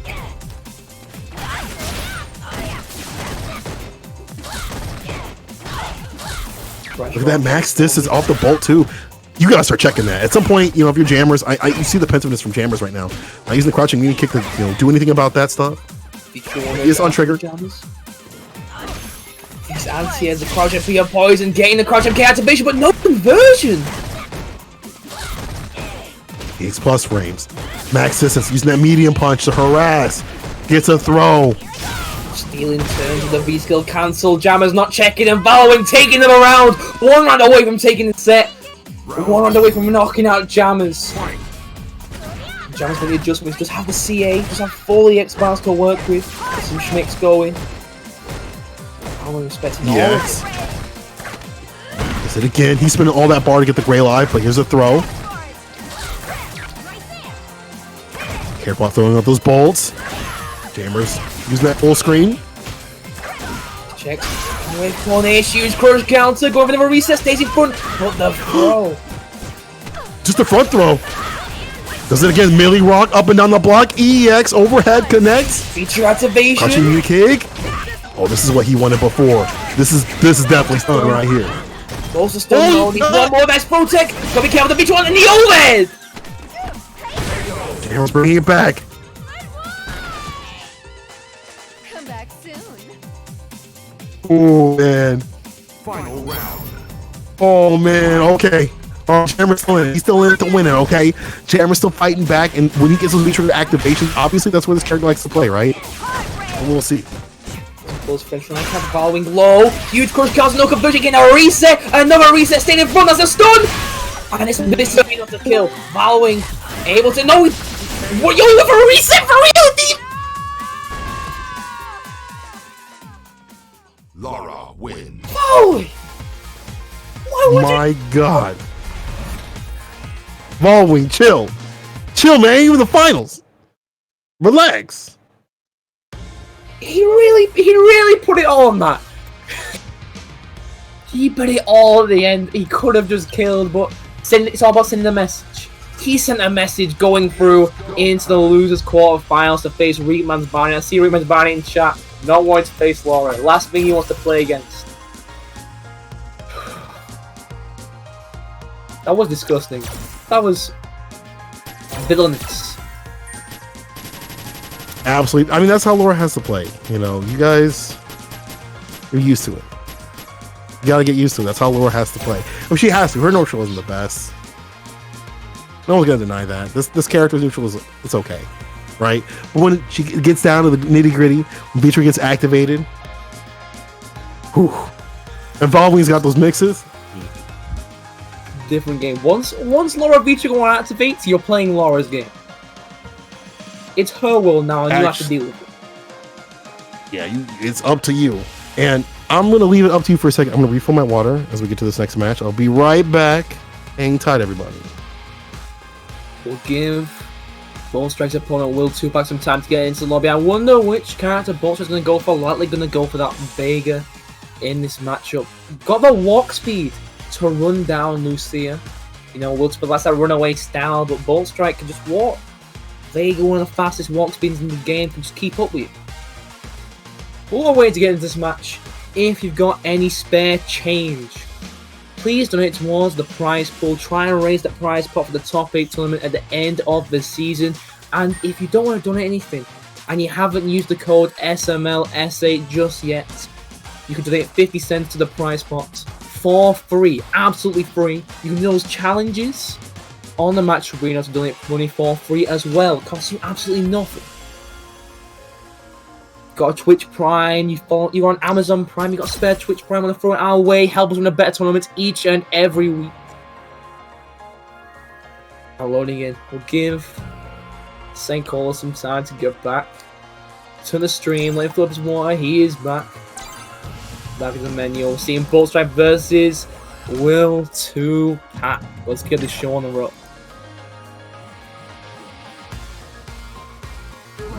Will 2-pack coming off a high of a win. Coming off a high of a lot of wins. You know, fighting his way through loser's side. Getting knocked down in the first round. And it's just been mauling his way through. 2-0 after 2-0 after 2-0 after 2-0. And we're looking for another 2-0. Bolt Strike coming off a loss. Might be a bit shook from his match against Vasa. But you know, top players can bite back as quickly. They can make those adjustments quickly. They're not going to get shook.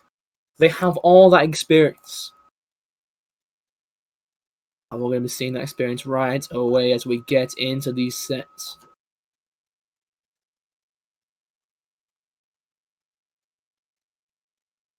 Allez la France, the French resistance is back. Wanting to keep those wins going. Winning so many Saltmine League tournaments this season. We are seeing a V-Skill 2, V1 from Bolt Strike. Will 2-pack never moving away from the V-Skill 1, V-Skill 1. We're working out of him so far. Keep working out for him for how long. Back in time for the action. Let's see who's gonna take this. Yeah, again, not a matchup I'm really familiar with in terms of seeing it between these two. Will probably play each other a lot, but not one you really see typically. Let's see if that kind of that smooth play can kind of work against a character that has or a person who's willing to get in there. But the crosscut DP though, puts him in the corner. Also ready to take his turn in that corner though, ready to build that space with the roll. Will 2-pack amazing at controlling the corner spacing. Always ready to jump in, keep them still with the fireballs. Good shimmy. Nice. Close him up with Tatsu. Strong's building. But the counter hit, one more hit, need him, the shimmy gibble, he's taking his turn. V-Trigger ones with the side switch. Go for a nice knockdown, take the throw. The reversal.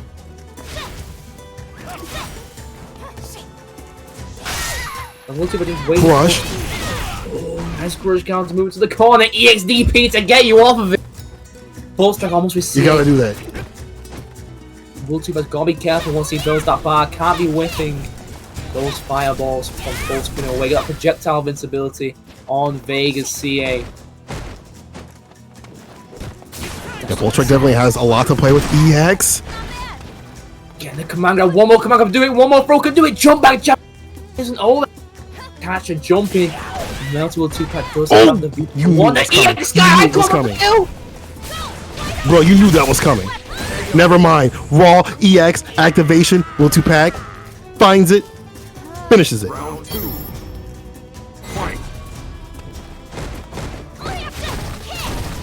Today, Will 2-pack mixed up his jumping options, going for the cross-ups, trying to blow up Vega's anti-air options. Has to start going for those air throws to deal with those jump packs.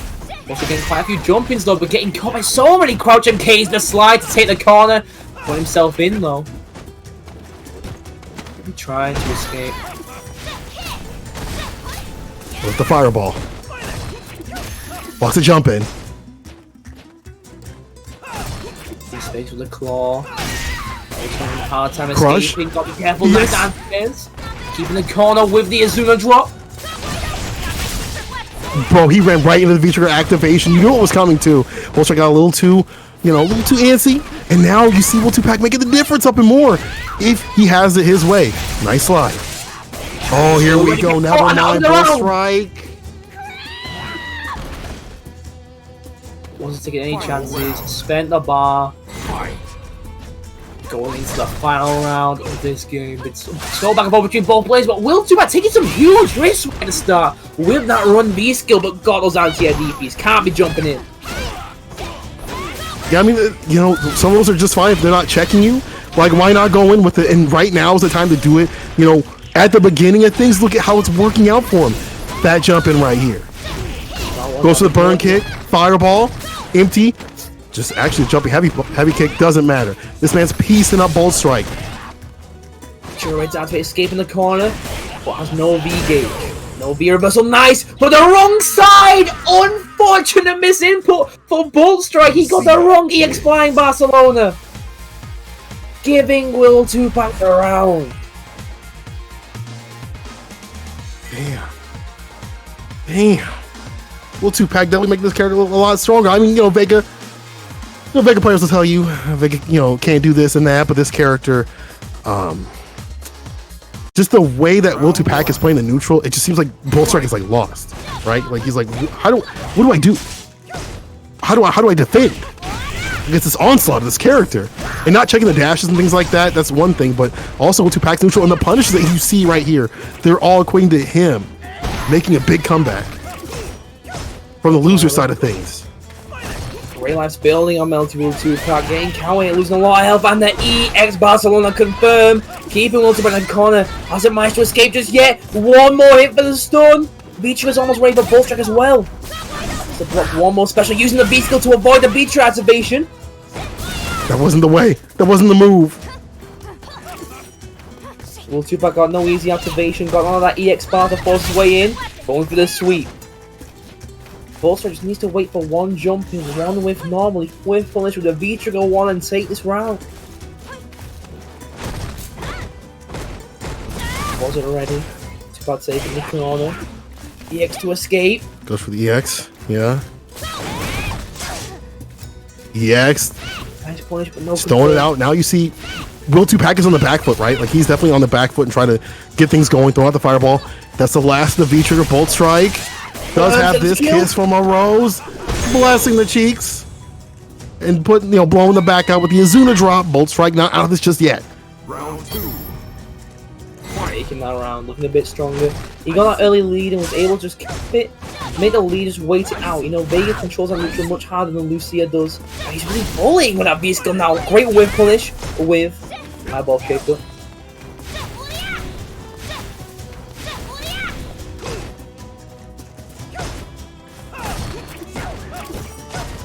The cancels right here. Bullstrike. Put on the gray life right here. Attack, good. Yo, that was risky, but able to stay alive. The throw. Taking the lead. Bullstrike not respecting his pressure. Stun is building. Can't be getting shimmy, just too far away for the throw. Nice catch, no can confirm, and that'll be the stun. And that might be the round with the right conversion. He does have CA from this combo, but might not want to spend it. Is he gonna spend it though? Wait, is he going for it? Goes for the reset. You risky man. The intros are He going right to the fireball. Reactions He's gonna got say, you together better with should expect that V-meter. EX DP. Reversal. Final round. Turn of fortune. Fight.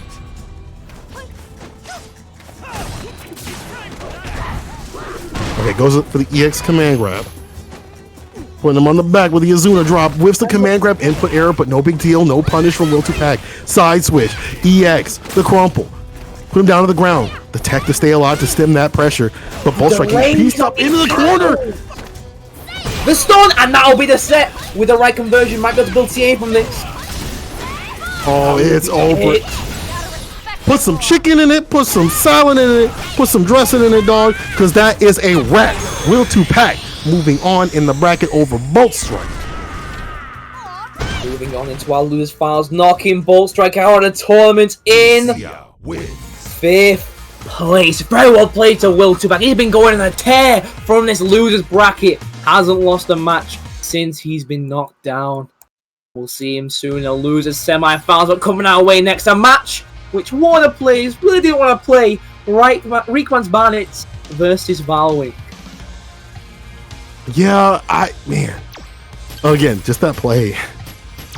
That Lucia, man. It just shows you the strength of somebody who sticks with their character and really rides or die with that character no matter what, right? Like, they do their best, you know, with what's given to them with the tools, but at the same time, you can't nerf a player, right? You can nerf a character, or you can give them a weak character, but you cannot nerf a player. In the right hands, any character can be strong. So, moving on the bracket, now we're going to go up to VIII versus Mince Barnett. I'm going to go down the bracket, or the line here, because I don't want to get pieced up. Gonna be a rough time for VIII to get in on the Manat, but we did hear from Reekman's Bandit before, he doesn't like this matchup very much. Doesn't like dealing with that Laura pressure, doesn't like dealing with the gameplay. Want to see how he approaches it. You know, Laura, neutral's good, but not great. Nothing superb. And against it's not a character where who can just throw it. I mean, that's the character where, like, you definitely have to worry about, as you say, like the throwing out the normals and stuff like that from a knot. You got to worry about that. You got to maneuver. It's kind of like a matchup where if they keep you out at range, coming in's a hard deal. When you get in, you get to run them pockets, and we see VIII do that in a lot of matchups, right? Where he's like, I gotta get in. Then he gets in, runs his game plan, leaves, and he's just with a smile on his face. But will that happen against Reekman's Barnett, who's been super strong throughout this entire tournament with the dirtiest of mix-ups? Let's see, both go with a V-Trigger 1, V-Skill 1.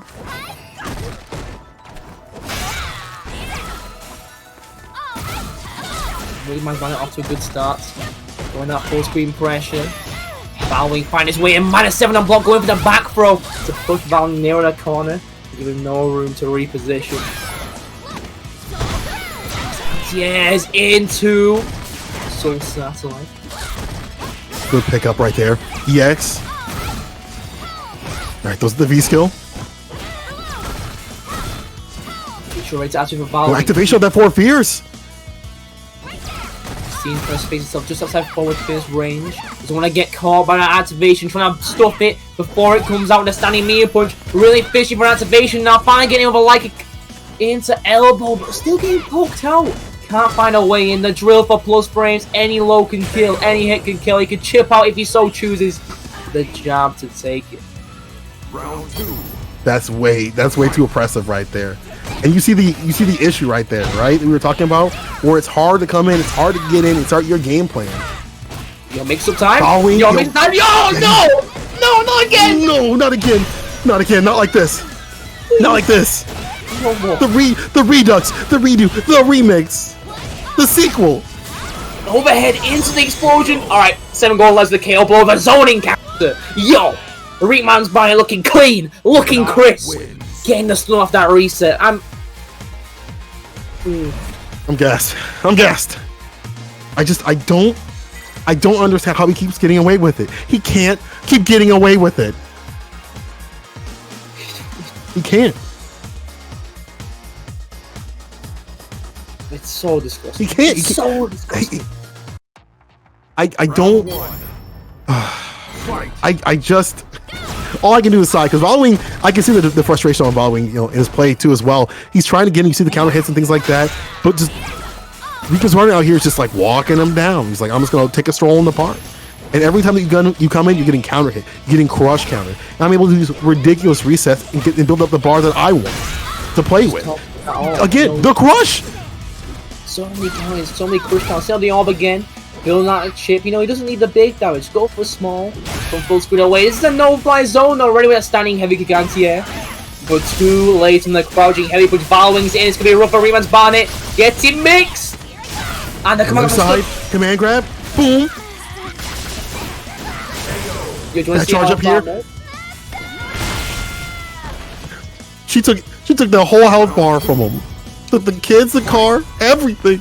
But VIII, that's what you gotta play, right? You gotta get in there. You gotta hope that you can get in there. It's almost like a game of attrition. Like, can I get in there before, you know, I am pecked to death?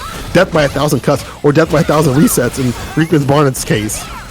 Stone is building on VIII. Struggling against the Soul Sphere, trying to use the Thunder Cup to try and nullify it, but not having much success. Almost with CA, you see Reman's Barnet being killed, but a dash or command grab to catch Reekman's Barnet flinching. But able to check these skills, check these dashes. Crush both the crush. Yeah, caught him. Pressing a button, and now the stun's building. One more throw. After this will be great. Or just a hit will do it. VIII swing it right back, and this is the power of Laura. Once she gets in, you leave with nothing. You leave with nothing. You don't leave with your health bar. You don't leave with a W. She might leave you an L. That's it. All even up between the two, and quick succession either way. VIII's been having a greater time getting in. He's having such a much better time getting in and around these ops. Because Reekman's Barnet's not able to hit his dashes, not prepared for the dash, not prepared for the jumps. See VIII taking bigger risks and getting lots of rewards, but forces his way with the light elbow in the -2 situation, which Manat can't really take too big of advantage of. Not with those big counter hit conversions. It's also thinking about, you know, Manat. When she's got bars, she's doing a little bit of damage, but she's not really super damaging. Not like VIII or put you in situations where there will be like fat mix-ups. That's kind of Reekman Barnet's thing more than it is, you know, Manat. That's what she's got V-trigger. But here's the V-trigger activation from VIII on the other side. The trade, he's still pressing, bro. And Legend had it, he was still pressing afterwards. These skills are weak points. We're getting caught by the Thunderclap there, going over the top of the normal. That was full screen dash. Getting a knockdown. Bro, they said just check it. Just check it. Just check it, bro. Just check it, man. You see it coming, just check it. It's so easy. It's so easy. Check the dash, anti the jumping, and don't get hit by the standing heavy punch. Easy. VIII taking the round. Getting caught by the EX Sphere. Back throw. Chip finally catching him again. Get another knockdown, pushing him back out. With that max distance right there. Playing around the orb. Overhead connects. Did you not see that right there? You just stepped right in it, dog. This time blocks it out.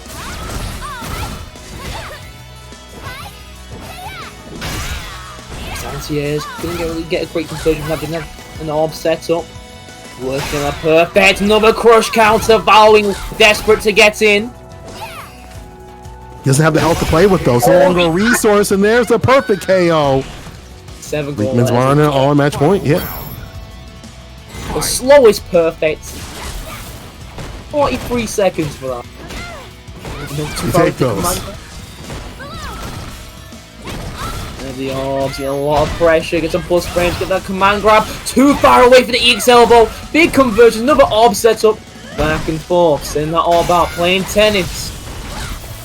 Sit up to the side. Universal escape, another Universal, one. we out of there. Huge jump in. No V-trigger ready to activate just yet. Great plus on the rest, but CA through! He really spending this. Well, maybe this is the way. Maybe this is the way, right? You get the lead. You get a slight lead. He's got to come into you. But the V-trigger activation is on VIII's side at any point. He's going to do it raw. Luminous from the clock, setting up the orb in full screen, but he's sent it too far away to get any conversions. One more hit to do it. Gotta be careful of the thunderclap and the catch with the explosion. Reekman's Barnet's taking it 2-1 over VIII, moving into our losers semi-finals against Will 2-Pack. The awareness that he had, and the awareness of Valve had lost because of the mental pressure. The mental stack had just taken everything from him. Like the explosion behind the back, he forgot about what was on the 6, dog. It was behind him the entire time. What a man, yo! My man's like my heart, bro. Everyone's heart, because that could have been looking long, dog. One bad read, and that would have been a done deal. But still alive, still solid, and still in the bracket. Moving on. I can only imagine how stressful that was, because you know every time Balwin got in, activated V-Trigger, he won the round. He'd won the round every single time off of one get in with V-Trigger. And it's so stressful just keep him out, knowing that if he gets one touch on you, he's in. He's ready to have you. Now coming our way, we're over to winners finals. Winner goes to grand finals, loser goes down to losers finals. Who wants that 2 sets breathing room in the grand finals? Wants to play some more sets? We'll find out. We're seeing Faster versus Mr. Crimson.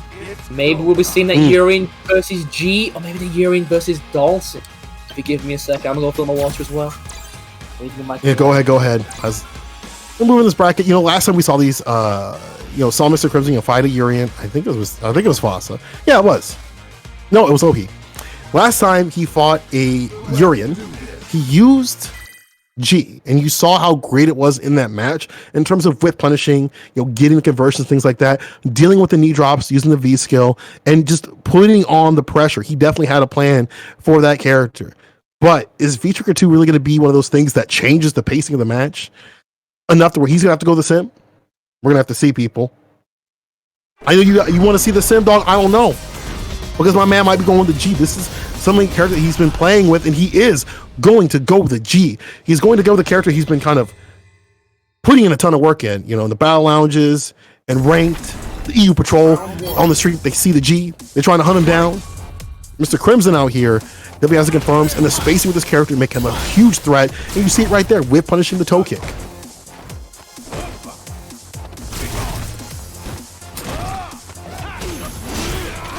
Max range now again with punishing, and knowing that Fossa wants to go for that toe tap is really smart too. Has that medium punch buffered, but now Fossa putting a little bit more aggression. But the challenge, the buffer, the crouching light. Gotta be careful, man. What did I just say? Crouching light, EX, being able to get a little bit of V-bar. Those spaces pressure, those stand light kick buffers taking you to the corner. Master with the V-Trigger 2, those anti-airs on deck, keep you out of those skies. Ready to answer with the V-Trigger 2, gotta be careful of that throw. And of the lows now, of those overheads, looking for a guy. Yo! The grab. My man just, he said, I'm not afraid. You know scared, I know scared, dog. Like, don't you know what Chris Hughes said? And the whip punish on the medium. Mr. Crimson taking it convincingly over Foster right there. And you see how he knows how to deal with situations in this game. The V-Trigger activation, he was like, I ain't afraid of that. And I ain't afraid of this medium punch, conversion or whatever, because I'm just going to whip punish it. Mr. Crimson on the tings right now. The corner, getting that EX straight, building that bar. And with the corner gets G, gonna get command grabbed. A nice knockdown. No high-lows today, Fassa says. Going for the EX headbutt to avoid those mix-ups. V-Trigger 2 ready to activate as well. Nice catch with the step kick. Not blocking the overhead. That'll be the stun, and that might be enough to kill if he spends that CA. Yeah, he's gonna do it. I agree. Don't leave this character alive, especially when they've got Trigger on the deck, and we see Mr. Crimson, come back with it, because like there's 2 levels to a good G. Good neutral before V-Trigger, and then good neutral in V-Trigger, right? Those two problematic things we see Mr. Crimson do, and Foster's like, I gotta do this now. Do it now, Gohan. 2EX cards getting a level up. Building that V-gauge fast. You got to be careful throwing those fireballs. He's just giving Mr. Crimson more and more V-Trigger before he's taking any damage. Going for the raw headbutt. Forces his way in. Huge whiff punishes and taking that corner position. Gotta be careful of that throw in the plus situation. Getting so many big hits in with these heavies. With Mr. Crimson out the corner. Slow. 50-50 situation from that plus 10 activation. Taking it to the corner. What's the mix? Couldn't bait it out in time. A little delay on the EX headbutt, but the back throw, Mr. Crimson trying to take everything back with a command grab. Bro, you see the bar at the bottom. Boom, boom. Ooh, misses the back fierce, but it doesn't matter. Oh, man. That command grab would have landed. It would have been over. if that command grab would have landed. It would have been a done deal. But that's the thing. When you are a command grab character or a player that plays a command grab character, you get really thirsty for that command grab because you know if that lands, it's a done deal. But that's a great thing on the other hand from FASA, recognizing that, getting the challenge, and getting the job done. Ooh. Round Let's give 1. FASA a 1-0 lead. Now we are in top 4, so this is the first of 3 sets. Oh, input error right there. You see the command grab come out? Little bit of an input error. It's going to try, probably trying to go for a fireball, but just walking back a little bit. Saltmine League getting a level Okay, up, a huge absorption. Catching him, so many count hits! No respect from Mr. Crimson. And this will be very close to death. One more throw can do it. One more shimmy can do it. Crushing mini kick. No delay on the tackle. EX activation. This could be the comeback. But you gotta play perfect right now. Even though G's got, you know, all this meter to work with, Mr. Crimson cannot get hit right now. Oh, but the EX headbutt coming through FASA chances, and it works out in his favor. Round 2. He's EX headbutted after blocking so many times. We've gone away from the mix-up on wake-up and towards mix-ups during block strings. After blocking the first normal, instead of before. Counter hit. Gets a throw. FASA putting him in the corner. Punish. Didn't get it. Not the timing that he wanted. Mr. Crimson. Back fierce. Yeah, V-skill. The back throw expecting the Late EX back headbutt. Rate active for Mr. Crimson. I'll be looking for an EX straight activation. We're seeing it at 2 with the command grab. Trying to catch him low. Nice spacing. Catching you low once again. Gotta be watching your toes against a G and V trigger. The EX headbutt again. How many times is this man gonna land these and never miss? V-trigger activation. Caught by the dash Mr. Crimson with the once low. again. Baits it out this time. I've been around. 2 EX about to spend. Nowhere near enough to kill though. Needs one more throw. One more shimmy. And catching him low. Crease up the shoes. Mr. Crimson trying to even things up. I've spent all his bar there though. Faster Oh my than a massive God. bar lead. Yeah, Mr. Crimson really strong about just like, oh man, now he's starting to get a little more aggressive. I was say really strong about finding the confirms that he needs. His defensive choices have been a lot better as this round or as this set has gone on. And he's just finding these great moments. But the medium gets a conversion. Especially the push counter, especially if a whiff punch without standing heavy controlled. Mr. Crimson might start blowing it up or just taking it, just blocking it, not taking too many risks. Stuck in the corner now though against the amazing spacing of FASA. Trying to keep him there. No V trigger to escape now. FASA line wants to close it out before Mr. Crimson gets that V trigger.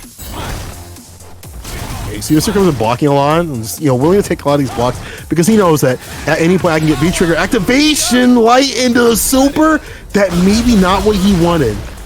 But you know what? They'll give him some distance. He'll take it anyway. With that level 2, and I can really play the fireball game. Able to build that bargain, almost with a V trigger one. Again, closes the health bars. FASA does have V trigger 2 and 2 EX bars. How to get something going after his next confirmed, but it's Mr. Crimson almost has V-trigger and giving it now with a sweep. Can he get anything going with it though? Huge crush. Crush. Too much scaling. Like 20 seconds on the Yeah, clock. Got to be careful of the CA. Got to be careful. Bro, that's blocked. That's definitely hands were up, dog. Hands were up. Boom, bop. It's over. It's a wrap. 16 seconds on the clock. Grinding match, but Mr. Crimson able to pull it out at the very end. He knew it was coming. He saw what happened before. Bosses woke up with the CA. He said, go back to sleep. It is bedtime. But it's now just 1-1 in this first of 3 winners final set. Mr. Crimson playing it much nicer now. Figured out the defensive options that FASA wants to take. Not going for the early wake up EX headbutt, instead going for the delayed one. In neutral for a lot more jab buffers, waiting for FASA to follow projectiles, but still strong against those crouch MPs, strong against those dashes. Catching low, See Mr. Crimson trying to, yeah, you see Mr. Crimson trying to like thread the needle a lot and like try to find ways to get out, and this is definitely gonna help. EX, it gets the full pickup right here. Look at the red. Then get the combo that he wanted just too far out for the crouching medium punch with activation from FASA. Crimson. Master 1 block, baits out the throw tech and V-trigger once ready to activate. This is gonna be rough for FASA. Next mix up can kill. Not going for the high just yet, keeping it safe, catching him. In the throw, Mr. Crimson though. Bro, you see the defensive options, the walk back to catch the throw tech? That's the big brain stuff that you need to have to keep solid with this character. You know, a lot of people might complain that are G players are like, well, how come I lose all the time? Or how come I have bad days and good days? You see what you have to have. Good defensive tactics, good defense, sort of way in your play. And Mr. Crimson has that. And that turns into offense, that turns into G time. And the EX headbutt whip there, looking for a whip punch that just wasn't coming, and taking to the corner. Gotta be careful, the EX headbutt still. Even when you got that corner position, great whip punch in the sweep. He's fishing for the activation. Clean those floors, dog. He knows what's coming. V reversal. He's willing to use that. Again, Mr. Crimson, one of those that will definitely use that V reversal to keep you in the corner, offensive style, or keep the defense on. Will he use it now? Especially when he's got this lead. He could take this. Going for the instant for this time, not going for the late tech. Catching Mr. Crimson with the slower walk back of G. Building the V gauge. He's been playing the V reversal, but he's not taking much damage this set, and he's able to get those V skills to build that V gauge. Playing nice and calm. Feature 2 is ready for faster, and with CA can close those health bars quick. 2 for away for the overhead. Oh, the toe kick! Not even trades. I'm sorry, counter hits. One more hit. Fasta trying to finish things off. Yeah, I see that. You know, he's gonna spin it too. Killed. Still gets it. Still stays alive. And that's the thing for Fasta. This is perfect. Dog, he is like, listen. It was on purpose. Got him. But he does get to go in this next round without spending all that CA bar that he probably wanted to spend, and gets to use it right there for the EX tackle. Keeping the pressure on. The whip punish. Those buffered crouch LPs are so strong on G, especially with 1 EX bar. Getting it back. Level 2. Sweep activation. Oh, it's too early. What's that tag, Mr. Crimson? What happened last time? Don't get counter hit right here. Don't get touched or tapped. Mr. Crimson, take it back his turn. He could be reversal, or he could just, block it even better. Actually, he didn't even have to be reversal. He'll take a little bit of that chip, no dip, no problem. Full corner carry. Have this activation. With the V reversal, CA on deck for Mr. Crimson, but getting checks now, -2. Fox is still taking the game, even after making the hardest of read to the CA in that likely tackle situation. Very well played. Great response. Bruh. But we still got more matches coming your way. We still got more matches. It's not over. Fossa, we talk about Mr. Crimson's defensive choices, but Fossa's offensive choices have been really good, and he puts Mr. Crimson on his back before that neutral can get started. That's the other problem, of this character. When put on his back, it's harder for him to. He's got to swing back, right? He's got to find a way to swing back, and sometimes Fossa doesn't allow that. Talk about neutral getting started. Mr. Crimson, huge whip push that starts. Taking him to the corner, bullying faster in this corner. Stun is coming, going for the fuzzy, and then the throw. Devon going letters with the KO below for Mr. Crimson. Damn. Mr. Crimson coming back in style, putting a little more aggression right off the round bat, right? Because he usually looks on waits for a whiff punish, but Fossa's not giving him much to bite on. He's like, cool, I'm just gonna go jump in, just like that. Just like that. Should bear that EX headbutt with the lights, having to give his pressure a bit earlier, but it is a much safer option. Do still get those counters it confirms. I like how he's taking his turn back against minor situations where usually he'd be fearful of the EX headbutt. He's like, listen, I gotta do something, I gotta do it now. Especially when Fossa is on, game point right here. Let's get the counter hit, cancel the EX fireball, plus frames. Are you pressing, my friend? You know that is plus, and that is stun, and that is done. Fossa on set point. 1 round away from knocking Mr. Crimson into the loser's side. They can go use that feature to make that comeback there. Giving longer range. Carly confirms it. EX wheel to go for his fireballs. This is a no fireball zone. Mr. Crimson has punished so many fireballs with jumps, with EX wheel, and just getting V gauge from those V skills as well. Just giving him, you're just powering him up, man. You make him stronger, to be honest. Mr. Crimson outside that max distance, he's just backing away because he doesn't want to get hit with the EX tackle. Jump in again. Good reads again. This time, going for the fat, jumping off the heavy, and it's working out in style. You check the red right there. That's a lot. In the command grab, he brought it out. Instant overhead, the golden cut on either side. It ain't no drop, buddy. It's a done deal. Mr. Crimson on the other side. That's one of those things where you reset on the other side, but you recover so fast that you're like, listen, All My according to God. It's my turn still. It's my turn. And now we're going to 2-2, the final game between the two. So he's going to be moving on in grand finals. Can we talk about that fuzzy? Can we talk about that fuzzy? He's done every option out of that fuzzy. Command grab, throw, high, low. What now? And it only I can't believe that. on Urian. I mean, it just, that's again just the strength of how much work he's put into this character. I mean, he's recently picked up G, and you see how much work he's put into this character and how he knows how to play out the cheap stuff right there, right? You know, it's always good to see someone with the footsie game, stuff like that, but he knows where the grimy good stuff is at.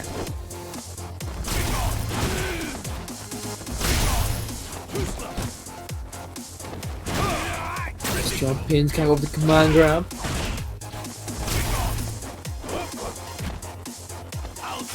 Try to play the footsie range right there. Try to get the EX a little bit too late.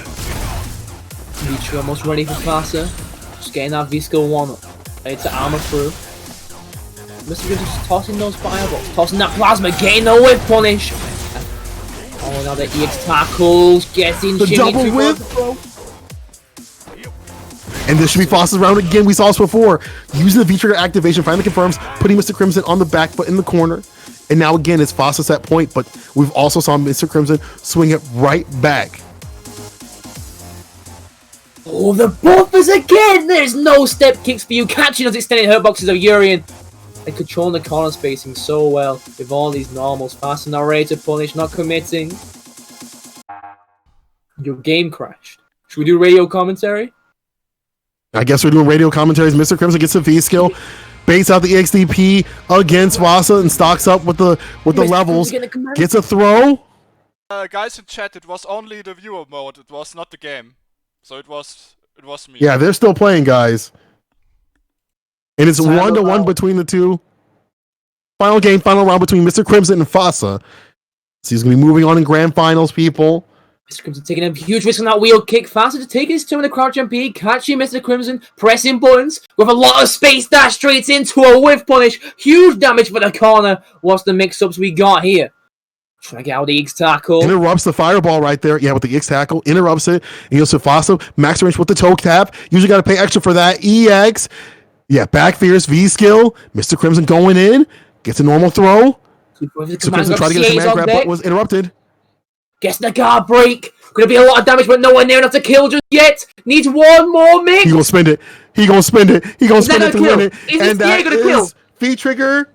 Not enough. One more hit. Not enough. Wake up light. He doesn't do it. Mr. Crimson with a little bit to play with. Hasn't activated V-trigger just yet. The whip push. Mr. Crimson finds it confirmed. Boom, boom. Gets a flip kick in there. It's not enough to win. Spacing. One more hit for either player. Catches him in the V-sphere. Bro, Mr. Crimson took it. Caught. Okay. Yeah, 3-2. Mr. Crimson as he took it over Fasa. Just too much pressure with the V-trigger activation, the V-trigger pressure, the V-trigger goodness. Guys, the problem was I can't leave the lobby. If I leave the lobby, doing their play,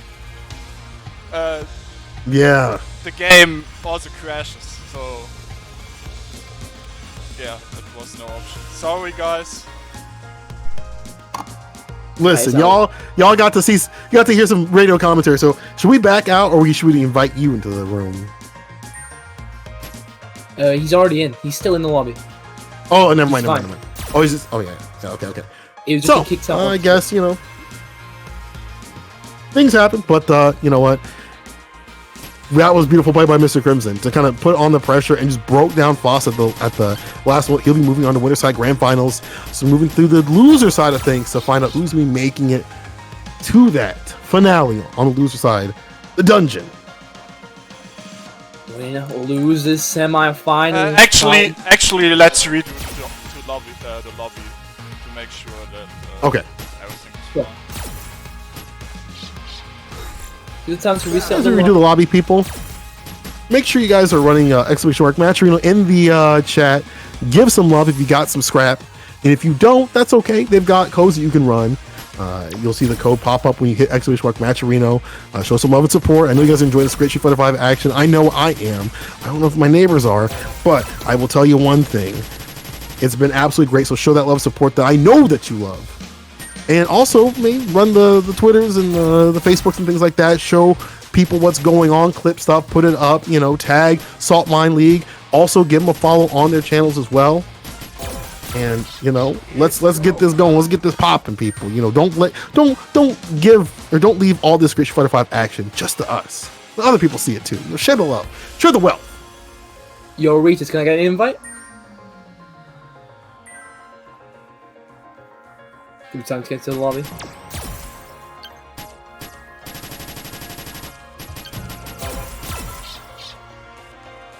Thank you very much. This will be loser semis, right? Losers semis. Losers out in fourth, winner goes on. Getting closer and closer, people. Almost there. Another matchup where Manat can just out-poke these characters. Like Lucia, not a character known for a long range. Very stubby in terms of normals. They're going to struggle against those crouching pieces standing every punch of Manat. But once she gets in, Lucia got amazing stagger pressure with that standing mean punch. With those heavy hits in counter conversions and some insane corner pressure with her throws. But whether or not it gets is another question. We're loading in, folks. Losers semis, last few sets of the tournament. Let's get a show on the road. Getting closer and closer to that finale, dog. I want to see who's going to be fighting Mr. Crimson. There's a lot of threats out here, a lot of threats that could definitely take him down. But I mean, it's a long tear to get there. And when you get there, you got to reset the bracket. But we're not there just yet. I'm ahead of myself. I'm getting a little bit too far because we already got some great matches. To leading up to that, great storylines. And again, this is all leading up to the Saltmine League finals and also the EU CPT that's coming up next week. You guys are getting ready for that if you're in the EU side. And if you haven't participated and you're watching, join it. It's a 64 person cap. So make sure you guys get in on that before it gets logged down. Coffee time. Let's drink up.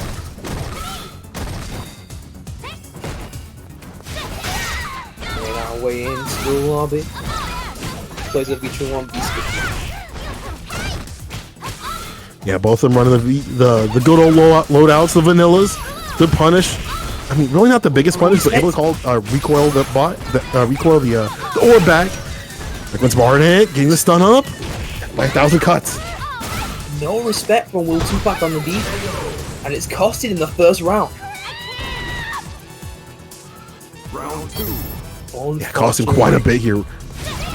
That's so sad, man. Like you saw how the usual style of Will Tupac trying to get in and throwing the fireballs out and saying that max range and stuff like that. What he wants to play at is not working out. Reckman's Barnett just throwing out the orb and just allowing that until the jump in here. And Will Tupac stay in. Get that pressure on. Right to immediate fireball with the V skills not paying off. Going for the sweep. Great anti-airs into the conversion. We're seeing even bigger combos. Yo! Yes! No meaty. But doesn't matter. Blocks. Now able to activate. Legs on him. That V-skill follow-up gets a throw. I like how he's not thirsty to get that stun and put himself in a bad situation, right? He's like, this is cool because I can get that EX run. Did you want to make sure I force his way in? Use that negative edge. And a walk-up throw, getting some 3+ frames with the high fireball. Bounced it. Timed around. It's gonna a bit better now. Get a few more jump-ins. Force his way around these orbs. The EX. I try to catch the orb here. Trading with the orb. Ooh, that's conversion from the high fireball. Yo, with the wake-up buttons, though. Nice wake-up mash. That's what's for breakfast. And the combos on the deck. With punish taking it from corner to corner. Not getting much Oki from DP. You see as Oki. Not the greatest outside the corner. Say on deck, though. The crouch MK confirmed into the EX run. He meets his building. Yo, that's slick stuff right there. EX activation. Get the throw. Counter hit, though. This should be enough. Will Tupac taking the first match. Wins. Everyone's fine. Now he has a... Sorry, go ahead. Not respecting the corner pressure there, just trying to take his turn, trying to wake up buttons again like he did before. Might get quite a bit of damage out of it, which wasn't paying off. We weren't too bad that game. You see, just, yeah, it's a matter of like not having the damage, and also just like Will2Pac having a better game plan in the second and third rounds. But let's see what, you know, Regiman's Bardic can pull out this time, right? Like, is he going to disallow those jump ins a little bit better? The spacing going to be what it was in the first round. Kind of acclimating back and forth to Will2Pac's pressure, and maybe throw a little bit more defense in the deck, or actually more offense. Let's see if that works out. Crush, pick up.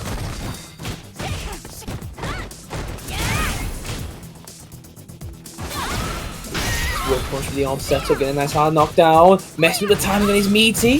Getting the all back, but couldn't do the dash there. Swing kick conversion right there. Activation. V reversal puts him back down to the ground. Sets with the slide. Too off to get in, but using the fireball kick up to nullify one of the projectiles.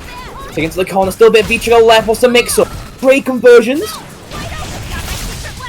EX catches. Burn kick. DP. It's my turn. I'm taking it. Try punishing with a V reversal, but too late. The sweep was just a bit too slow, and Melody Will2Pac taking another round. You see how he's just like, I'm willing to take this. I'm willing to take back my turns, and it's just catching Regiman's Bardic off guard here. Gets the medium into the EX.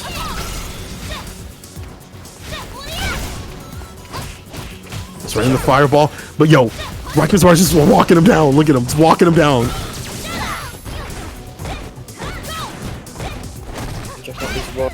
Trying to check a bit too late. A run tackle, the catching, but delayed jab you normally use against that pressure.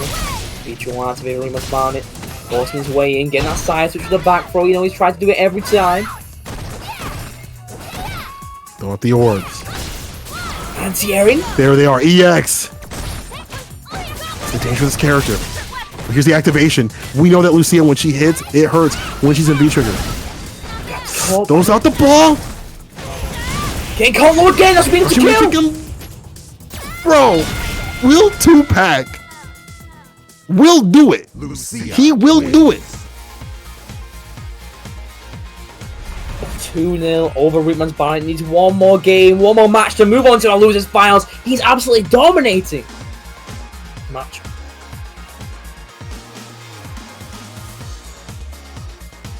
This is pretty terrifying for Regiman's Bardic. Can't seem to keep out Will2Pac for long enough.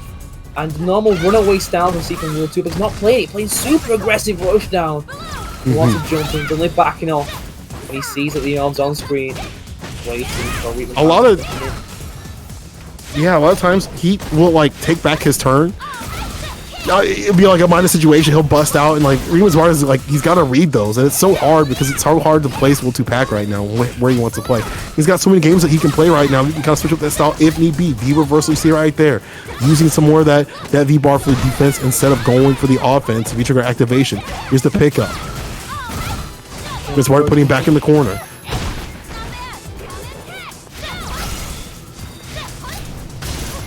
Santiez. Feature one almost ready for Melty Will2Pac. Are we looking for a kind of conversion on hit? But Feature's activated for Regiman's Bardic, throwing that V reversal.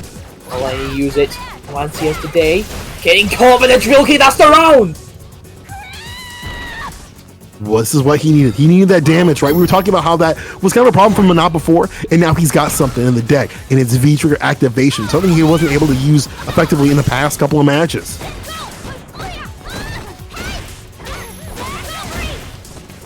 EX. Sweep. Waking up with the buttons again. You disrespect me, I'll disrespect you. I'm gonna call your mom something. The trade with the fireball, I like that. Regiman's Bardic trying to find something to go against the zoning, but Will2Pac's in. Oh, counter hit. DP.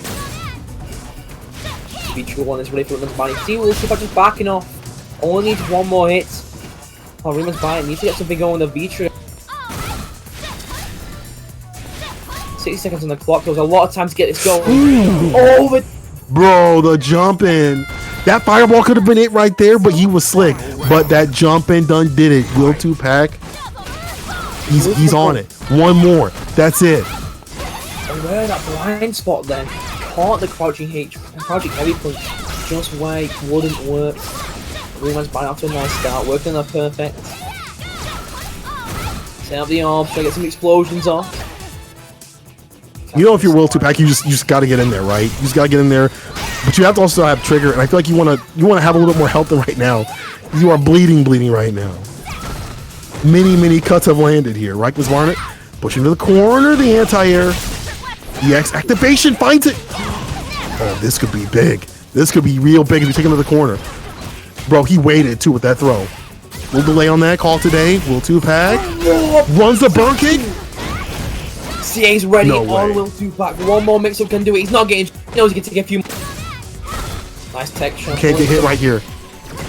Don't You can't get hit. You can't get touched. Can't get touched. Piece an overhead. It's an overhead connects. And that's the round for Chris Riven's Burns body. stays He's alive. taking the game. Minot wins. Down to the wire. And that medium punch, I thought that medium punch was gonna be hit. Like medium punch confirmed to something like that would have been it right there with the bar, but he didn't submit it just yet. He just waited, and then Riven's Barnett was able to say, "Listen, I'm gonna come back. I'm good to go." But that was hard fought though. That V-trigger activation almost took it from him. Can he last?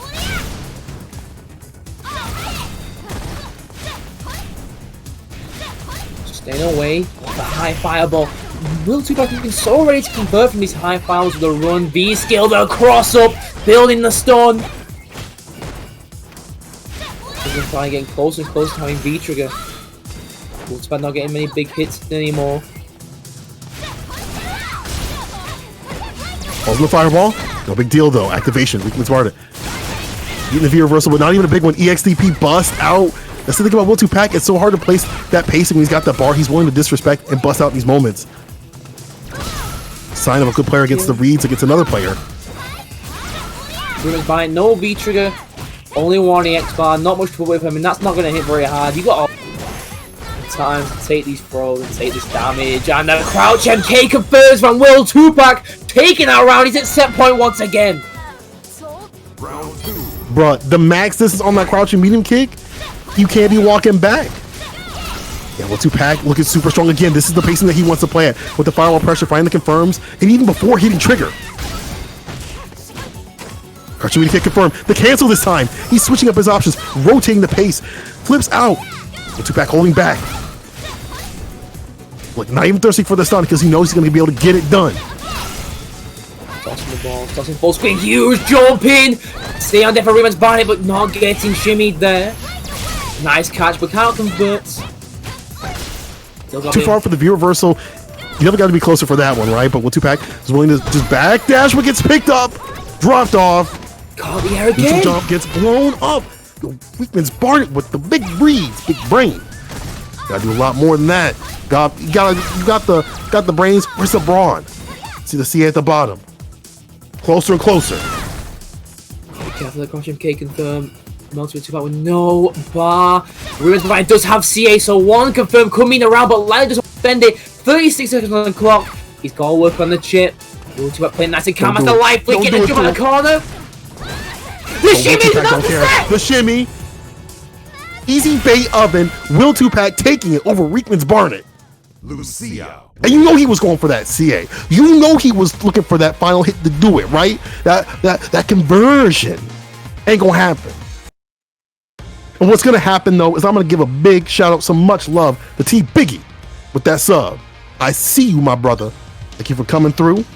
Those were definitely some GGs, dog. And there'll be more GGs as we move on to our losers finals to determine we'll be facing off against someone that is seated in winner's side of Grands. Rickman's body for the whole set defense was so impeccable. Only getting blown up a few times, was taking so many throws, but near the end, really wanted to take that throw, didn't want to eat another double throw, another counter hit. Just wasn't enough respect there. Will 2-Pack blowing him up, getting a shimmy, taking it, moving on to our loser finals. We're seeing now, moving into the last few sets of the tournament, loser goes out in third place, winner gets their chance at a rematch versus Mr. Crimson. Again, another first of three, so a longer set. If you're Fossa, I mean, you got to have something ready for Will 2-Pack's, his spacing, his play, his great meter usage. I think V-Trigger 2, though, being able to kind of contest in the neutral with your own normals and not have to wait to like until you have like a 3-bar, wait for that 3-bar to finally fill up, right? Actually might help out in this matchup because we've seen Will2Pac kind of take the momentum back in his own ways, right, during the middle of matches and things like that. Like if you can make that ground shaky, you can make some dreams happen. Losers finals here. Only one can move on. Our last defense against the French FASA in our losers finals. It's up to FASA. Oh, he gets hit. When the beast can raw like that, it's Pat coming in with his own. Off to a great start. Nullifying these projectors. We're giving FASA that 3v go on. It's an underlight fireball to force his way in. And Will2Pac is playing a really runaway game. Has the life lead. Will2Pac in every single set makes amazing use of the life lead. Forces his opponent to take so much damage trying to get to him, whether it be chip or otherwise. The cancel right there, see max assistance right there. Has to find the proper spacing to find things, and they don't always convert into big damage, but the pokes are there. But it's just Will2Pac who's the one who's able to equate this game plan to be the sum of its own parts, right? To make this character stronger than maybe what they really look like. But FASA on the verge of trigger, and there it is, the activation off the X tackle, holding him down in the corner. Really fishing for a confirm off that step kick, off that crouch MK. Looking for a gap, Oh, jump back didn't work. Then go for the cross up, went for a jumping heavy kick, FASA just out of range. The armor through! The awareness from FASA. Bro, he said I ain't gonna even wait. I'm not even gonna wait for that. But with the fade away, Will2Pac for the finish. DP Ender taking the first one. Ooh, still, that could have been really bad. You see FASA had all that meter on the deck, and you know what happens when he hits you with the V-Trigger 2. It hurts.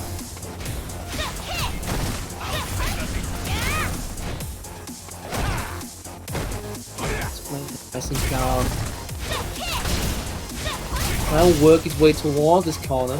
Has the Visco one as well, so can bust his way through some of these fireballs from Lucia. Gets the X tackle to go in.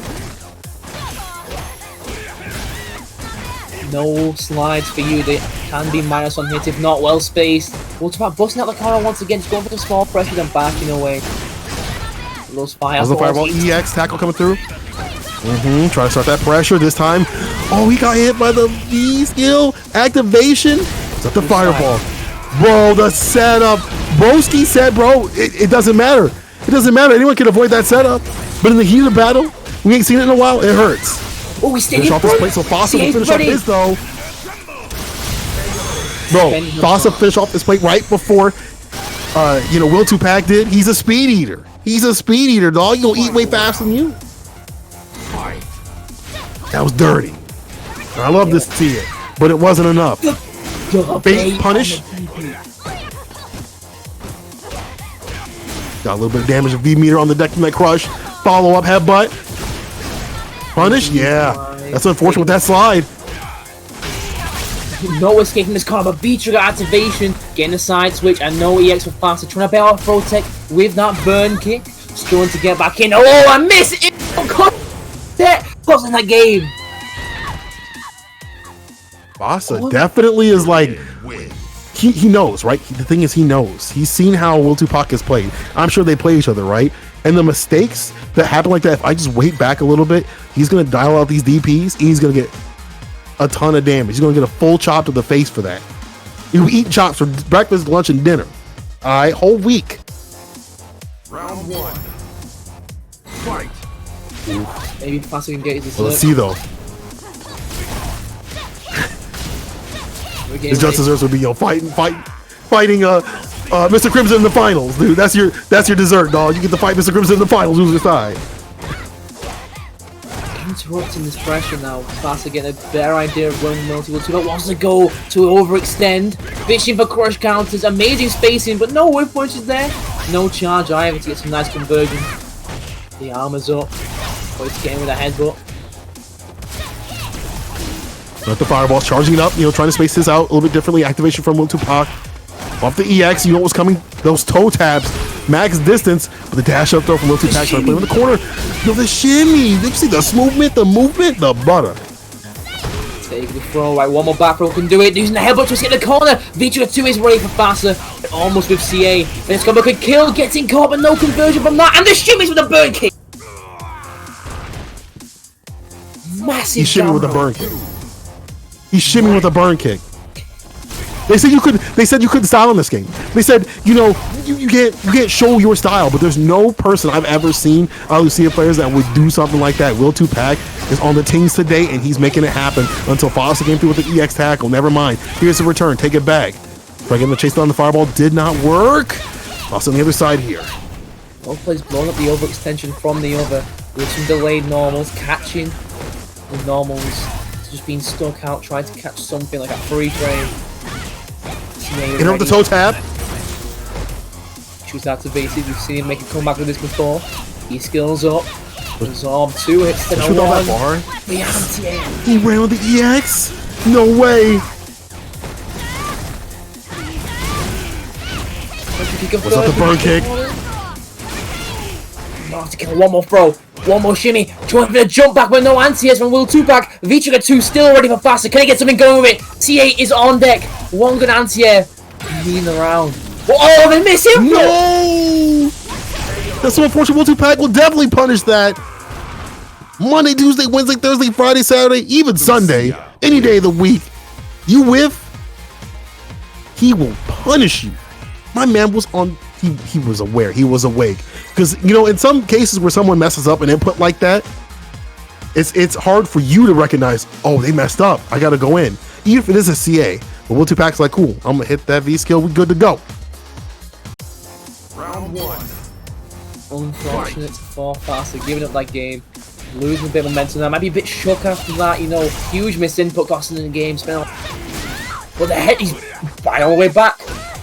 Ready to react with the headbutt to those fireballs, catching Will 2Pac, pressing buttons, not respecting those meetings, but he's doing it twice in a row.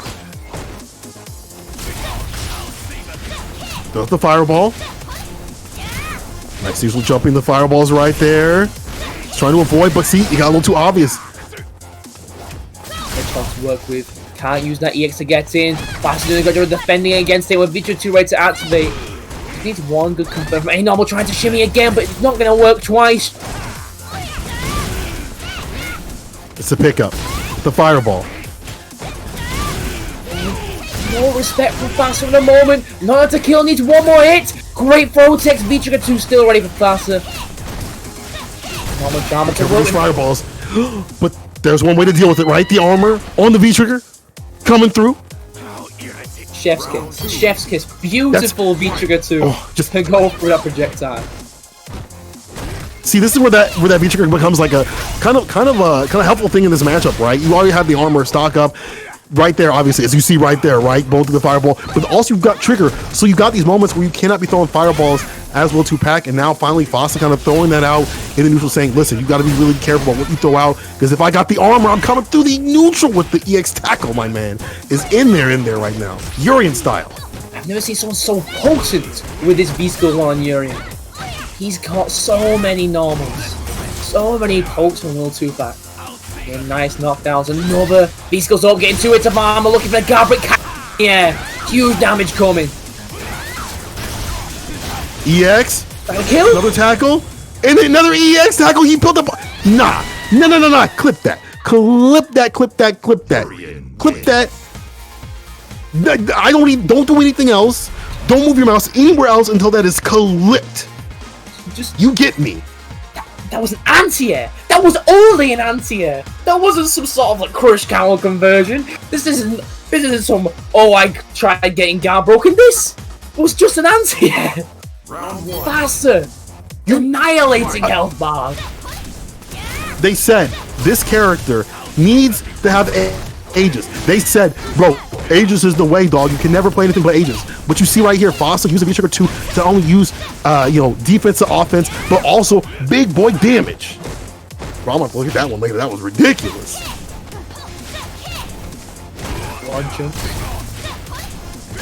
Using the tackle to go through all those projectiles now.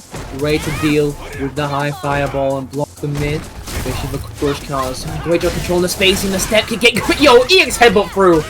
No mix of speed. I love it. Didn't get the full counter hit conversion like he wanted. A little bit of a drop, but still gets this one though. And a throw, Fossa. Putting the danger on the deck. Wants his rematch. He's fighting for this rematch.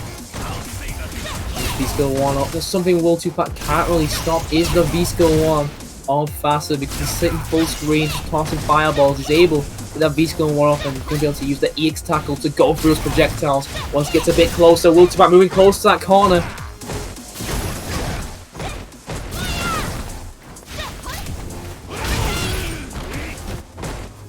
Good DP. Nice anti-air. Finds a buffer though. Will 2-Pack going in, getting the stun up. Charge fireball. No, Vitra 2 is ready. V-Skill 1 is ready. Find his way on his fireballs. He's in spacing, but the punish. He didn't have V-Trigger to make that safe, but now speaking of V-Trigger, Fossa's got his, and we've seen the damage that it can do. Step kick. Feature activation of the V-Skill, giving just enough B-gauge on block. He's backing away now. Forcing Fossa to come to him. And the catch on the V-Skill with that EX run. Will 2-Pack not going down without a fight, but having to spend most of his bar. Fossa goes from that CA. Nice anti-air. Round start.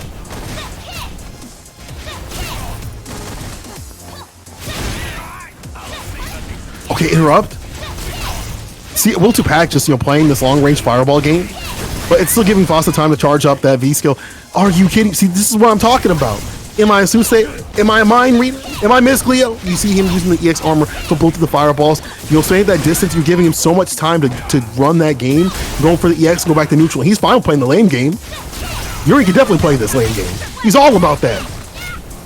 Activated. No check on the high fireball. Try blocking it high. It does not hit overhead. You can block all the time you want, but in the corner, not wanting to spend a V reversal, taking so many throws, not anti your headbutt, getting caught low, but no confirm. He wants to take his turn back. The fire is out, but no more trigger, no more bar. Fossa, stock it. You can't throw another fireball out. Don't do it. So I'm just gonna dash up back throw. Let's go. Will 2-Pack, Fossa, all even out. He really. He was one confirm away from death, one confirm away from losing the set and getting knocked out of the tournament, and he double dash throw. Respect to Will 2-Pack. We're tying the games 2-2. Going into the final game of this set. Man, you see the power of I'm gonna be zoning. This is my style. Just kidding. Run a throw. You have them kind of train a little bit, even slightly, right, just for that moment, and you take advantage of that. The Fossa coming in strong, right round start in the final game between the two. Getting a life lead, getting that V-Skill 1 off as well. These projectiles, blocking it out. Will to the chip, Will to the time that lead, but he is ready to go for those jump-ins. Get a nice knockdown, build that V-gauge with the run V-Skill. Activation. Some target combo. The sweep caught him not looking low, crease up the shoes. There's a throw. Will 2-Pack going with the EX activation. Bro, back throw. Let me put you in the corner, dog. Getting caught once again. Caught him jumping back. They told you what to do against that. Drops a little bit, but no big deal. He gets the counter hit to do it. Fossa on game. Match point. Will 2-Pack jumping too early and getting caught with a massive damage combos. Fossa with a V-Trigger too. So ready to convert. Great jump back jumps. Stop those air approaches. Ready to block him in, but already in the corner with the shimmies. Going for the throw pressure. Yeah, in the corner, it's not too bad for this character in terms of damage, in terms of throw pressure, but here's a sweep. Falls in the fireball, doesn't get to, capitalize on that sweep, so Will 2-Pack going back to the zoning game, but you gotta be careful throwing out things like that had to have been, must have been, an input error. Or maybe predictive, but listen, this is a problematic area right here, right? Counting another counter hit, especially that V-Trigger 2 up the shimmies though. Will 2-Pack gonna get a lot of damage. What's the mix-up? Blocks it the wrong way again. They said just block. They said just block. Broski, where you at? Broski, where you at? You said it was, it doesn't matter. You could just block. Anyone can deal with this. The trigger spin, the mix-up. That's the second time he's got hit with that. Final game, final round. Who do you guys have? Let me know right now. Finals full screen fast with a nice lead. But that beast goes well, and almost here, you know, he's been ready with those jump back jumps, for those air approaches where he can't go for that crouch HP and withstand heavy kick. Might be just a bit too slow. Got the fireball. One flies off. Tatsu. He could be exactly, you know what it is? Gets to the throw. It's like, see, like how this doesn't add up to too much, but it just equates with some of its parts until V-trigger activation from Fasa. Sweep. This time jumps forward. He's learned his lesson. Stop jumping back. Jump in. He needs to the corner. Can't get shimmy. Cannot get shimmy now. Going for a safe jump setup. Getting thrown. Throw. Taking a lead, two more throws. Getting hit. Cancel. Building down. One more hit to do it. You see that stun? Wind it down. Fasa though, still alive, and you see him building that bar up. That could be a CA. See you out of this tournament situation. Yeah, Pull the jump back jab. Fasa can't take another jump in. Has to be careful when the target space gets caught low. Oh, he can't take that hit. But he's taking it. The crouching median kick. Will 2Pac taking it over Fasa in the final game, the final round. We'll be moving on to the loser side of Grand Finals in all French Grand Finals. On the way. France. Or however you say it. My heart. My heart. That wasn't even Grand Finals. It was so close. So tense, but Fasa out in third place. Can't gatekeep the French on French Grand Finals. Very well played to Will 2Pac, you know. Being able to constantly change up his game plan against Davichi to learn his lesson by the end of the set. Able to dodge those guard breaks. Now I move again. It's a Grand Finals final set to the tournament. Lucia versus in the winner side. Lucia versus G. Dude, I can't. You could wake me up before the season started and say, hey, guess what? This character's going to be in Grand Finals of a tournament. I'd be like, you're a liar. But guess what we're seeing right here? Grand Finals. Mr. Crimson in the winner's side of things with that Sim and that G, as you said, versus Will 2Pac and the losers with that Lucia. People, you better see me in the streets. This is Saltmine League Grand Final Street Fighter 5 action. EU, make sure you guys are tweeting it out. Make sure you guys are letting the people know. Hit up that Matcherino, exclamation mark, Matcherino, running the love and support and showing that you love the Street Fighter 5 action, because I know you do. Let's get it. Final round. Final sets. Not final round yet. Final game of this tournament. Let's go. Let's go. Who's Mr. Crimson going to bring on our Lucia? Or maybe the Rashid to deal with the DHALSIM, never know. But Will 2Pac got two options. The danger that could come from, I feel like from G alone in this matchup, because G already just eliminates a lot of the fireball pressure that Will 2Pac might want to do, right? That alone is dangerous. But Will 2Pac has proven that he's able to deal with matchups that are definitely strong in favor of the other person. Definitely proven that he's been able to fight back. So, again, what's on paper may not matter what's in the match. Round one. Let's see what happens in this set here. Remember, Will 2Pac has to reset the bracket. Get things going. He tried to taunt it up. Oh, no. What's going on? It's the French on French. Oh, they have to taunt each other. Oh, yeah. Run it. You run it. Okay, we run it like that. Okay, I see you. Y'all show some respect to the fellow Frenchman, right? Yo, the use of the... You saw Will 2Pac didn't know. I just want to say Will 2Pac didn't show that respect off the grip, so I just want to say that. Just want to let people know. All right, though. Here's the shimmy. Follow up. Reset. Nice touch and PV trigger ready to activate Mr. Crimson, taking you to that corner. This is where he wants to be. Command grab. Put hands on the shoulders. Pick up. Be careful. The stun. The under. The flip kick. This is stun. No, it's not. Stun up with the light. Oh, yeah, that's a drop. That's got to be a drop. Maybe a drop on the E. Okay, if you're Mr. Crimson, you have to be like, okay, that can't happen again. Because we've seen Will 2Pac come from a deficit like that. You cannot have that happen again. 2Pac going in right now with the aggression. Crushing medium kick. Look at the cancels right here, but not amounting to too much, or not enough, really, to be honest. So Crimson switching the sides, which misses the command grab. The crush counter on melted will do back. Oh, barely does that standing heavy kick, but finally fishes it out. Gets a crush counter. Great anti-air. Catch you on the sky to the wheel kick. Trigger activation of the fireball. That is a new change.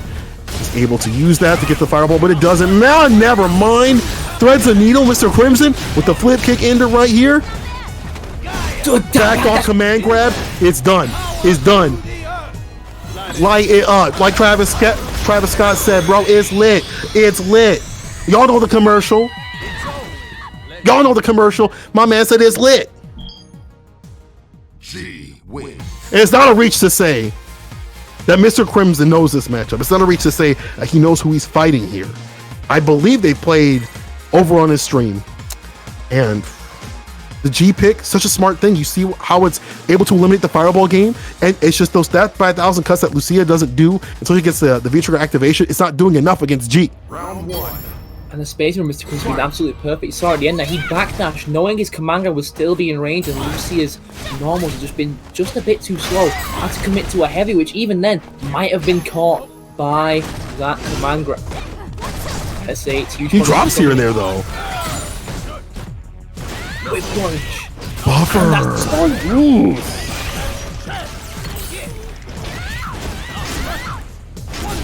Back fierce. Flip kick. What's the damage? It's caught low. This Low. should be enough to kill with the back heavy punch, and Mr. Crimson taking them around. Will Tupac looking a bit lost. Really can't deal with Mr. Crimson's neutral. Can't keep him down. Just him to stop. When you have a character, I mean, you have a character that can deal with you with the fireball pressure of their own and also the V skill. It's hard to run part of your game plan, which is the fireball game. And man, what a whip punch! You see Mr. Crimson, he doesn't care if the fire's in his face. He'll put his hands in it. You don't give a damn. And again, you cannot do that for free. He will whip punch you every single time. Little 2-pack. Tries to go in for the pressure, but he just backs off. You see Mr. Crimson just backdashing. Choosing the crouch MK V-trigger once ready to Mr. Crimson, but struggling to find a way now, using that V-skill in the air to beat the high 5-0, really looking for an extra activation. But Will Tupac space himself so perfectly, does it again, getting caught, going from corner to corner.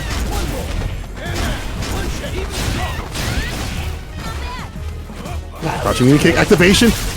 Will Tupac, but that's the thing is, like, I feel like he needs meter to close things out, or in terms of like V-trigger meter, right? He needs that to make the comeback, and it's not easy either. Boss away with dash straights now. Crimson getting a bit frustrated. I know this is the game. Oh, there's no run V-skill to punish the V-skill of G. Try to get in there. Will Tupac locking him out with the EX. Jab check, bro. This is where it starts. You find the light, you find that conversion. Back to mid screen, back to the other side of the screen. The fierce, the trait will definitely help up with the EXDP. Wake up! Feature right out to Mr. Crimson looking for an extra activation. All those anti-air V skills. Yo, he knows that combo. He knows that combo. But he missed Tom's command once again. Got a little bit too green with the command grab. He keeps going for that, and it. In the corner, wake up, is it gonna be like this? Bro, you know, like one good light gonna do it. Listens heavy fire using the EX wheel to go through the fireball. Tiny bit of health, tiny bit of EX bar left. Those anti-airs. Keep him Will to back out. The whip bullet with the EX. EX. And just backdashes goes for the fireball as a poke, Mr. Crimson. Mr. Crimson. G wins. You see, there's minute times where he will backdash or back away just to avoid situations where it could be it could spell the doom, could spell the end. But he's at that max distance where he could be like, I'm going to use this tool, and I'm not, in fear. Using the fireball as a poke from that max distance, you saw Will Tupac was not aware. My man needs to wake up, get that no-dose going, and get to work, because now it's match point Mr. Crimson, because my man's on that 9 to 5. Moving towards the corner. Oh, ready to deal with that tackle, spacing himself so well. Will Tupac not able to reposition as well as Mr. Crimson is able to. Moment in time. Getting caught by a lot of crouching. Case taking this, turning that from 0 in on hit situation. Very hard for Lucia to take a turn. Buffer. Smart. Far reaching lights. Yes, sir. Input error. Things like that are gonna hurt. You see Will Tupac going for the EX activation. Wake up from Double dash. He had to be just going for one dash, dog. He had to be just going for one dash, and this is it right here. Mr. Crimson on match point. What does he do? What does he do? What does he do? So we see Mr. Crimson come back from this. You know he's ready. You can see Will backing off now. Can't take advantage of that burn kick on hit. With a crush counter, move into the corner. Got those confirms on lock. Can't be holding up. Stun is building, getting command grab, the insane range of G's command grab. One more hit for the stun, another one! And that might be it. That might be it with the level. People, is it gonna kill? Light into super? I think it's a done deal. Mr. Crimson is your winner of this week's Saltmine League. I'd hold myself back, but he didn't hold back. Winner side done doing it. We and the Sim defeating Will 2-Pack, preventing a reset, and showing you that he is hungry for the finals of the Saltmine League and the EUCPT. Bruh, just react, man. It's 12 frames. Just jump. It's 12 frames. But you see that he rotated his offensive options so well that it was hard to lock, to decide what to do, right? Your defensive options had to be in tandem, and just Mr. Crimson was way too strong. I mean, with the G so more comfortable with that G and Lucia matchup, and made it work so damn well. Will 2-Pack just couldn't get in range to check any of those offensive options. He'd spaced himself just outside of Lucia's lights, just outside of Lucia's crouch MP, so she had to commit harder to those heavies, which G can blow up so hard with his own heavies, with his own mediums. And Will 2-Pack not taking it this week. Mr. Crimson is our new champion of the Saltmine League. Very well played. Very well played. Very great games all the way through this entire bracket, people. This has been an absolutely amazing bracket, as it usually is with Saltmine League.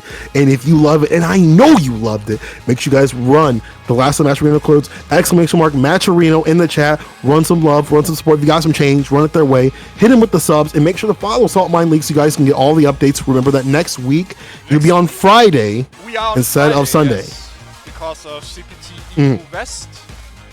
So no King of the Sword Mine on Friday. Instead, we have normal Saltmine League. I will set up the sign-up link today or tomorrow. I'm not sure yet. Mr. Crimson won. Congratulations once again. Thank you very much to Sankola and CrossedMoon for commentary. Yo, thank you for having me once again. Always a pleasure. Yeah, make sure to follow us on Twitter. If you want to be part of the Saltmine League community, join our Discord. Or if you want to participate, and make sure to check out our YouTube. I'm Ritus. I'm Sankola. We'll see y'all later. You're ruining it. You're fired. Damn. Ah! I lasted all tournament. I did the last time. I get it. You're jobless just like me, bro. You're jobless just like me.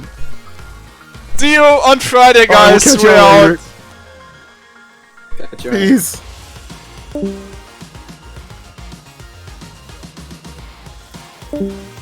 It's go time.